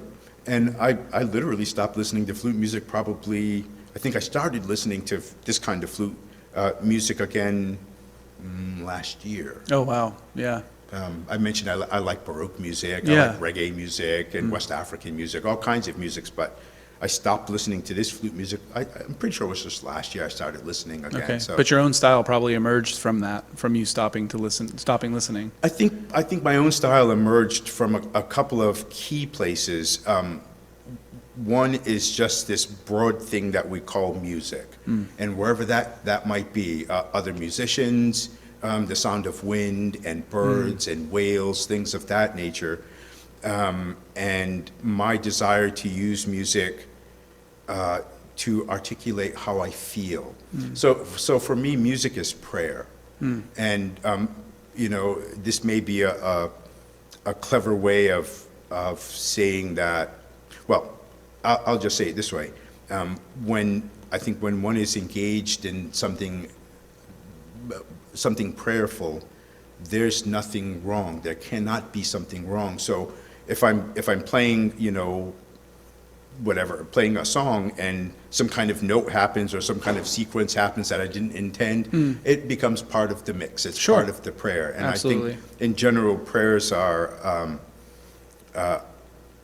for me, effective when they're not rote. Yeah, and they don't have to be perfect. They are perfect in and of themselves, however imperfect they might appear to be. They're living. I might play a song here and then go down the road and play it again, and down the road or what's happening here informs the nature of that group of notes. So I might extend it, I might change a little melody part of it or whatever it's called,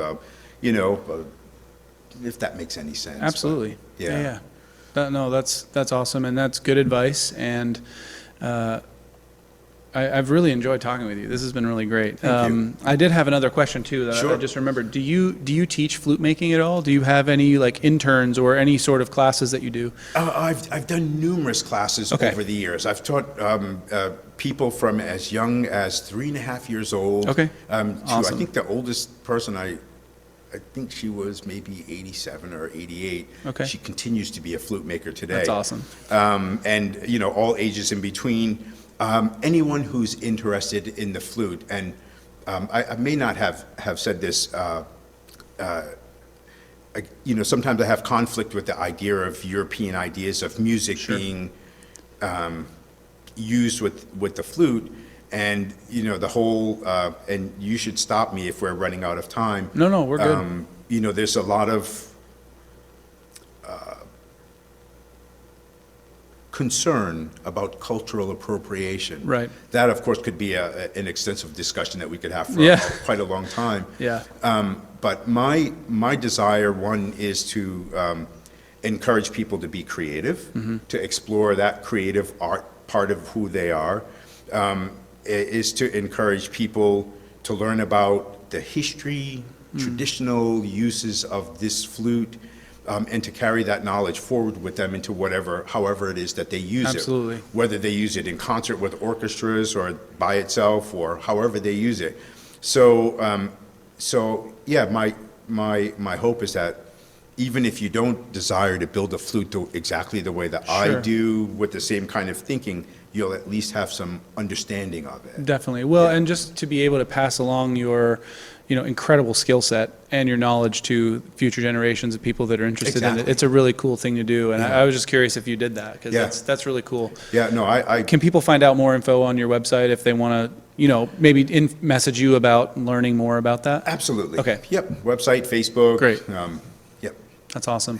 Well, Hawk, thank you so much for chatting with us for a bit. We'll dip out for a second, hear you play some of your music on the flutes that you've made. So sounds great. This has been really fun. Taylor, I it's been enjoyed it a wonderful. lot, and thank you so much for being here. Thanks for sharing this time with me, and I'm happy. Chuck's behind the scenes, but I'm happy he's here and Me too. a part of it. And I absolutely love this theater, the Criterion. And for folks who don't know about it, they really should look you up online and see the incredible things that go on here. It's a beautiful place, It and really is. we're looking forward to the future when we can get back to some semblance of That'll normal. happen soon, I'm sure. I hope so. Yeah. Well, Hawk, thank you. We'll hear you play in just a minute. Sounds great, Taylor. Thank you. Perfect. Thanks. You're welcome.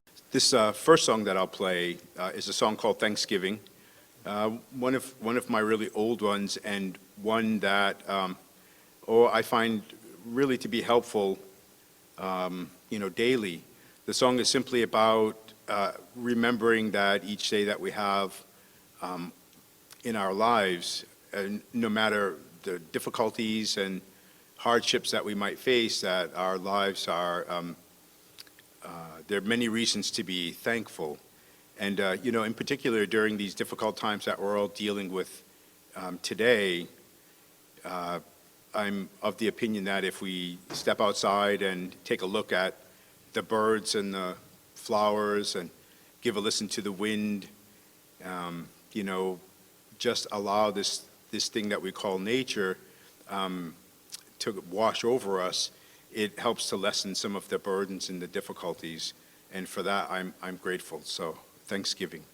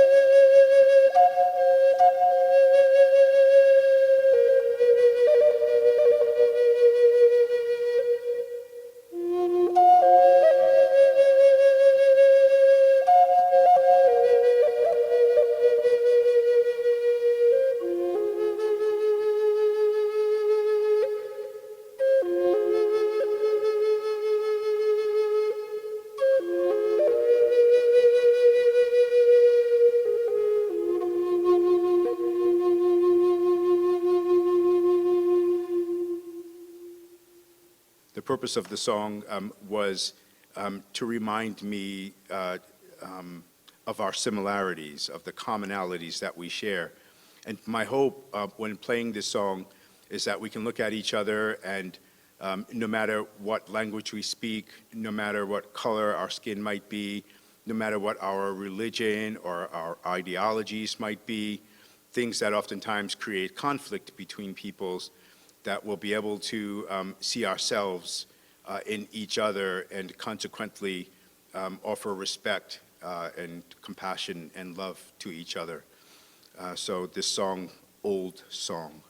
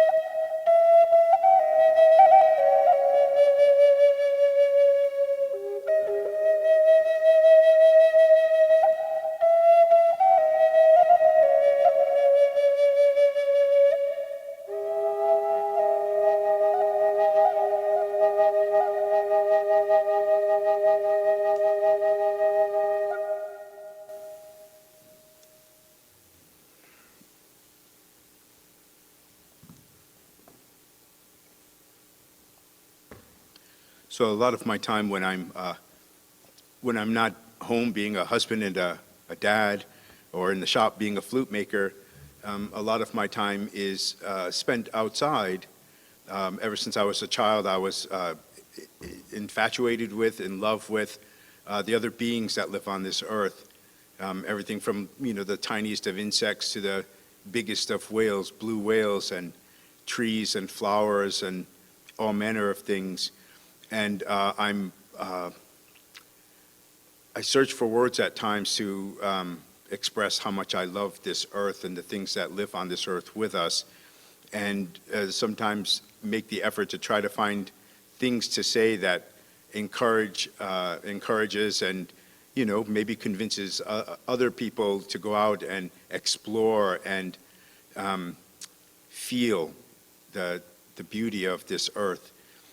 Here's a song that's simply about my love for the earth.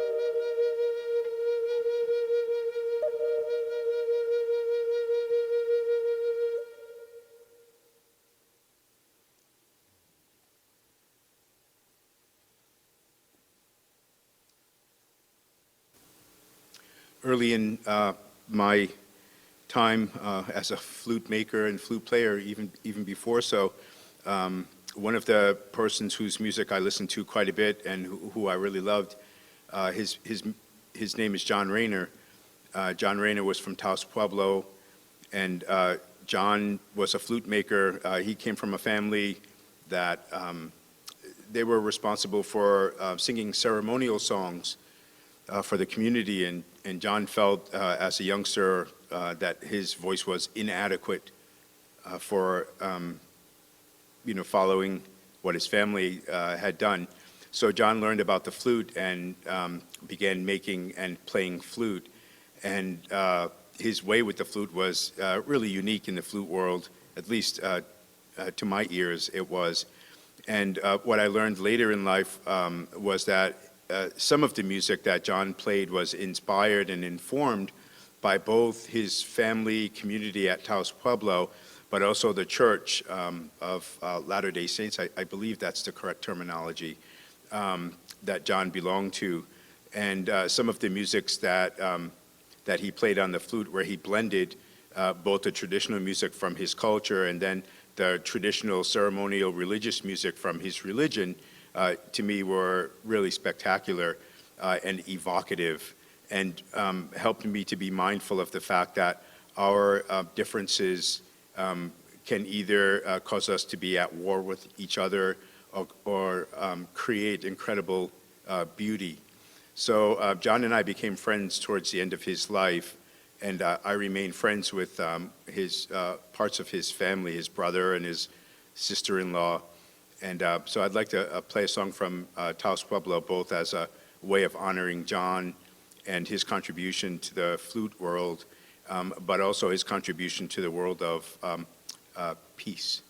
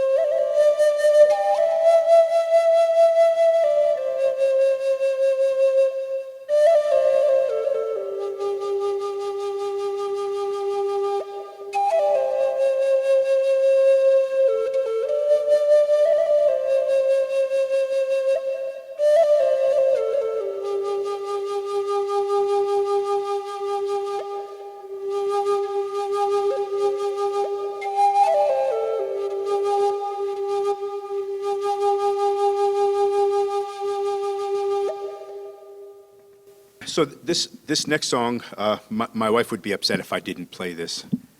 She's out in the audience listening. Actually, there's no one out there. But this next song is called Earth and Sky. And Earth and Sky is simply about the relationship between the feminine and the masculine. Those energies exist in all of us, and from how I see the world, in all of creation. And it boggles my mind that in some way, shape, or form, we've forgotten the importance of the women in our communities, in our homes, in our cultures. And at least for me, this is a way to remember that without my mother, I couldn't be. And without my father, I couldn't be. So a way to honor the existence of both of those energies within each of us.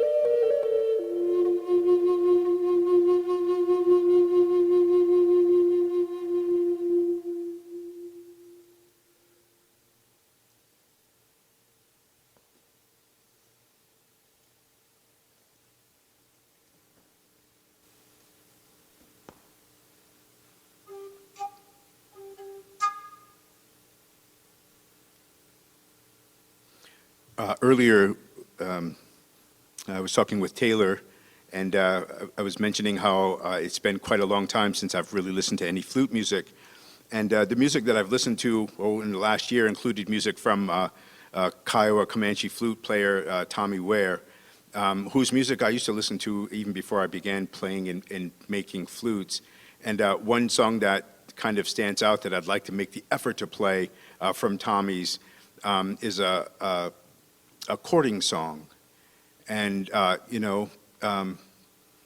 there's a lot of stories. I guess I don't have time to really talk about the stories regarding the use of the flute, but one of those stories centers around the instrument being used as a courting tool.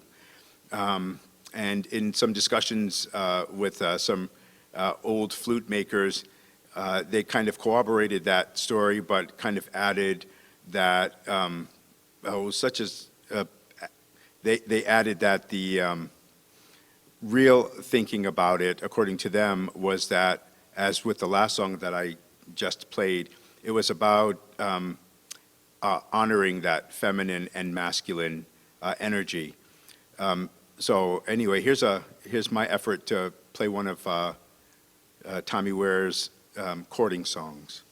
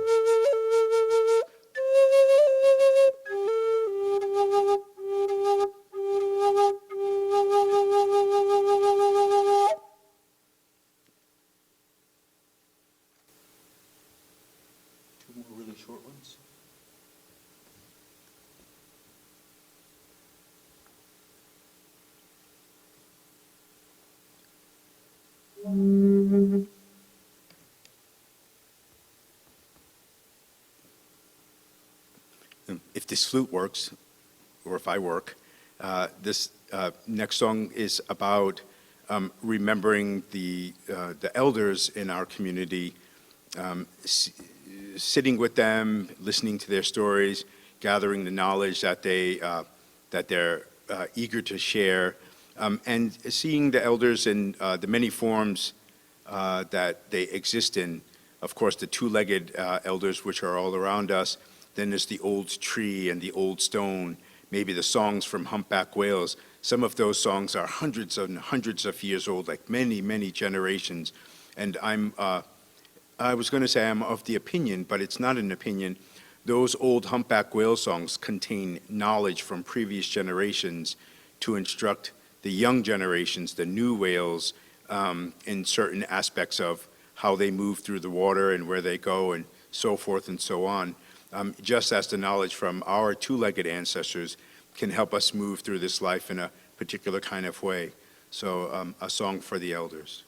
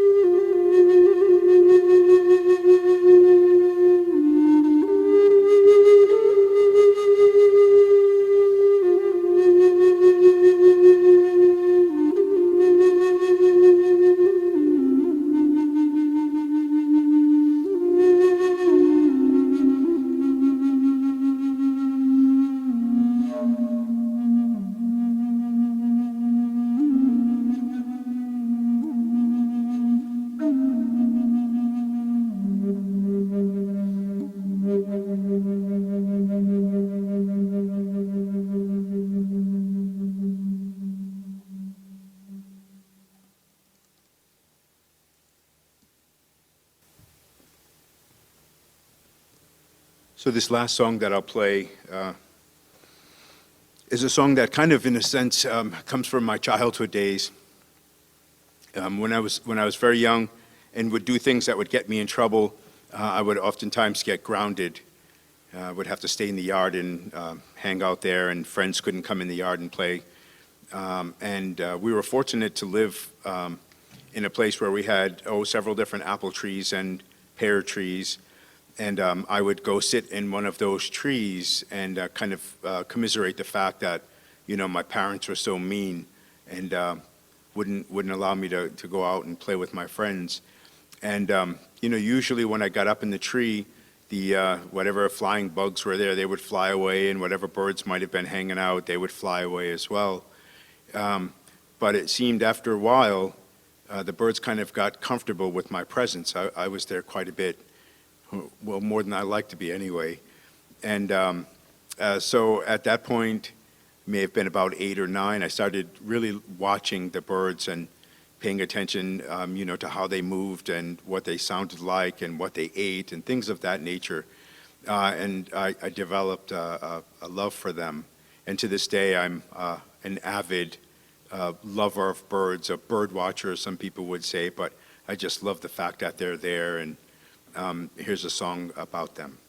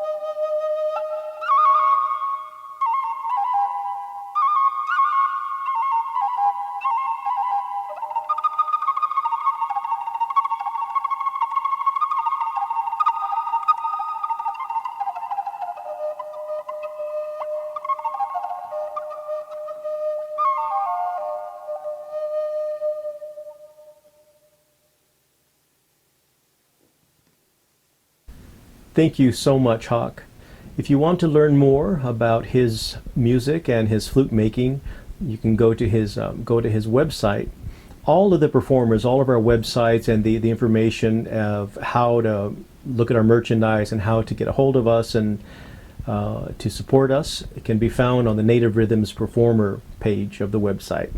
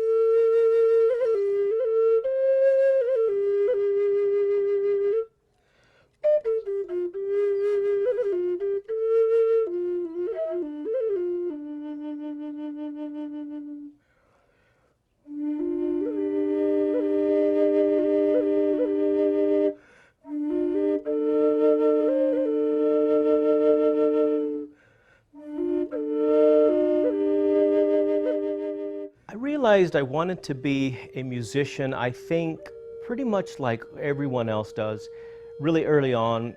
By the age of 11, I had been singing for weddings and quinceañeras and funerals and all that kind of thing. So I would stand in front of the mirror with a tennis racket, literally, and a hairbrush, and I'd be singing.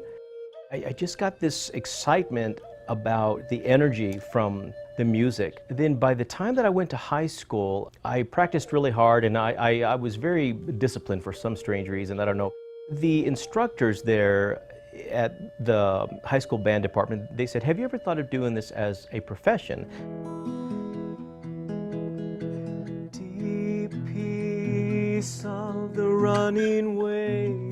I would say that my style of music is kind of, what I would call Southwest Americana.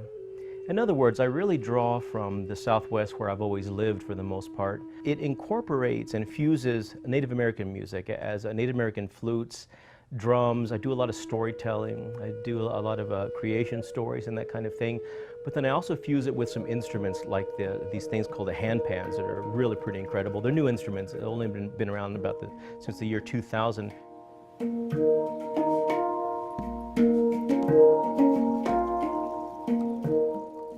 My favorite instrument is definitely my voice, just because it's the most unadorned and the most expressive and the most pure in the sense that it connects directly to your breath and to your emotion. So you have to be in a really calm state to deliver something really good. Have the gentle night. And during my shows, I sing a lot in a cappella without instruments. And I find that people come to me afterwards and say that was the most touching part. And like, well, then why do you bring all these instruments, My music comes to me in so many different ways. Sometimes I'll just be walking and I'll hear a bird, or I'll hear a certain rhythm of my footfalls. That'll get me going. Sometimes I'll be driving across the country and a melody just comes to me out of nowhere, or a certain lyric, or I'll be in a coffee shop and I'll overhear a conversation and I'll go, oh, that would make a great song, The music doesn't come first, or the words don't come first, or the melody. They all just kind of randomly happen, and sometimes I'm lucky when they stick to me. I was featured for the first Music Spotlight on KRWG. I was really honored. I was really touched by that. The other side, I was thinking, I'm the first one. Uh-oh. Didn't work out the kinks yet, but it was beautiful. It was a great experience. The footage I came away with that was just luscious and beautiful, and I appreciate what KRWG does. I really feel that Las Cruces and the Mesilla Valley has incredible musicians. We're blessed with some just world-class people. So thank you, for helping us out and for saying, look, we have it. It's not just in Albuquerque and Santa Fe,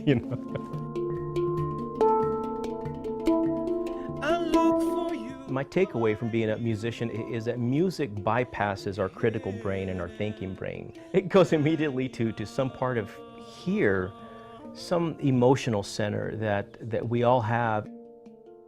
The best place to hear my music is to come to my shows, because there's nothing like a live show. That energy, that exchange, like I was telling you about, it's real, it's measurable, and it's palpable. And if you can't do that, you can go to my website, randygranger.net.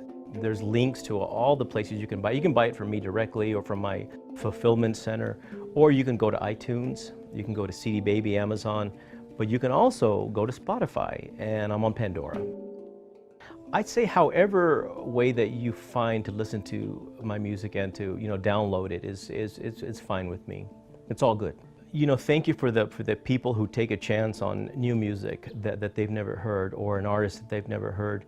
It's really easy to get in our ruts of we only listen to this style. I only like 80s music, I only like 70s music, I only like 60s music. It's all related. There's only so many notes you can have. There's only so many chord changes and chord progressions. It's the emotion and the intention that the artist is putting behind it that you're going to respond to mostly. So really, I just want to say thank you. Thank you for listening.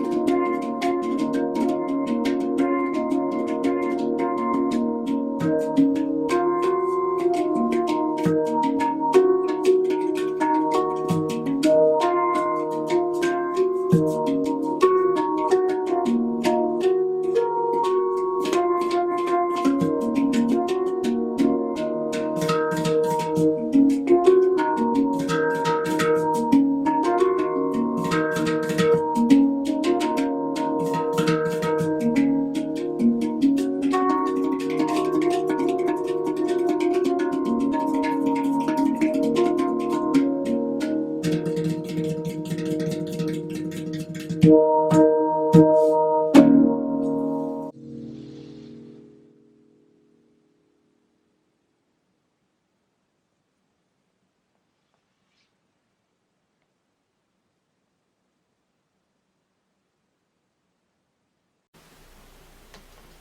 thanks for being part of our festival today.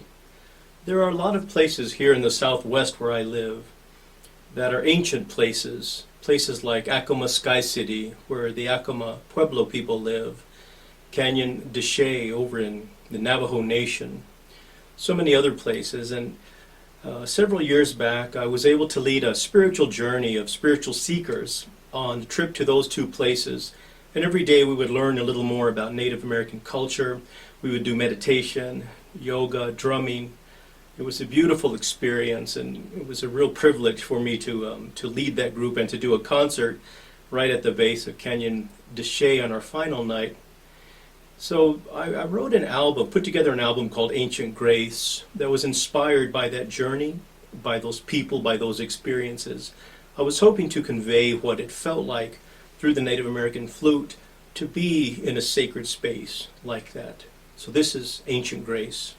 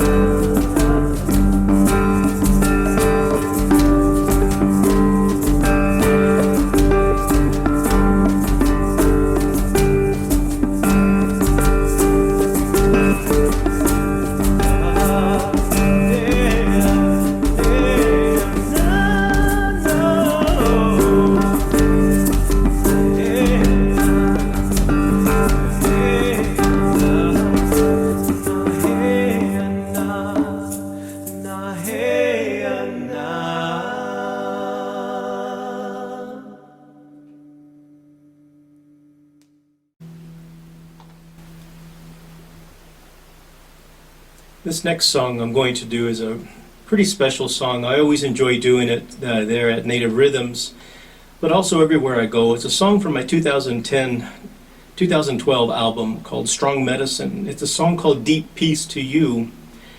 And it's a song based on a blessing found in a cave in Northern Ireland. The original was in Gaelic, and it's been translated and sung by choirs and sung by a lot of different people. And I put it on my album, and I hear from a lot of listeners who use it to as a lullaby for their grandchildren, but also when their loved one is in hospital or hospice or going through a tough time. In fact, some of my listeners, when they're undergoing chemo, that's all they listen to, that song over and over again. So that's very touching and very moving that they do that. Sometimes I think a song picks you, and this one definitely found me, and want to do it for you now. And as I'm doing it, I'm going to show some scenes of where I live here in southern New Mexico, where we have pecan groves and these beautiful Oregon mountains that you'll see, and the Rio Grande, that's right where we are. Although most of the year it's called the Rio Sand because it doesn't have any water most of the time, but it's used by a lot of farmers and by a lot of migrating birds like the sandhill cranes. Just a beautiful song, and I hope you enjoy it. After this year, I think we all could use some deep peace, so this is my special prayer to all of you. Deep peace to you.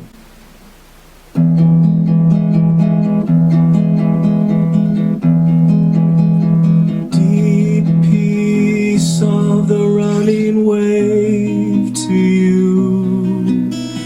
Deep peace of the flowing air to you. Deep peace of the quiet earth to you. Deep peace of the shining stars to you. And deep peace of the gentle night to you. Moon and stars pour their healing light on you. And deep peace to you. Deep peace of a mother's love to you. Deep peace of a child's smile to you. And deep peace of your best friend's laugh to you. Deep peace of the birds and animals to you. And deep peace of the gentle night to you. Moon and stars pour their healing light on you. Deep peace to you.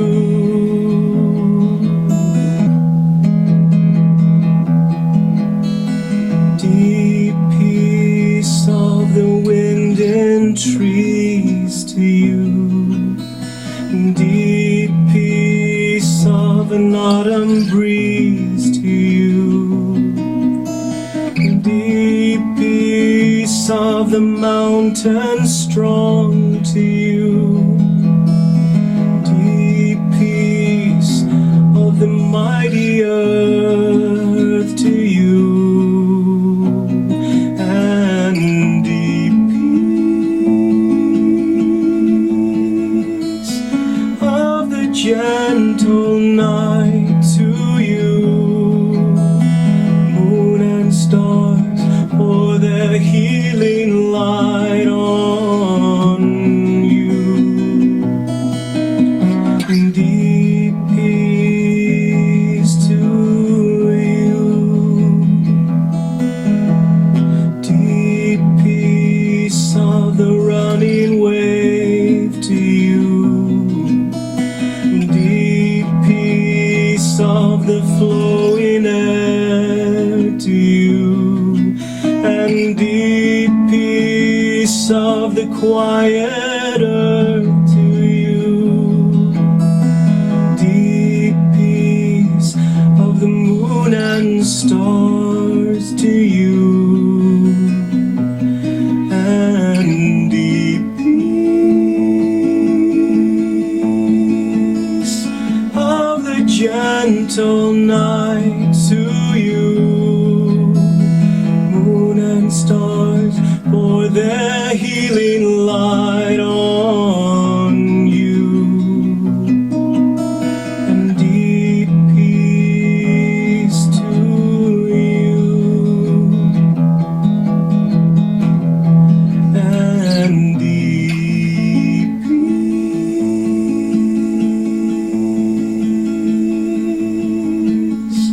of the gentle night to you, moon and stars pour their healing light on you.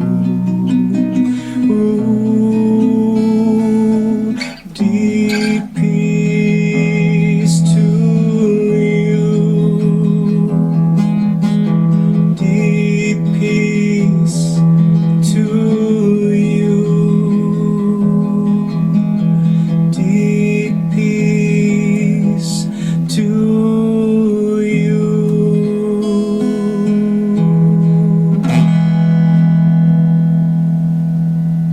Much peace, much love, much appreciation to all of you and all those you care about. From New Mexico, I'm Randy Granger.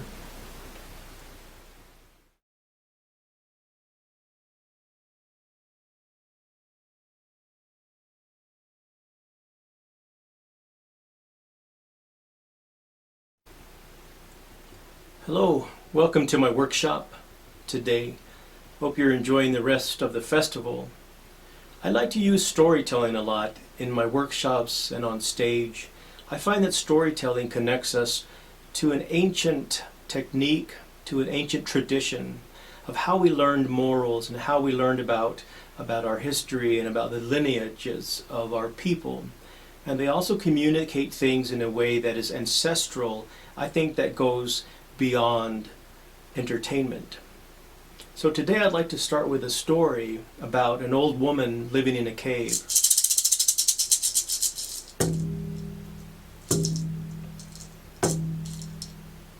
There was once a mystic cave long ago. This cave was not well hidden. In fact, it was just off the main road and just off all of the pathways and trails. But for some reason, no one ever saw this cave or knew it was even there. This cave contained all the wisdom and all the knowledge that ever was, the very knowledge and wisdom that people sought and fought for. And in this cave lived an old woman. She had been there for ages, and she had been diligently working on this beautiful rug, the most beautiful rug ever to be made and woven. And she would weave and weave, and she would get to the end of this rug, and it was so intricate and delicate that she had to use porcupine quills for it. Now, to use porcupine quills, she had to gnaw on the porcupine quills to kind of make them work for her. She'd been doing this for so long that she had worn off all of her teeth. And in this cave with this old woman weaving was this dog, black as onyx, beautiful dog. And this dog would just watch her slyly through little slits in his eyes as she worked and worked and worked. Also in this cave was a cauldron. It was a big clay cauldron towards the back of the cave over an ancient fire that had never gone out. And in this cauldron was all the seeds of every plant, every tree, every grain, every flower that ever was. She had to stir this cauldron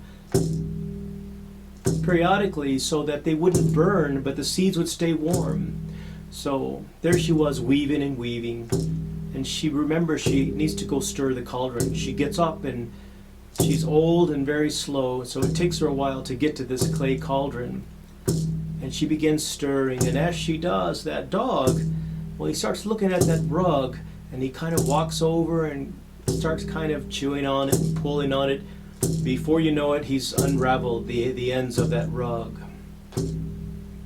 The old woman slowly makes it back to her rug, and she looks at the rug and she looks at the dog. The dog kind of looks away sheepishly like they do. And she sits there a long while, staring at the chaos of her creation. But sure enough, she begins to see a pattern that she wants to work on. This pattern is even more beautiful than the one she had visioned before. So she begins to weave, and she's almost to the end and remembers, oh, the clay pot. So she goes over and stirs the clay pot. Again, the sly dog, acting in its nature, unravels the end of it. Therefore, these two have been going at this pattern for a very long time of weaving, unraveling, and reweaving. Now, when the elders hear this story, they always say, see, this is a story to explain exactly how things are today. And the young people say, that darn dog, she should have gotten rid of it. If the dog hadn't have been there and tearing it up, well, the rug would have been perfect. And the elders say, no, no, no, no.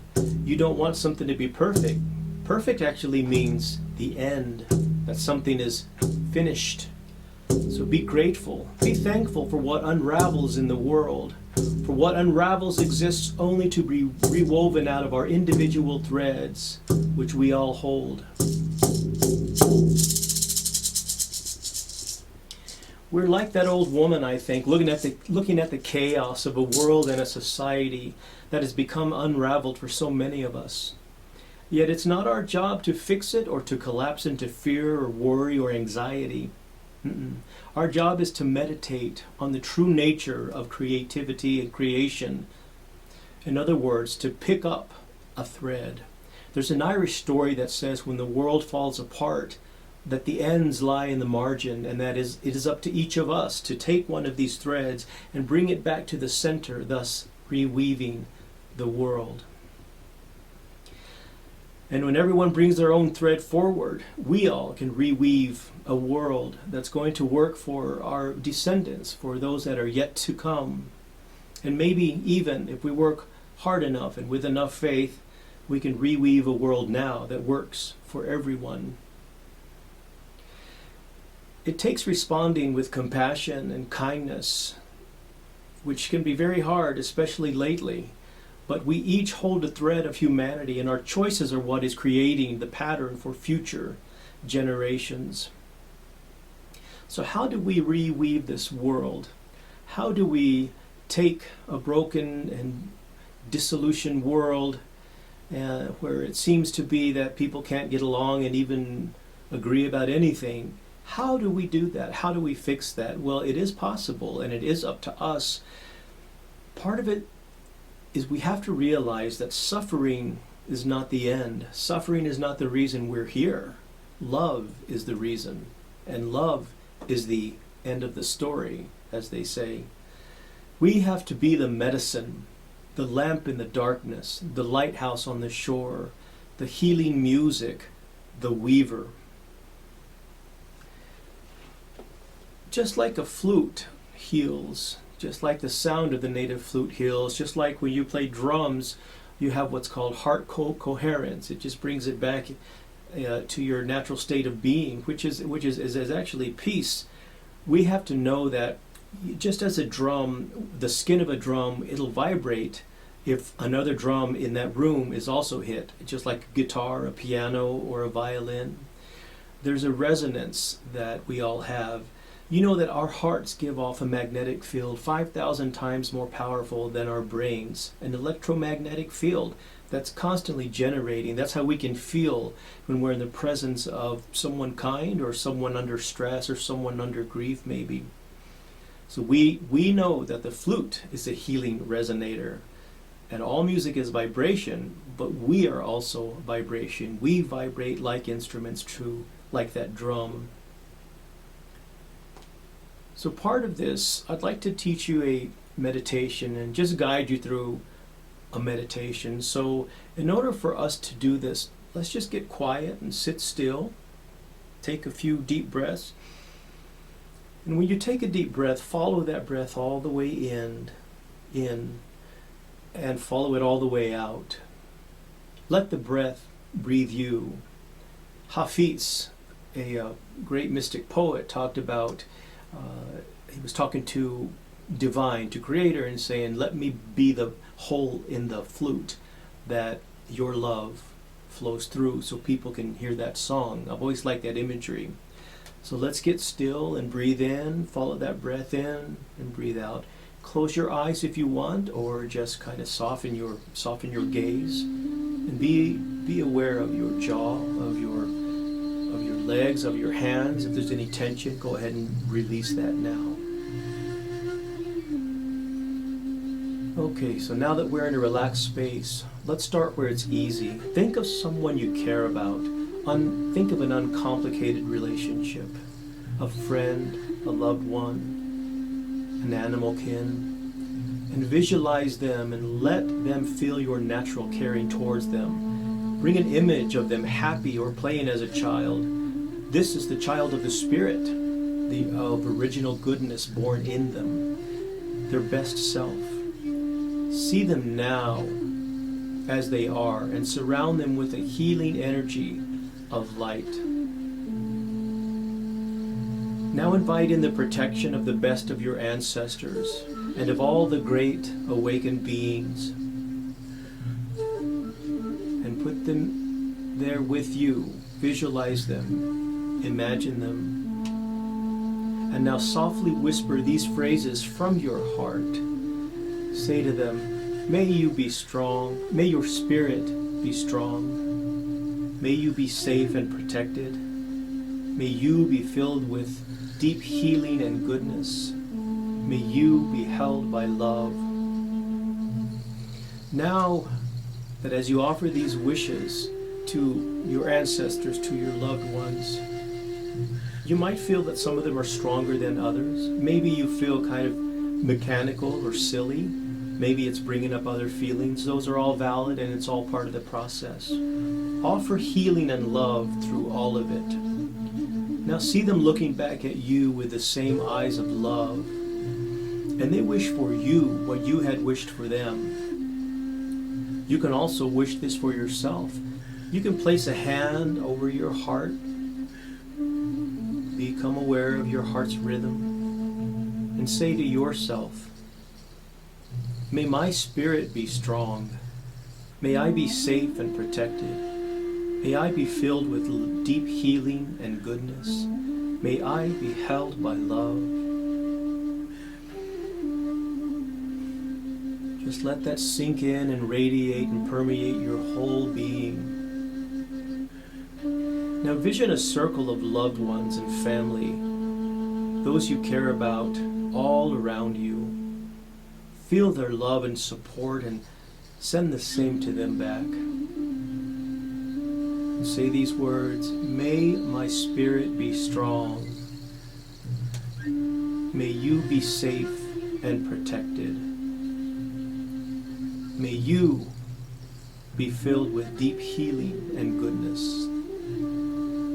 May you be held by love.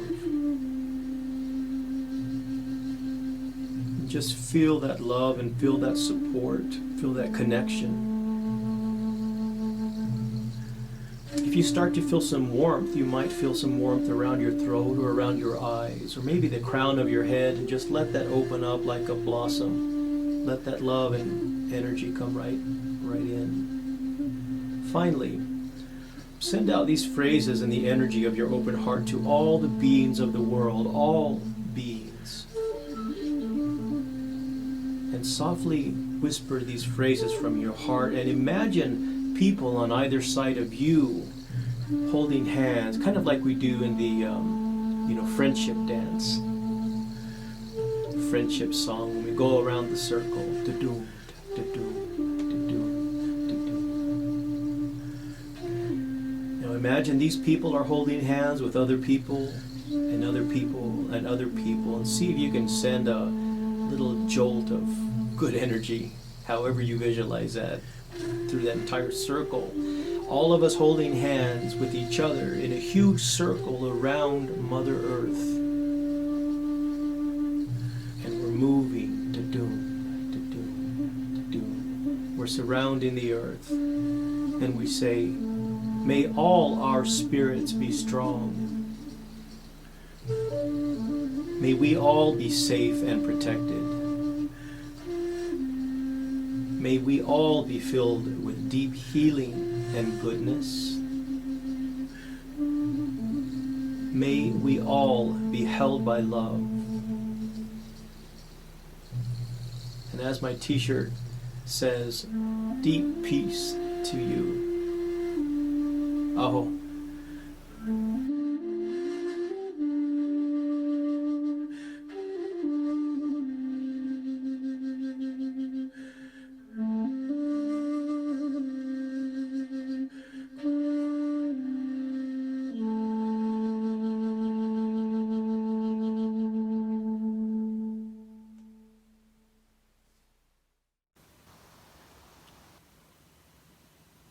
So these are some of my albums that I've come out with. I have about 10 commercial albums that are available on places like Amazon and Apple Music, but also through my website, randygranger.net. So you can check them out. A lot of these are multiple award winning, and a lot of them are used for meditation, in hospice. A lot of people use specific songs to play over and over, like when they're going through chemo and that kind of thing. You can go to my website and click on them, and you can see what songs are on them. Some are a combination of Native American flute and the hand pan and some vocals and guitar. Some of them are just 100% just original Native American flute music, just all by itself, like that one, Ancient Grace. This is Strong Medicine, which was funded by a Kickstarter. This one won a Indian Summer Music Award and all kinds of different things. And the video that I had today for Shaman's Dancing, that's on this one, Desert Dreaming by Lone Granger. That's my other stage name that I go by when I play that cool Dobro cigar box. And I have t-shirts, some t-shirts here. Here's a t-shirt. This was done by an artist in Canada based on a photo that she had seen online of me, and it has the phrase "Deep Peace to You," and then there's my mug, randygranger.net, and my other one that I have is this was designed by a Navajo artist friend of mine, and it says Randy Granger, music to soothe the soul, randygranger.net. So thank you for your support. Certainly appreciate it. randygranger.net.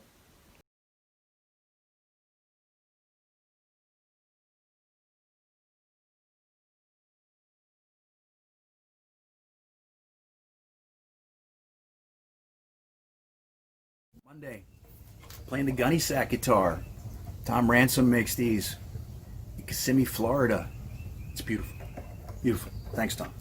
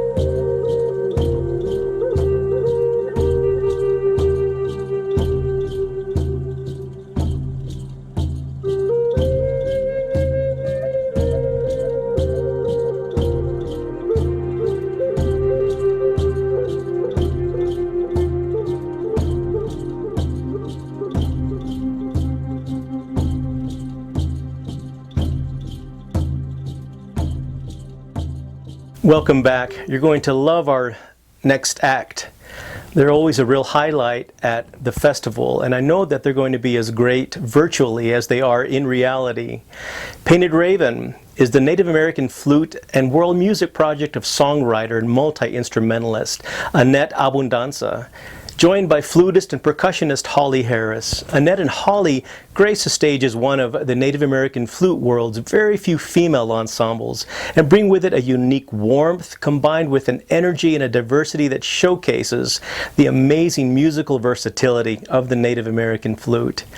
Painted Raven has just released their 11th album titled Taking Flight, which as usual has taken yet another turn in musical styles and features the Native American flute paired with more of a mainstream blues and soft rock influence. Annette and Holly have also remodeled a barn in Ocala, Florida in preparation of upcoming barnyard concerts, interactive meditations, workshops, and flute and drum circles. So check out their website for fun photos of the project and keep up with their progress and announcements of their upcoming virtual and hopefully soon to be local events in 2021. If you'd like to learn more about Painted Raven, you can go to their website, painted-raven.com. Please give a beautiful Native Rhythms Festival virtual welcome to Painted Raven. Hi, thanks for meeting us backstage. So very nice to meet you. I'm Annette Abundanza, Painted Raven, and also the founder of Painted Raven, the band. And I'm Holly Redfeather Harris, and we are very excited to have an opportunity to share with you a little bit about our music and the inspiration behind it. Our music is all original and all instrumental, featuring the Native American flute as our lead instrument, accompanied by guitar and other instruments. And we enjoy creating music in a wide variety of musical styles that demonstrates the versatility of the Native American flute. And we hope to keep this ancient instrument alive in our modern culture. Our music is inspired by nature, wildlife, Native American culture, and our intention with all of our music is to be uplifting in a very stressful world. Yes, and I think we could all use a little bit of stress relief in our lives. Many people associate Native American flute with meditation music, and we do some of that style of music, but the music of Painted Raven is primarily very upbeat but relaxing at the same time. So Annette, I think the fans would enjoy hearing what inspired you to create Painted Raven and the unique musical style. Sure. I started out in a few rock bands and then folk bands, and then I discovered the Native American flute, and it just spoke directly to my spirit. So then I wanted to create a band or a music project that was centered completely around the Native American flute. But the only problem with that is that I have a genetic lung condition that prevents me from playing wind instruments.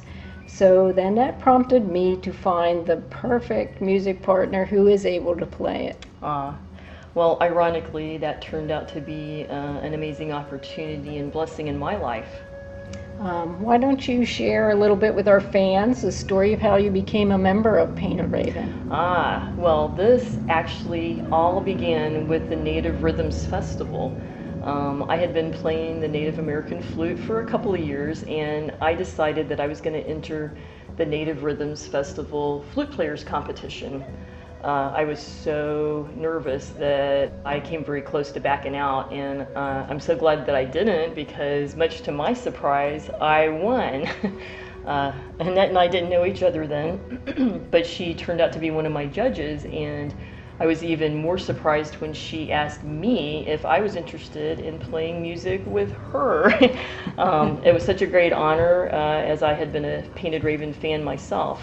So the Native American flute, Native Rhythms Festival, and Painted Raven have changed my life. Annette, I would love to hear you tell how you came up with the name Painted Raven. Sure. The raven has always been my totem animal, and the word painted in nature usually denotes something very colorful, and it's also the word I use to describe the music that I write. So Painted Raven is my music project, but it's also become my spirit name because it's become a huge part of who I am now.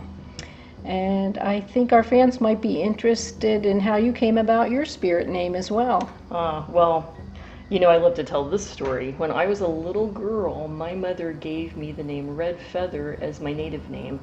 And it just brings back memories of when we used to walk in the woods, and she taught me how to appreciate my heritage and Mother Nature.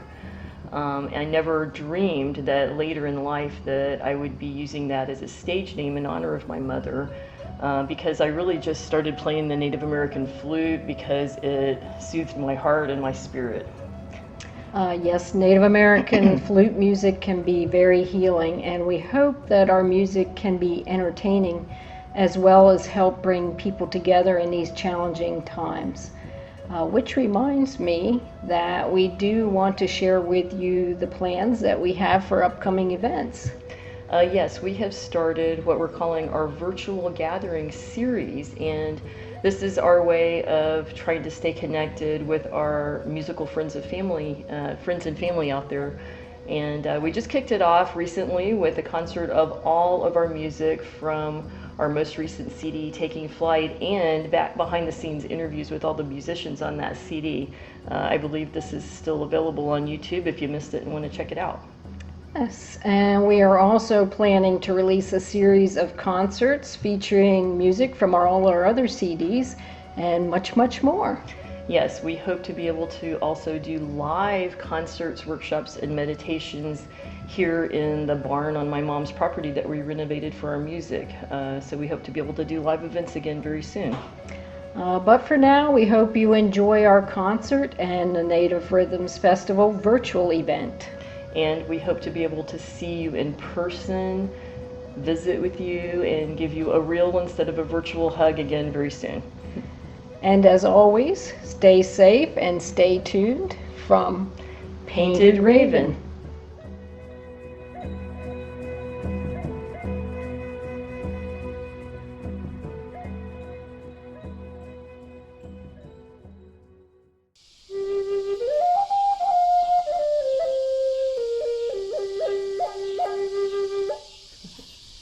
Hi everyone, Annette and Holly of Painted Raven here. We're so excited. The Native Rhythms Festival has asked us to be a part of their virtual festival this year. But before we get started with our concert, we'd like to take just a few minutes to share a little about our Native history here in Ocala, Florida. Now, I'm originally from Pennsylvania and used to think that the entire state of Florida was covered with sand and beautiful beaches. But after being here for a few years, I've come to see that Florida's landscape is a lot more diverse than I originally thought. I'm actually a native Floridian, and Central Florida, which has a rich Native American history, is known for its thick forest, beautiful old-growth oak trees, and natural freshwater springs, which were a draw for the early natives and still for the Florida manatee. We're standing here at the trailhead of the Timucuan Trail in the Ocala National Forest, near one of the many beautiful natural springs in Central Florida. Many Native American tribes were thought to have resided here, but the first indigenous people who lived here were the Timucuan Indians, who referred to the area as Ocalí, now known as Ocala, which is the birthplace of my mother, grandmother, and great-grandmother, and where our Painted Raven base is now located. The Timucuan were skilled hunters and fishermen. Many inhabited the natural springs, such as the ones in this area, and built mounds for burial and shell deposits called middens, some of which are still here today. Although the Timucuan no longer exist, they have left a long-lasting legacy. Now we're going to head over to our stage where you will be able to see one of the beautiful natural springs as our backdrop for our Native Rhythms Festival concert. See you in a moment. We'll see you there.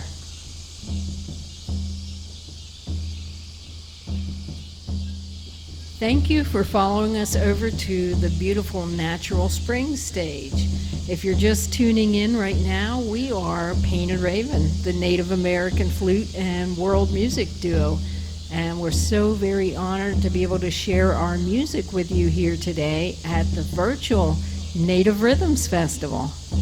Yes, and in honor of our personal heritage, the first song we would like to share with you from our Crossroads CD is a tribute to our ancestry. Annette's ancestry includes Lakota and Cherokee, as well as Italian. My ancestry includes Irish, as well as Cherokee Indian. All my ancestors.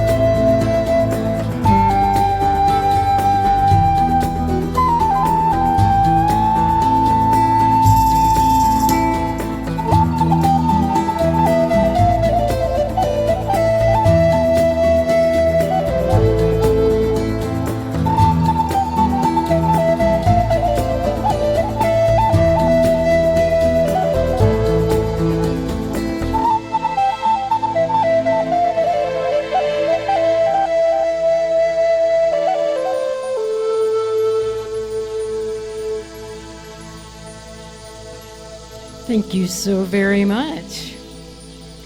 Up next, we'd like to share a song with you from our Mirage CD, which features songs with a desert theme. song we'd like to share is dedicated to my totem animal, the raven, and to all our other magnificent feathered friends.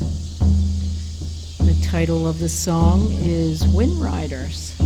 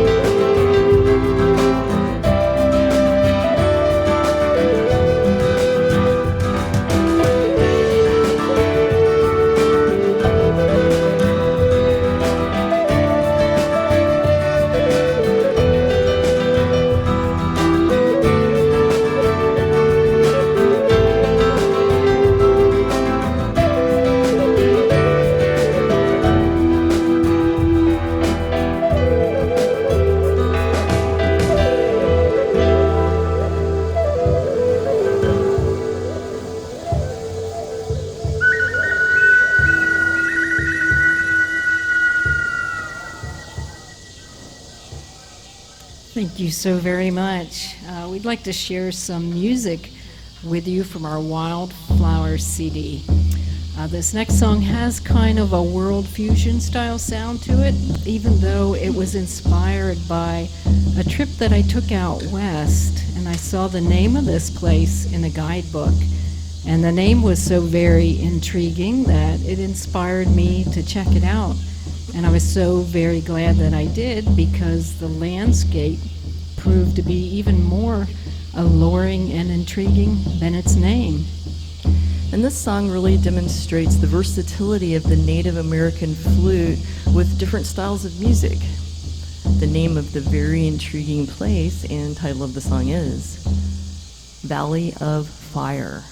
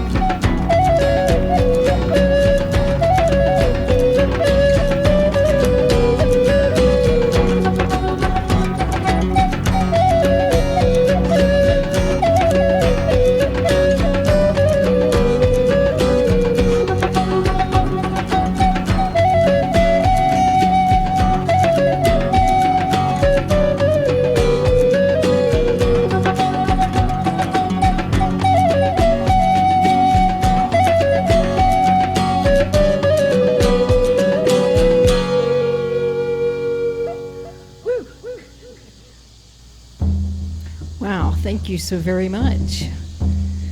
Up next, we'd like to share some music with you from our more traditional Native American sounding CD titled Medicine Wheel, Prayers of the Four Directions. Sometimes known as the sacred hoop, the medicine wheel is used by many tribes for guidance, healing, and health. Each of the four directions of the medicine wheel is symbolized by a totem animal or spirit keeper of that direction. Our songs are about these spirit keepers and the gifts of wisdom or medicine they may offer us.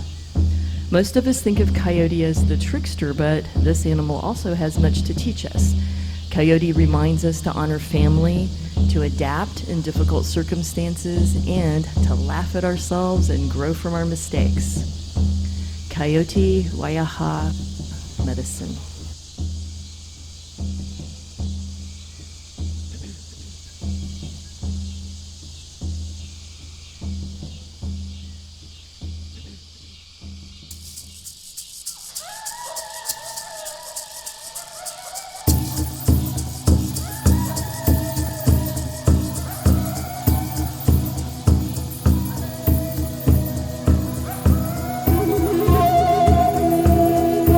Waiaha.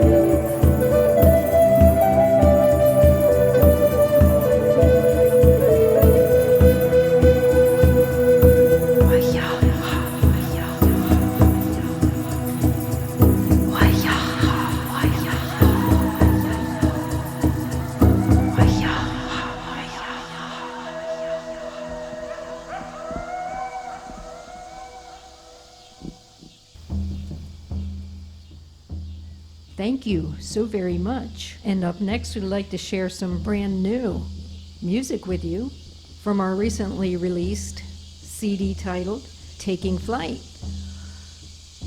And although our friend Ken Holt couldn't be here with us today, we want to thank him for adding his slide guitar and mandolin to this song to give it that real Southwestern sound that we were looking for. This song was inspired by the tumbleweed, another symbol of the Old West, and how it breaks free from its earthly ties as it rolls with the wind across the desert. Tumbleweed.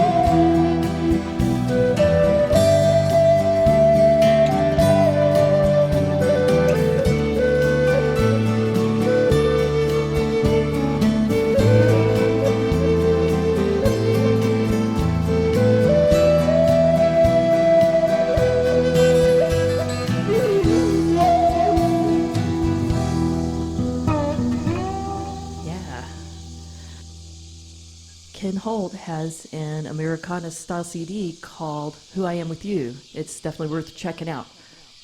Thanks, Ken. Thank you, Ken. Well, looks like we have one final song for you this afternoon, and that is the title track to our new CD, Taking Flight. So imagine for a moment that you are a bird, any bird that comes to you, and the feeling of freedom in being able to just spread your wings and take flight. That's the inspiration behind this song, Taking Flight.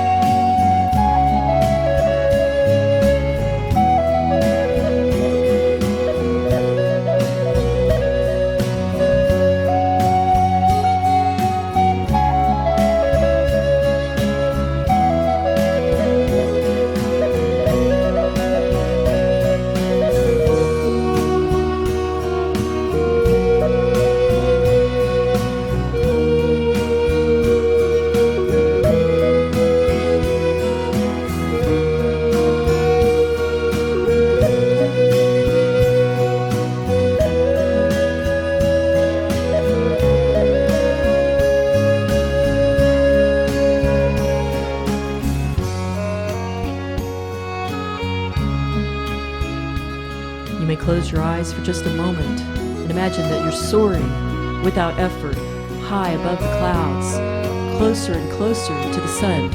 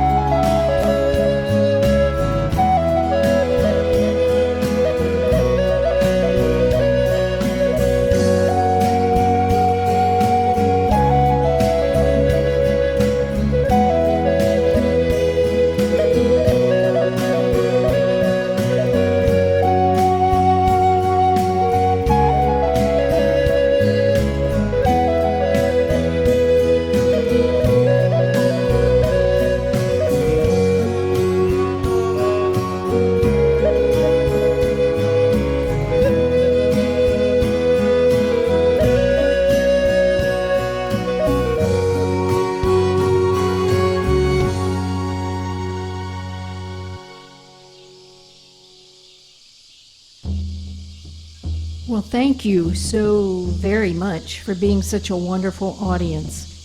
And a special heartfelt thank you to Native Rhythms Festival for all their hard work and perseverance into uncharted territory by creating a virtual event rather than canceling this year. Yes, we deeply appreciate the extra efforts made to help keep our community connected. And we love and miss all y'all out there and hope that we'll be able to see you in person again very soon. Yes, but in the meantime, you can follow us by checking out our Facebook page, our YouTube channel, and or our website. And as always, we hope that you continue to stay safe and stay tuned from Painted Raven.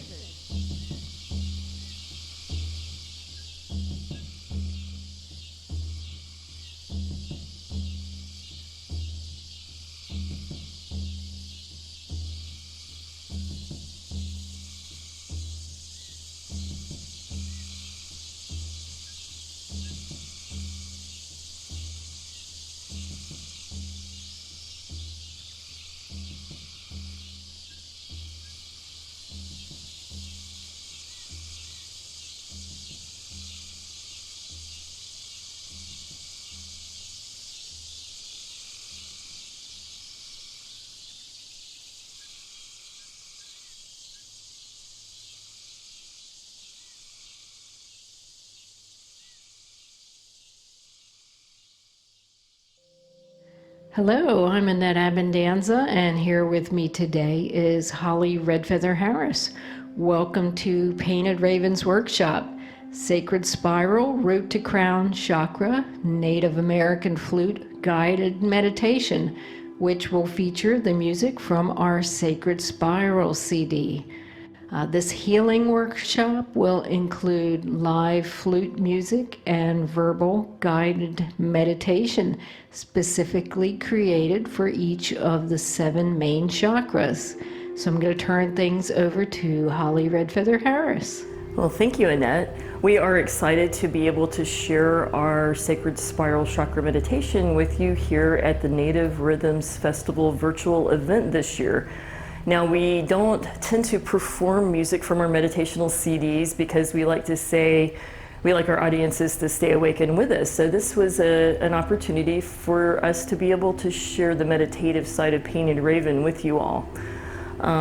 This meditation is not the way or the right way or the only way to approach a chakra meditation. It is simply the Painted Raven and Holly Redfeather way. And hopefully you will take something positive away with you from the meditation. I'm going to talk just a few minutes about chakras if you're not familiar with that, and a little bit about what to expect from the meditation. Chakras are energy centers located along the spine of our bodies. Now there's a lot of other energy centers, but the main ones are the main chakras at the root, the base of the spine, lower abdomen, upper abdomen, heart, throat, brow, and crown, and that's sort of the chakra energy highway. I became interested in this because I became interested also in a little bit of vibrational healing, and I believe chakras are a body-mind-spirit connection meditation. Chakras are also helpful to set positive intentions related to different chakras. I'm a big believer in the power of positive intention. But the vibrational energy of the chakra meditations, I think, is the thing that really gives it a lot of power. Basically, I became really excited and interested when I found out that each of the chakras, when in balance, when we are in balance, vibrates according to the notes on the scale of music. I'm like, wow, how could that be accidental? So I found that very interesting. So your root chakra, when in balance, vibrates in the key of C. And then we've got D, E, F, G, A, and B, right up the chakras. I found it even more interesting to discover the reason that chakras are associated with certain colors. I used to think that was random, but it is not. When in balance, like I said, your root chakra vibrates on the key of C. Well, the color red also vibrates in the key of C. Wow, it's all connected. I understand a little bit about sound waves and light waves, even though I'm not a science major, and so I think most of us could understand that. So we can see red, we don't hear red, but it's all vibrating in the same frequency. So that's why Sometimes you may hear some reference to color in the chakra meditation. Some people are visual and they may imagine seeing a color, some people are not. It doesn't matter, whatever works for you. So we're going to do an introductory chakra meditation, 5 minutes on each of the chakras. And with each one of those, I'm going to be giving you some verbal suggestions, guided imagery, and we're going to have the live music, and that's going to be playing the background meditational music on the keyboards. And I'm going to be bringing in native flute and also a little bit of chime and a couple of these Tibetan bowls. Now, usually you play Tibetan bowls with a mallet around this way, but for this meditation, I like to do this. Okay, and so each of the instruments I bring into each of the meditations are going to be in the key of that chakra. I believe chakra meditations are most helpful because of the laws of harmony and entrainment. Now, I don't know if you can tell virtually how much vibrational energy was actually in the room with this very special Tibetan bowl, but it's vibrational energy with the live instruments that you can not only hear, but you can feel. So we do look forward to bringing this meditation live, so you'll be able to get a real feel for that. But regardless, the laws of harmony and entrainment relate to how the chakra meditations are helpful. For example, when I'm in balance, my heart chakra should be vibrating in the general frequency of F. And if I'm in imbalance, it's not, but there's a natural inclination to seek balance and harmony. So if we play music in the key of F, this energy center here is going to want to connect or entrain with that range of F and have movement towards more natural balance for that part of the body. And that may sound out in left field to some people. Some people, you may be very familiar with it, but I found out that there is actually now science to be able to measure a person's chakras, and if they're in balance on that frequency before and after a chakra meditation, they're able to see movement towards more balance. Wow, that's really amazing. The other thing I like to ask is that when you do the chakra meditation, allow yourself to pay attention to your physical body. What's your body telling you? Sometimes people may feel relaxed and then get to a certain part and then feel something different, constricted. You may or may not. It's different for everybody. And I consider it a self-diagnosis. If it can be a message from you to you that you can listen to and validate, I may guess what it might mean for a person, but only you will really know. And when I do these meditations on my job outside of Painted Raven, my clients tell me they have a lot of different experiences that are helpful for them in their lives when they look at what does this mean to me. Also pay attention to your emotions. What emotions may you feel at a certain chakra? And we're not always used to listening to that either. So I consider it a message from you to you with love if you're able to listen to that. So without further ado, we're going to go ahead and get started with the meditation, and I'm going to be giving you some guided imagery. Well, let me back up a second. Some guided images with the verbal guidance on maybe some of the things that you may be envisioning seeing, but also things that the chakras are related to. For example, the root chakra is related to grounding, and the sacral chakra, lower abdomen, is related to balanced emotions, creativity, pleasure and joy in life, and positive change. I like that. You're going to be hearing me talk about that. When we get up to here, solar plexus, empowerment. The heart, of course, is related to connection and love and healing. The throat, of course, expression, having a voice. Your brow, otherwise known as the third eye. Some people refer to it as the third eye. It's not because we have an eyeball up there, an extra eyeball. It is sight without physical vision, clarity, direction, insight, intuition. And finally, when we get to the crown chakra, this relates to connection with spirit or higher power, whatever that means to you. So as we go through the 5 minutes on each chakra, I'll be making some suggestions to ask you to put your positive intentions on those positive ideas. Okay, so now I think we're ready to get started.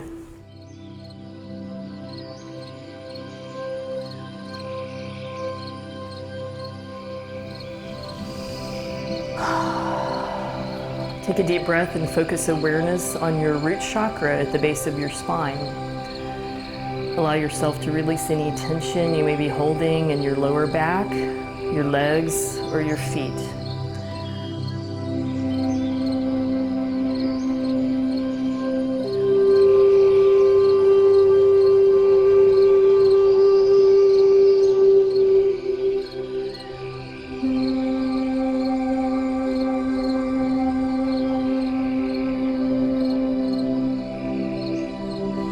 Now you may imagine that you are a tree and that your roots are growing down through the floor into the earth, deeper and deeper, as you become more and more grounded.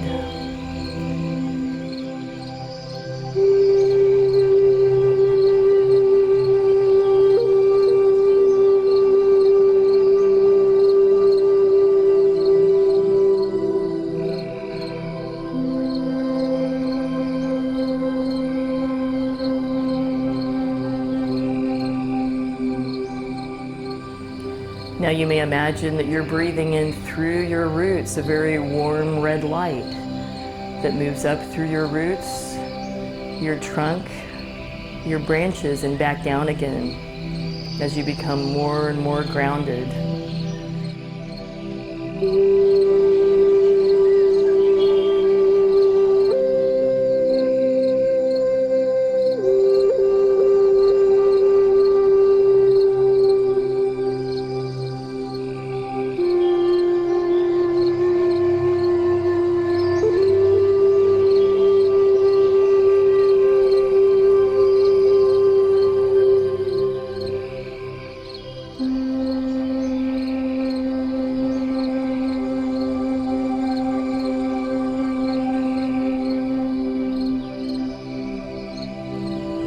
As your roots grow stronger, so do your branches.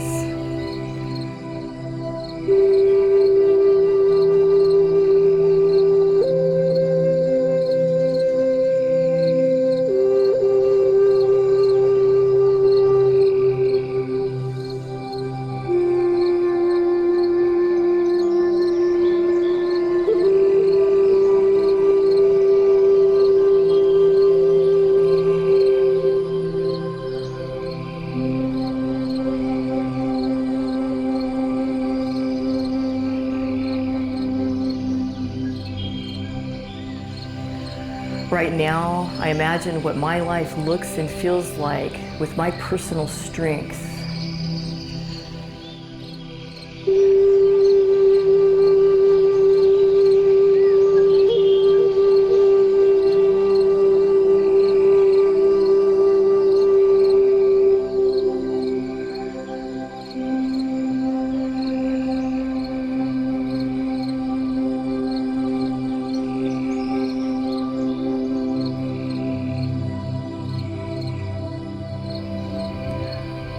I am strong and grounded.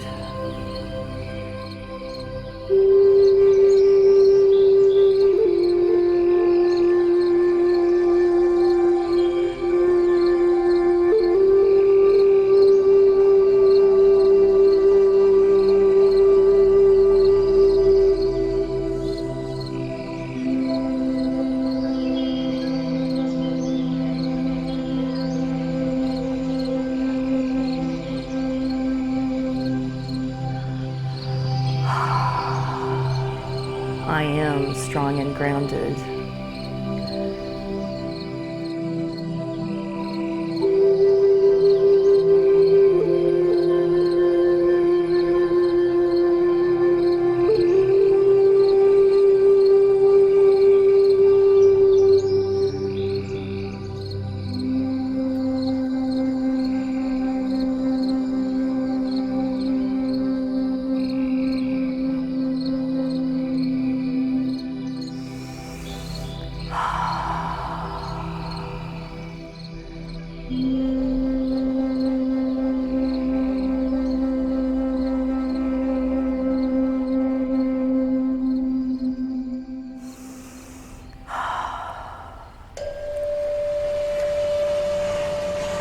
Take another breath and focus awareness now on your lower abdomen.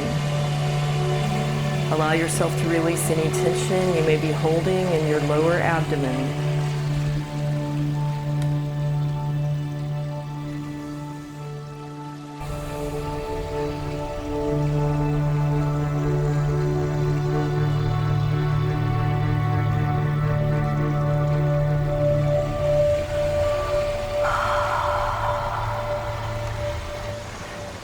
As you listen to the sound of the water, you may imagine that you're floating in a peaceful river as you watch a beautiful orange sunrise.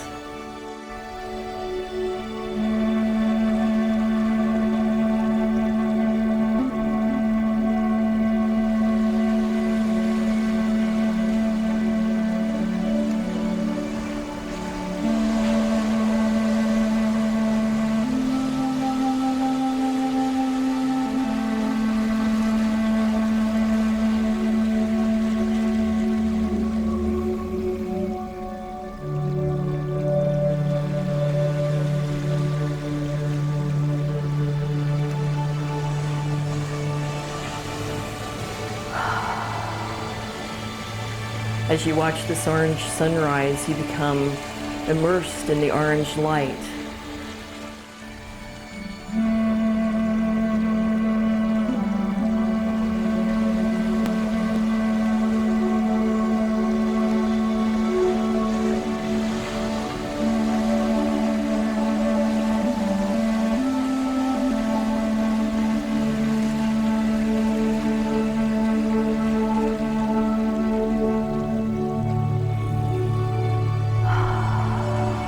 And as you float in this peaceful river, it brings with it a sense of ease with positive change.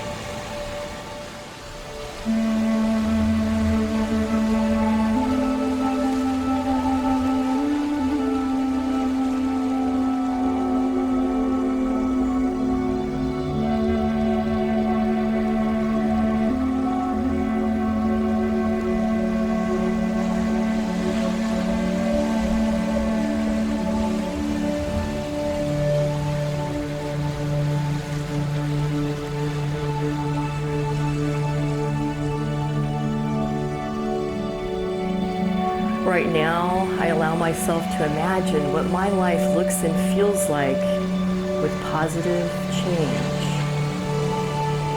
What do I see?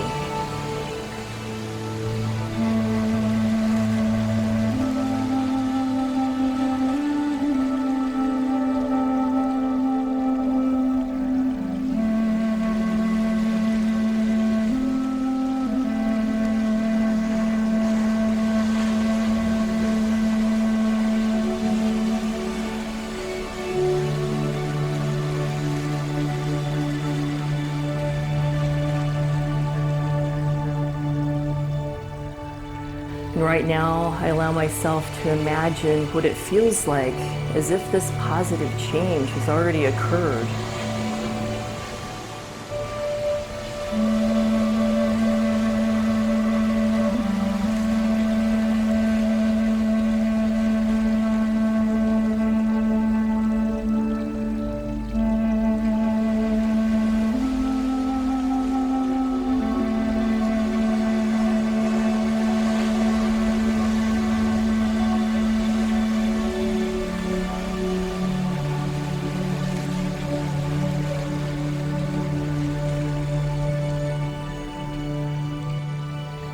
Right now, I choose to open myself up to joy and pleasure in my life.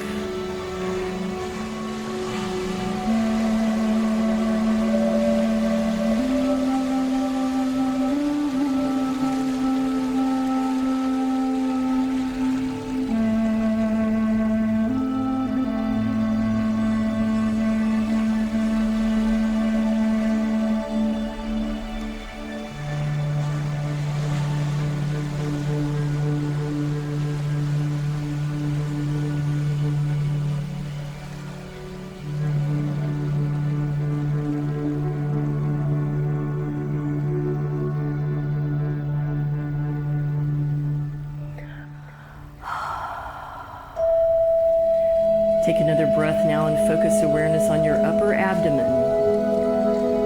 Allow yourself to release any tension you may be holding in your upper abdomen.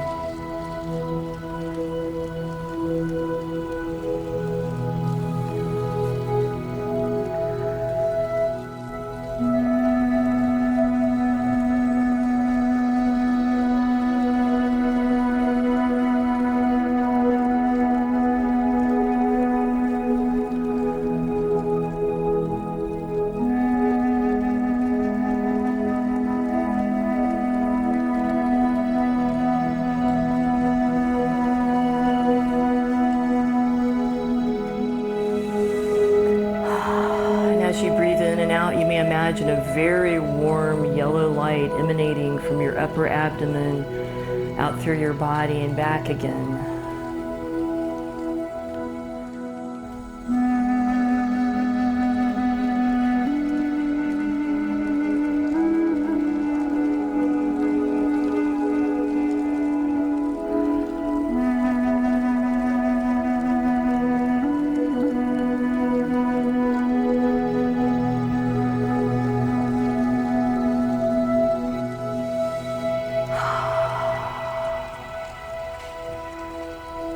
Right now, I allow myself to imagine what my life looks and feels like with my personal power.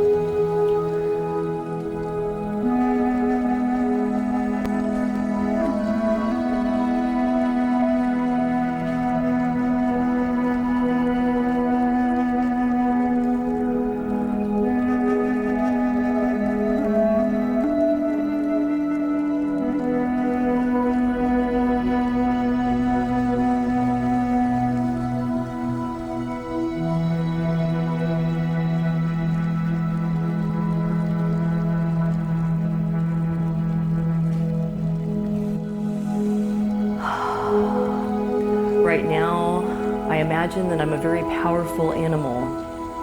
I accept whatever animal comes to me. What can I see? What can I do? What does it feel like to be this powerful animal?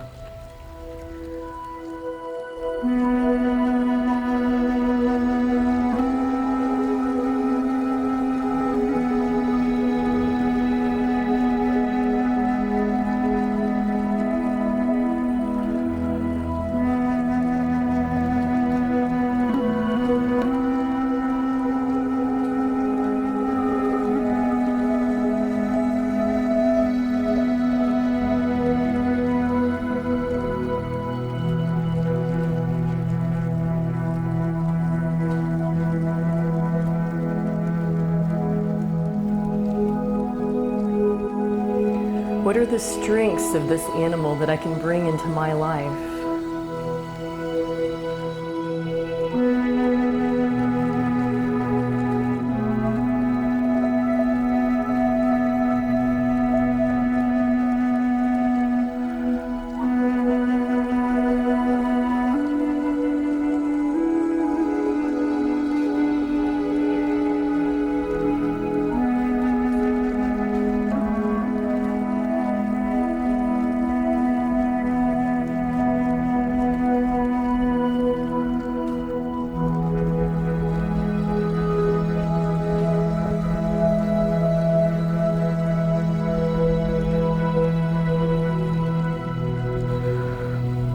I claim my personal power.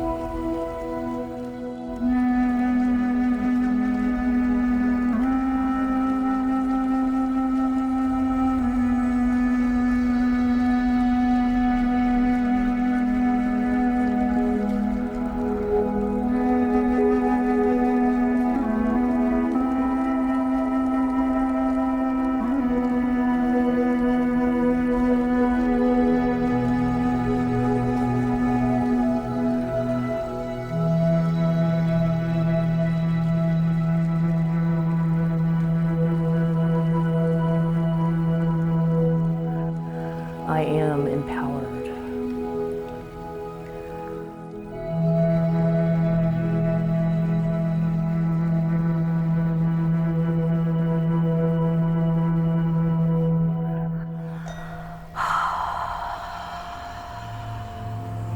Take another breath and focus awareness now on your heart chakra. Breathe in as much air as you can hold. Hold it for a moment, like an internal hug. And then breathe out as much air as you can breathe out, releasing any tension you may be holding in your heart and lungs.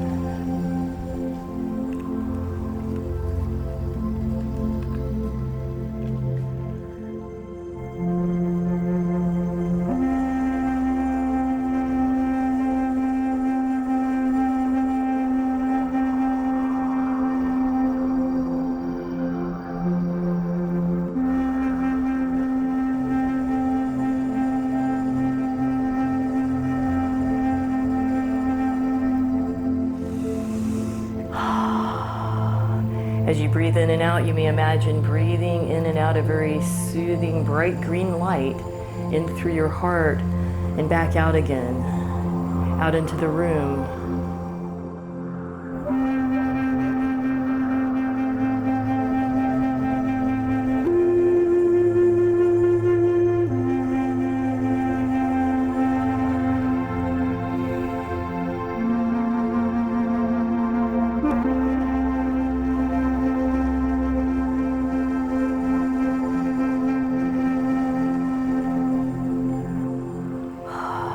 And as you breathe this green light in and out, you may imagine becoming immersed in the light. And you may imagine that your green light connects with the green light of others until we're all immersed in the green light together.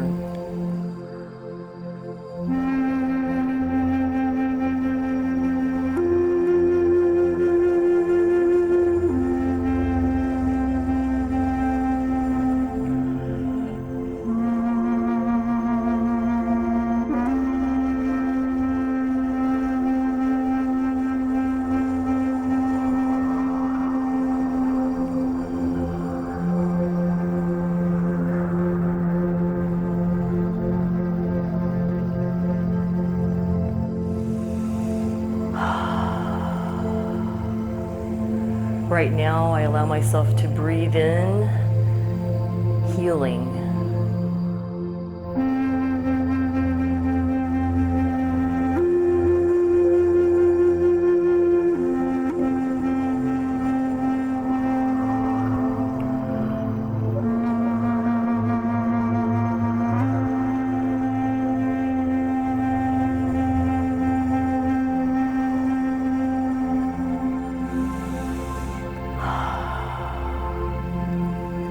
I allow myself to breathe in compassion and love.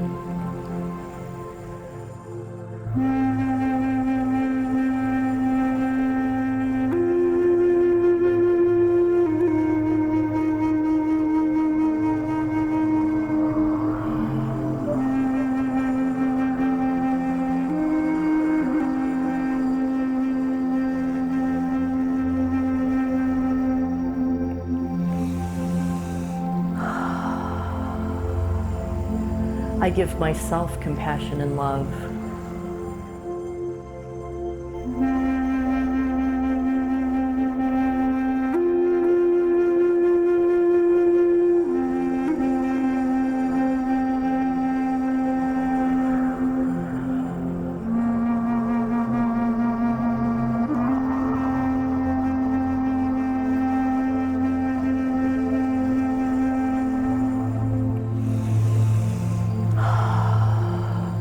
Right now, I may choose to make room in my heart for self-forgiveness.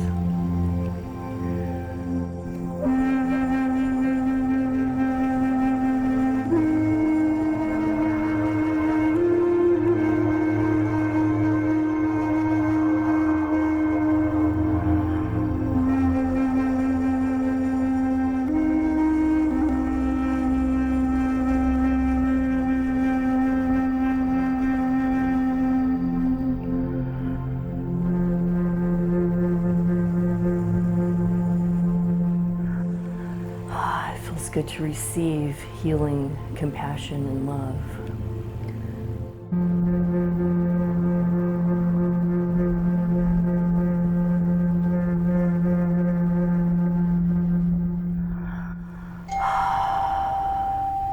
Take another breath and focus awareness now on your throat chakra.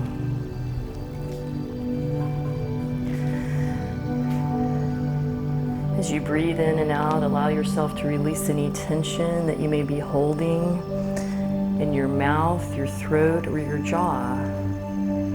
If your tongue's pressed against the back of your teeth, you can let this gently relax.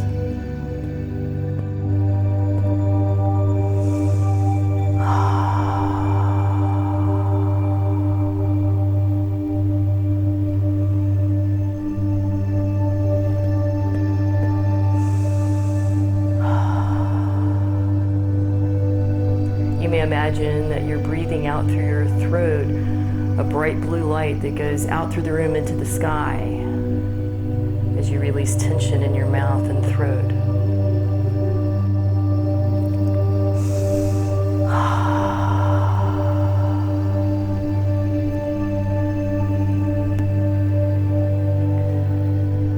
Right now, I allow myself to imagine what my life looks and feels like having my voice.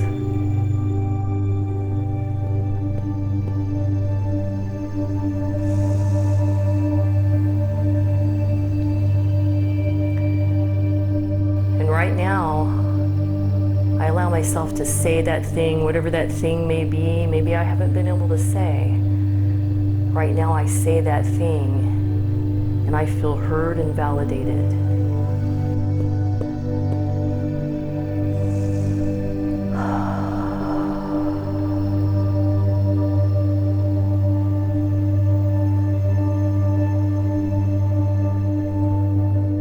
Right now I validate myself.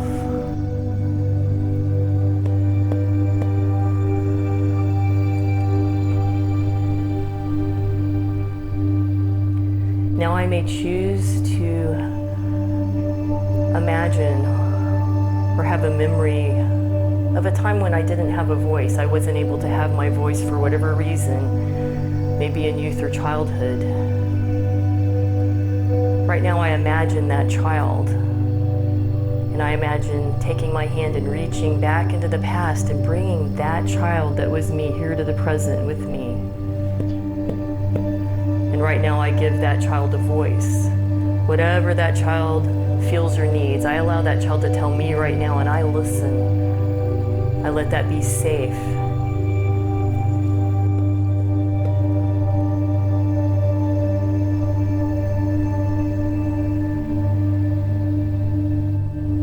Whatever it is that child needs to say, it's okay. I'm in charge of that child right now, in the present moment.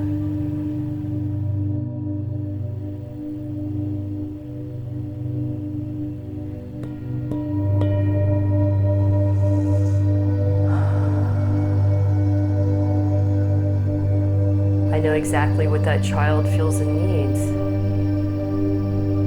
I imagine picking that child up and holding that child in my arms right now and helping that child feel safe and heard. I am now the nurturing, loving parent to that inner part of myself.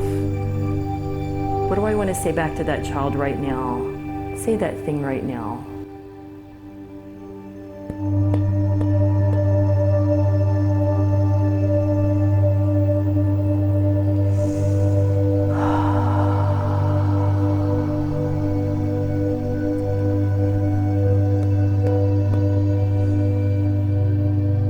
Imagine laughing and playing with that child.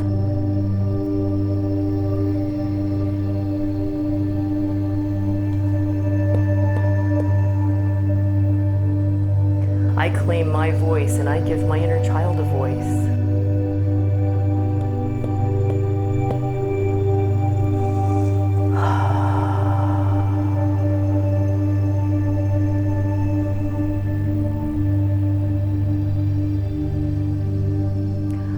I have a right to my voice.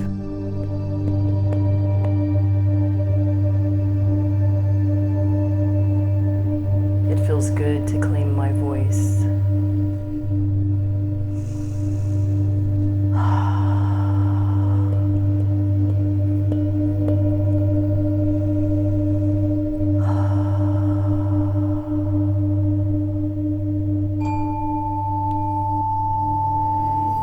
Take a deep breath and focus awareness now on your brow chakra, on your forehead.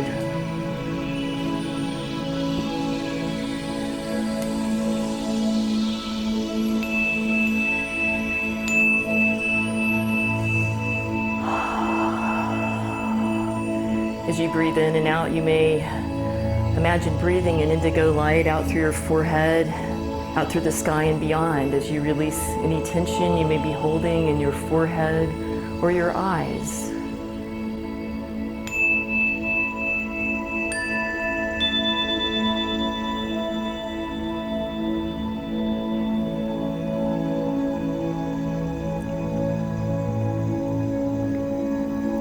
Right now, I imagine what my life looks and feels like having clarity and direction.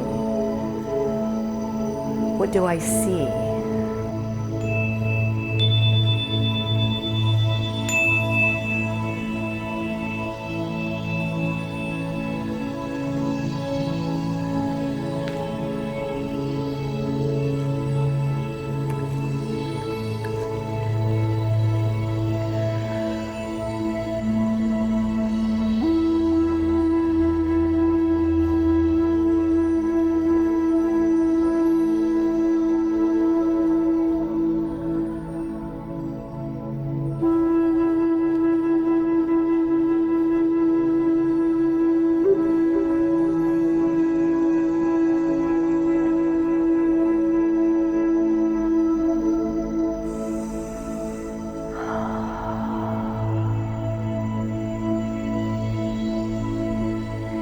Right now, I allow myself to go within and listen to my own inner wisdom. If I choose to listen, what message do I have for myself right now?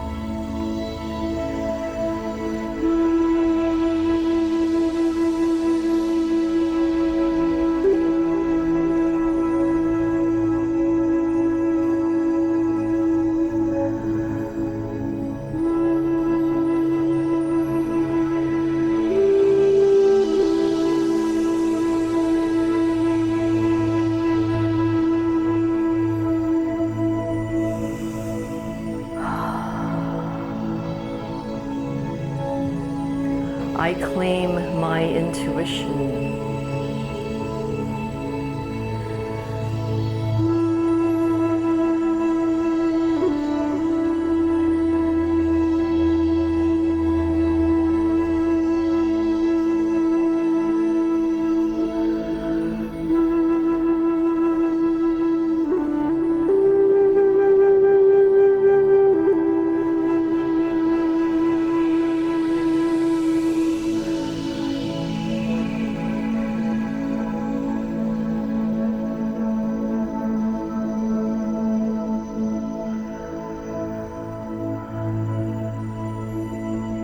I can look within for guidance and wisdom.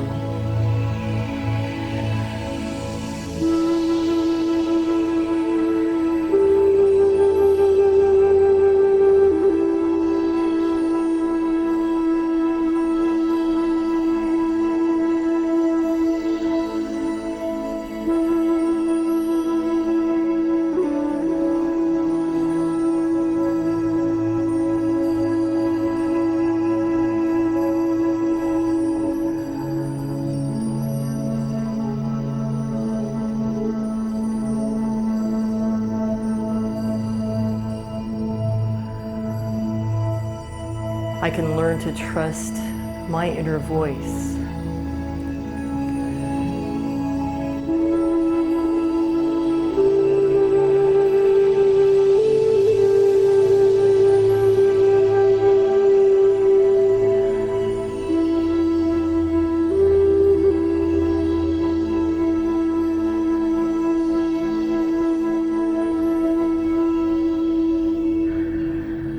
It feels good to claim my intuition.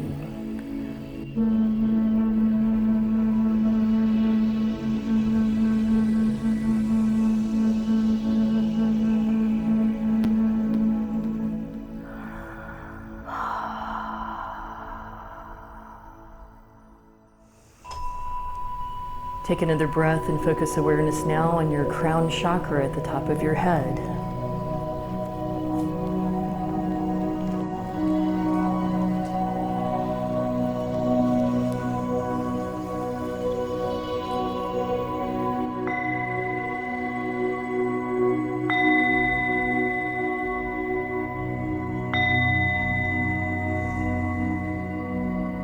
You may imagine that a very soothing, bright, white light enters through the top of your head, goes down through your whole body and back again.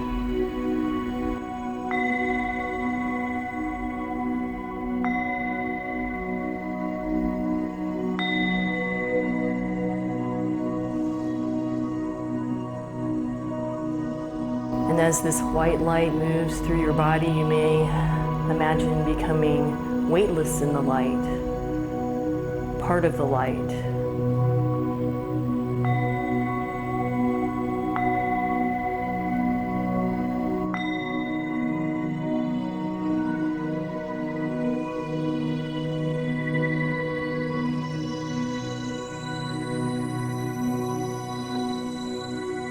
Right now, if I choose, I may allow myself to connect with spirit or my personal higher power.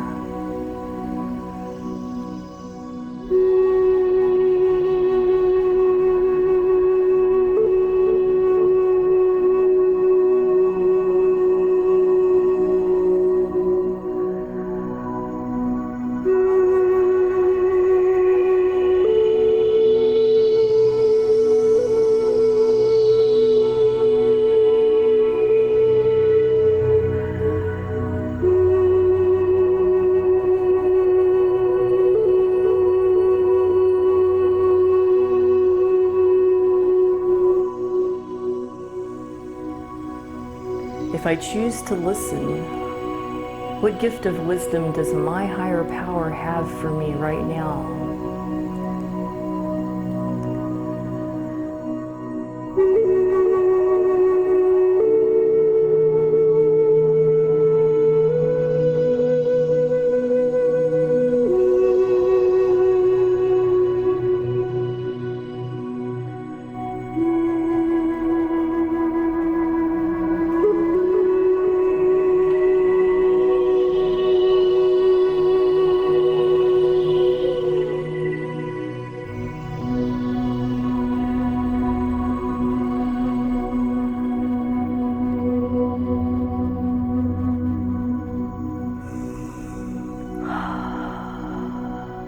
Right now, I allow myself to breathe in a feeling of peace and comfort.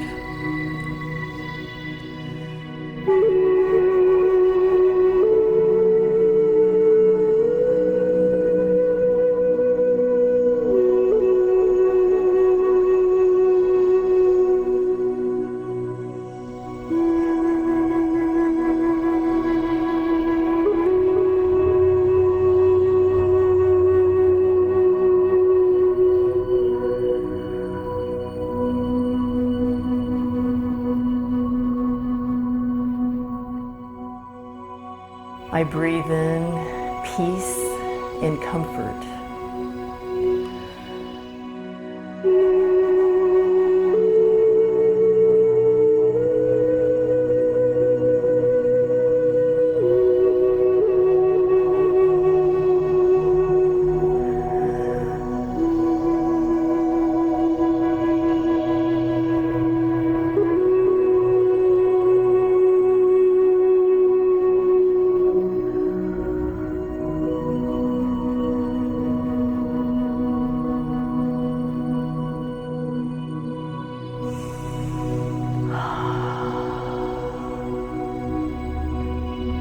I am filled with peace and comfort.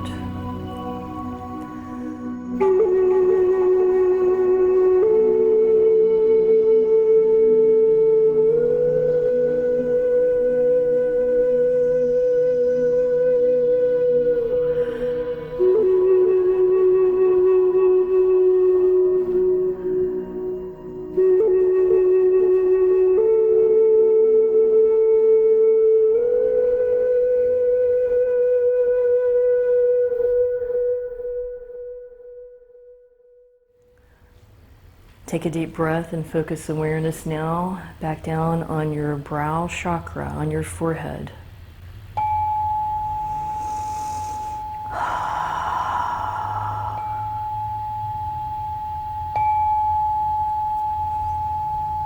Take another breath and focus awareness back down onto your throat chakra.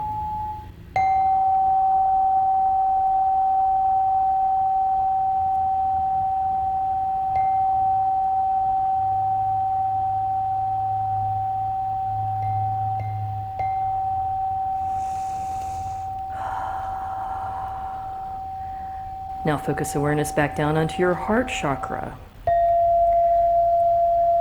Breathe in as much air as you can hold. Hold it for a moment and then let it all out.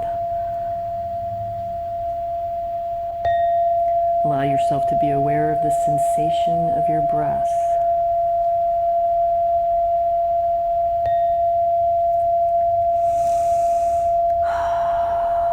Now move awareness down to your upper abdomen.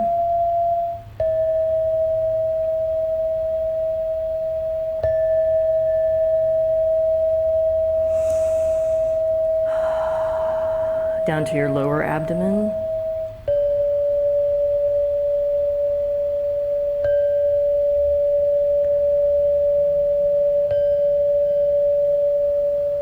And finally back down to your root chakra at the base of your spine.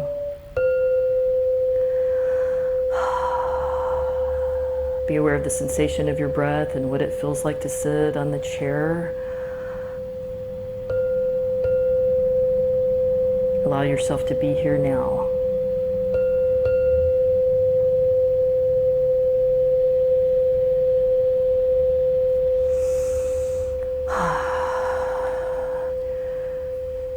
So you may have enjoyed watching this meditation, we hope, and gleaned something helpful, hopefully a message from you to you with love.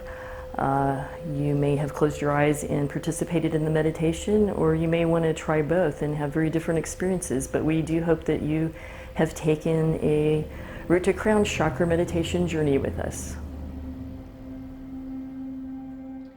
Thank you so much to the Native Rhythms Festival for inviting us to share our Sacred Spiral meditation with you.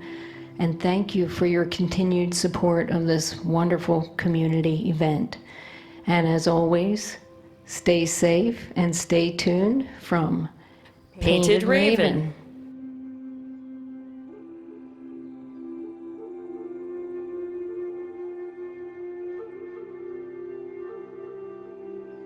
We do have another chakra CD called Transcendence. It's got other instruments. It's a little less traditional than the Sacred Spiral CD. We hear that people like to go to sleep to that CD. We have the great gallery that's also meditative. Our Sacred Spiral CD is all music with flute. We hope to be releasing a version with a guided meditation component in it. We also want to share with you our plans for the Medicine Wheel Prayers of the Four Directions CD. We have a guided power animal meditation that goes along with that now, and we hope to be releasing that soon, where you will be able to imagine being eagle, coyote, bear, and buffalo with the Medicine Wheel music. And we have planned an interactive workshop with the Medicine Wheel CD music, where you will be able to play native drums and flutes right along with us. So please stay tuned to what we have coming up pretty soon with those CDs.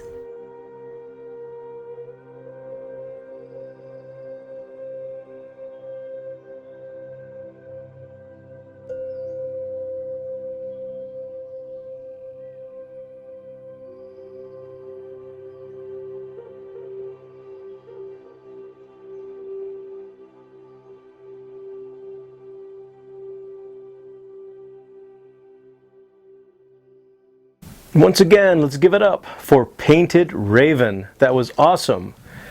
You can learn more at painted-raven.com. Thank you again for watching. Stay tuned. Hi, we're Painted Raven, the Native American flute and world music duo. Our music is all original and all instrumental, featuring the Native American flute as our lead instrument, accompanied by guitar and other instruments, and presented in a very wide variety of musical styles. We have CDs, music downloads, backing tracks, t-shirts, mugs, and masks.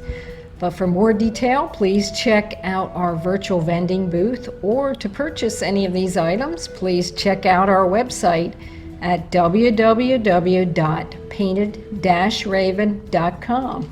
And if you would like, you can also listen to samples of all the songs from all of our CDs on the website. We hope that you check it out and find something that you absolutely love. And as always, we hope that you stay safe and stay tuned from Painted Raven.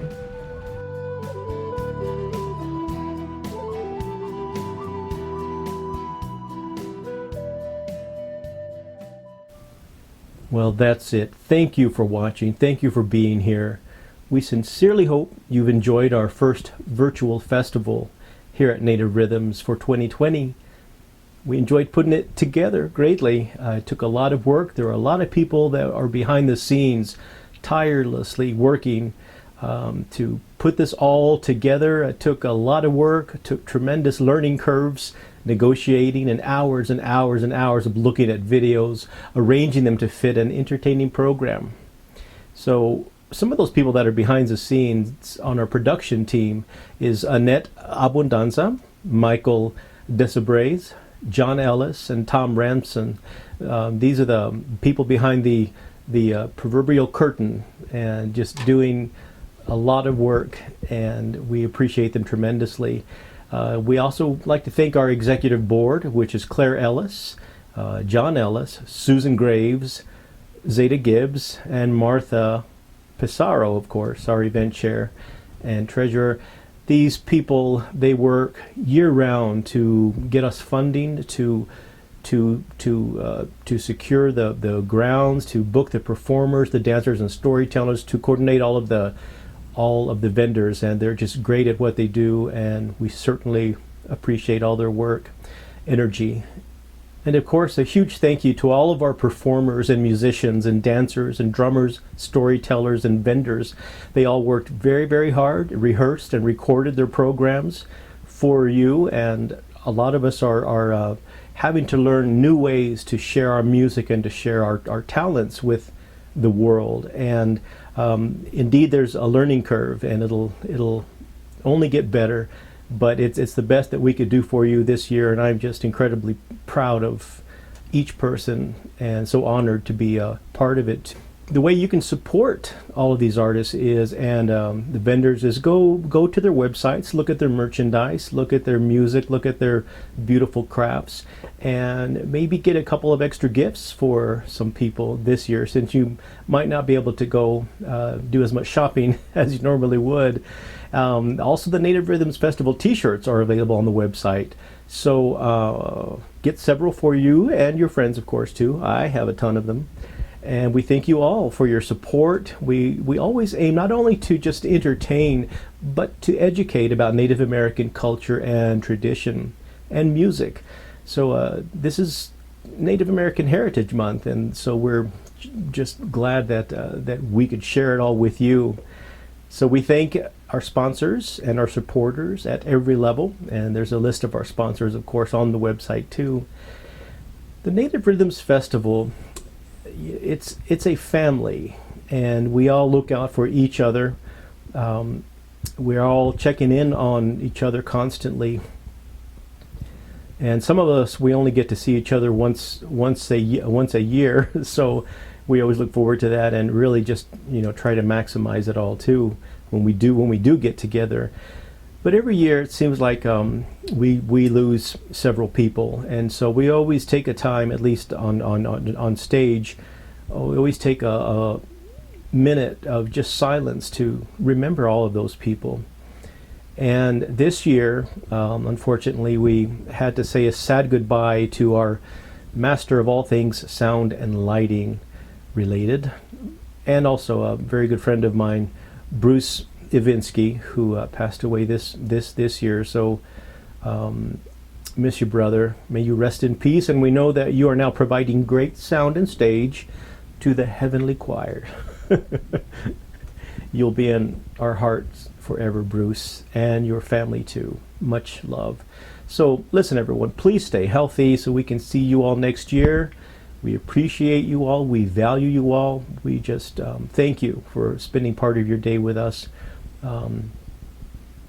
Much love. That's all I can say. So signing off from Las Cruces, New Mexico, I'm Randy Granger.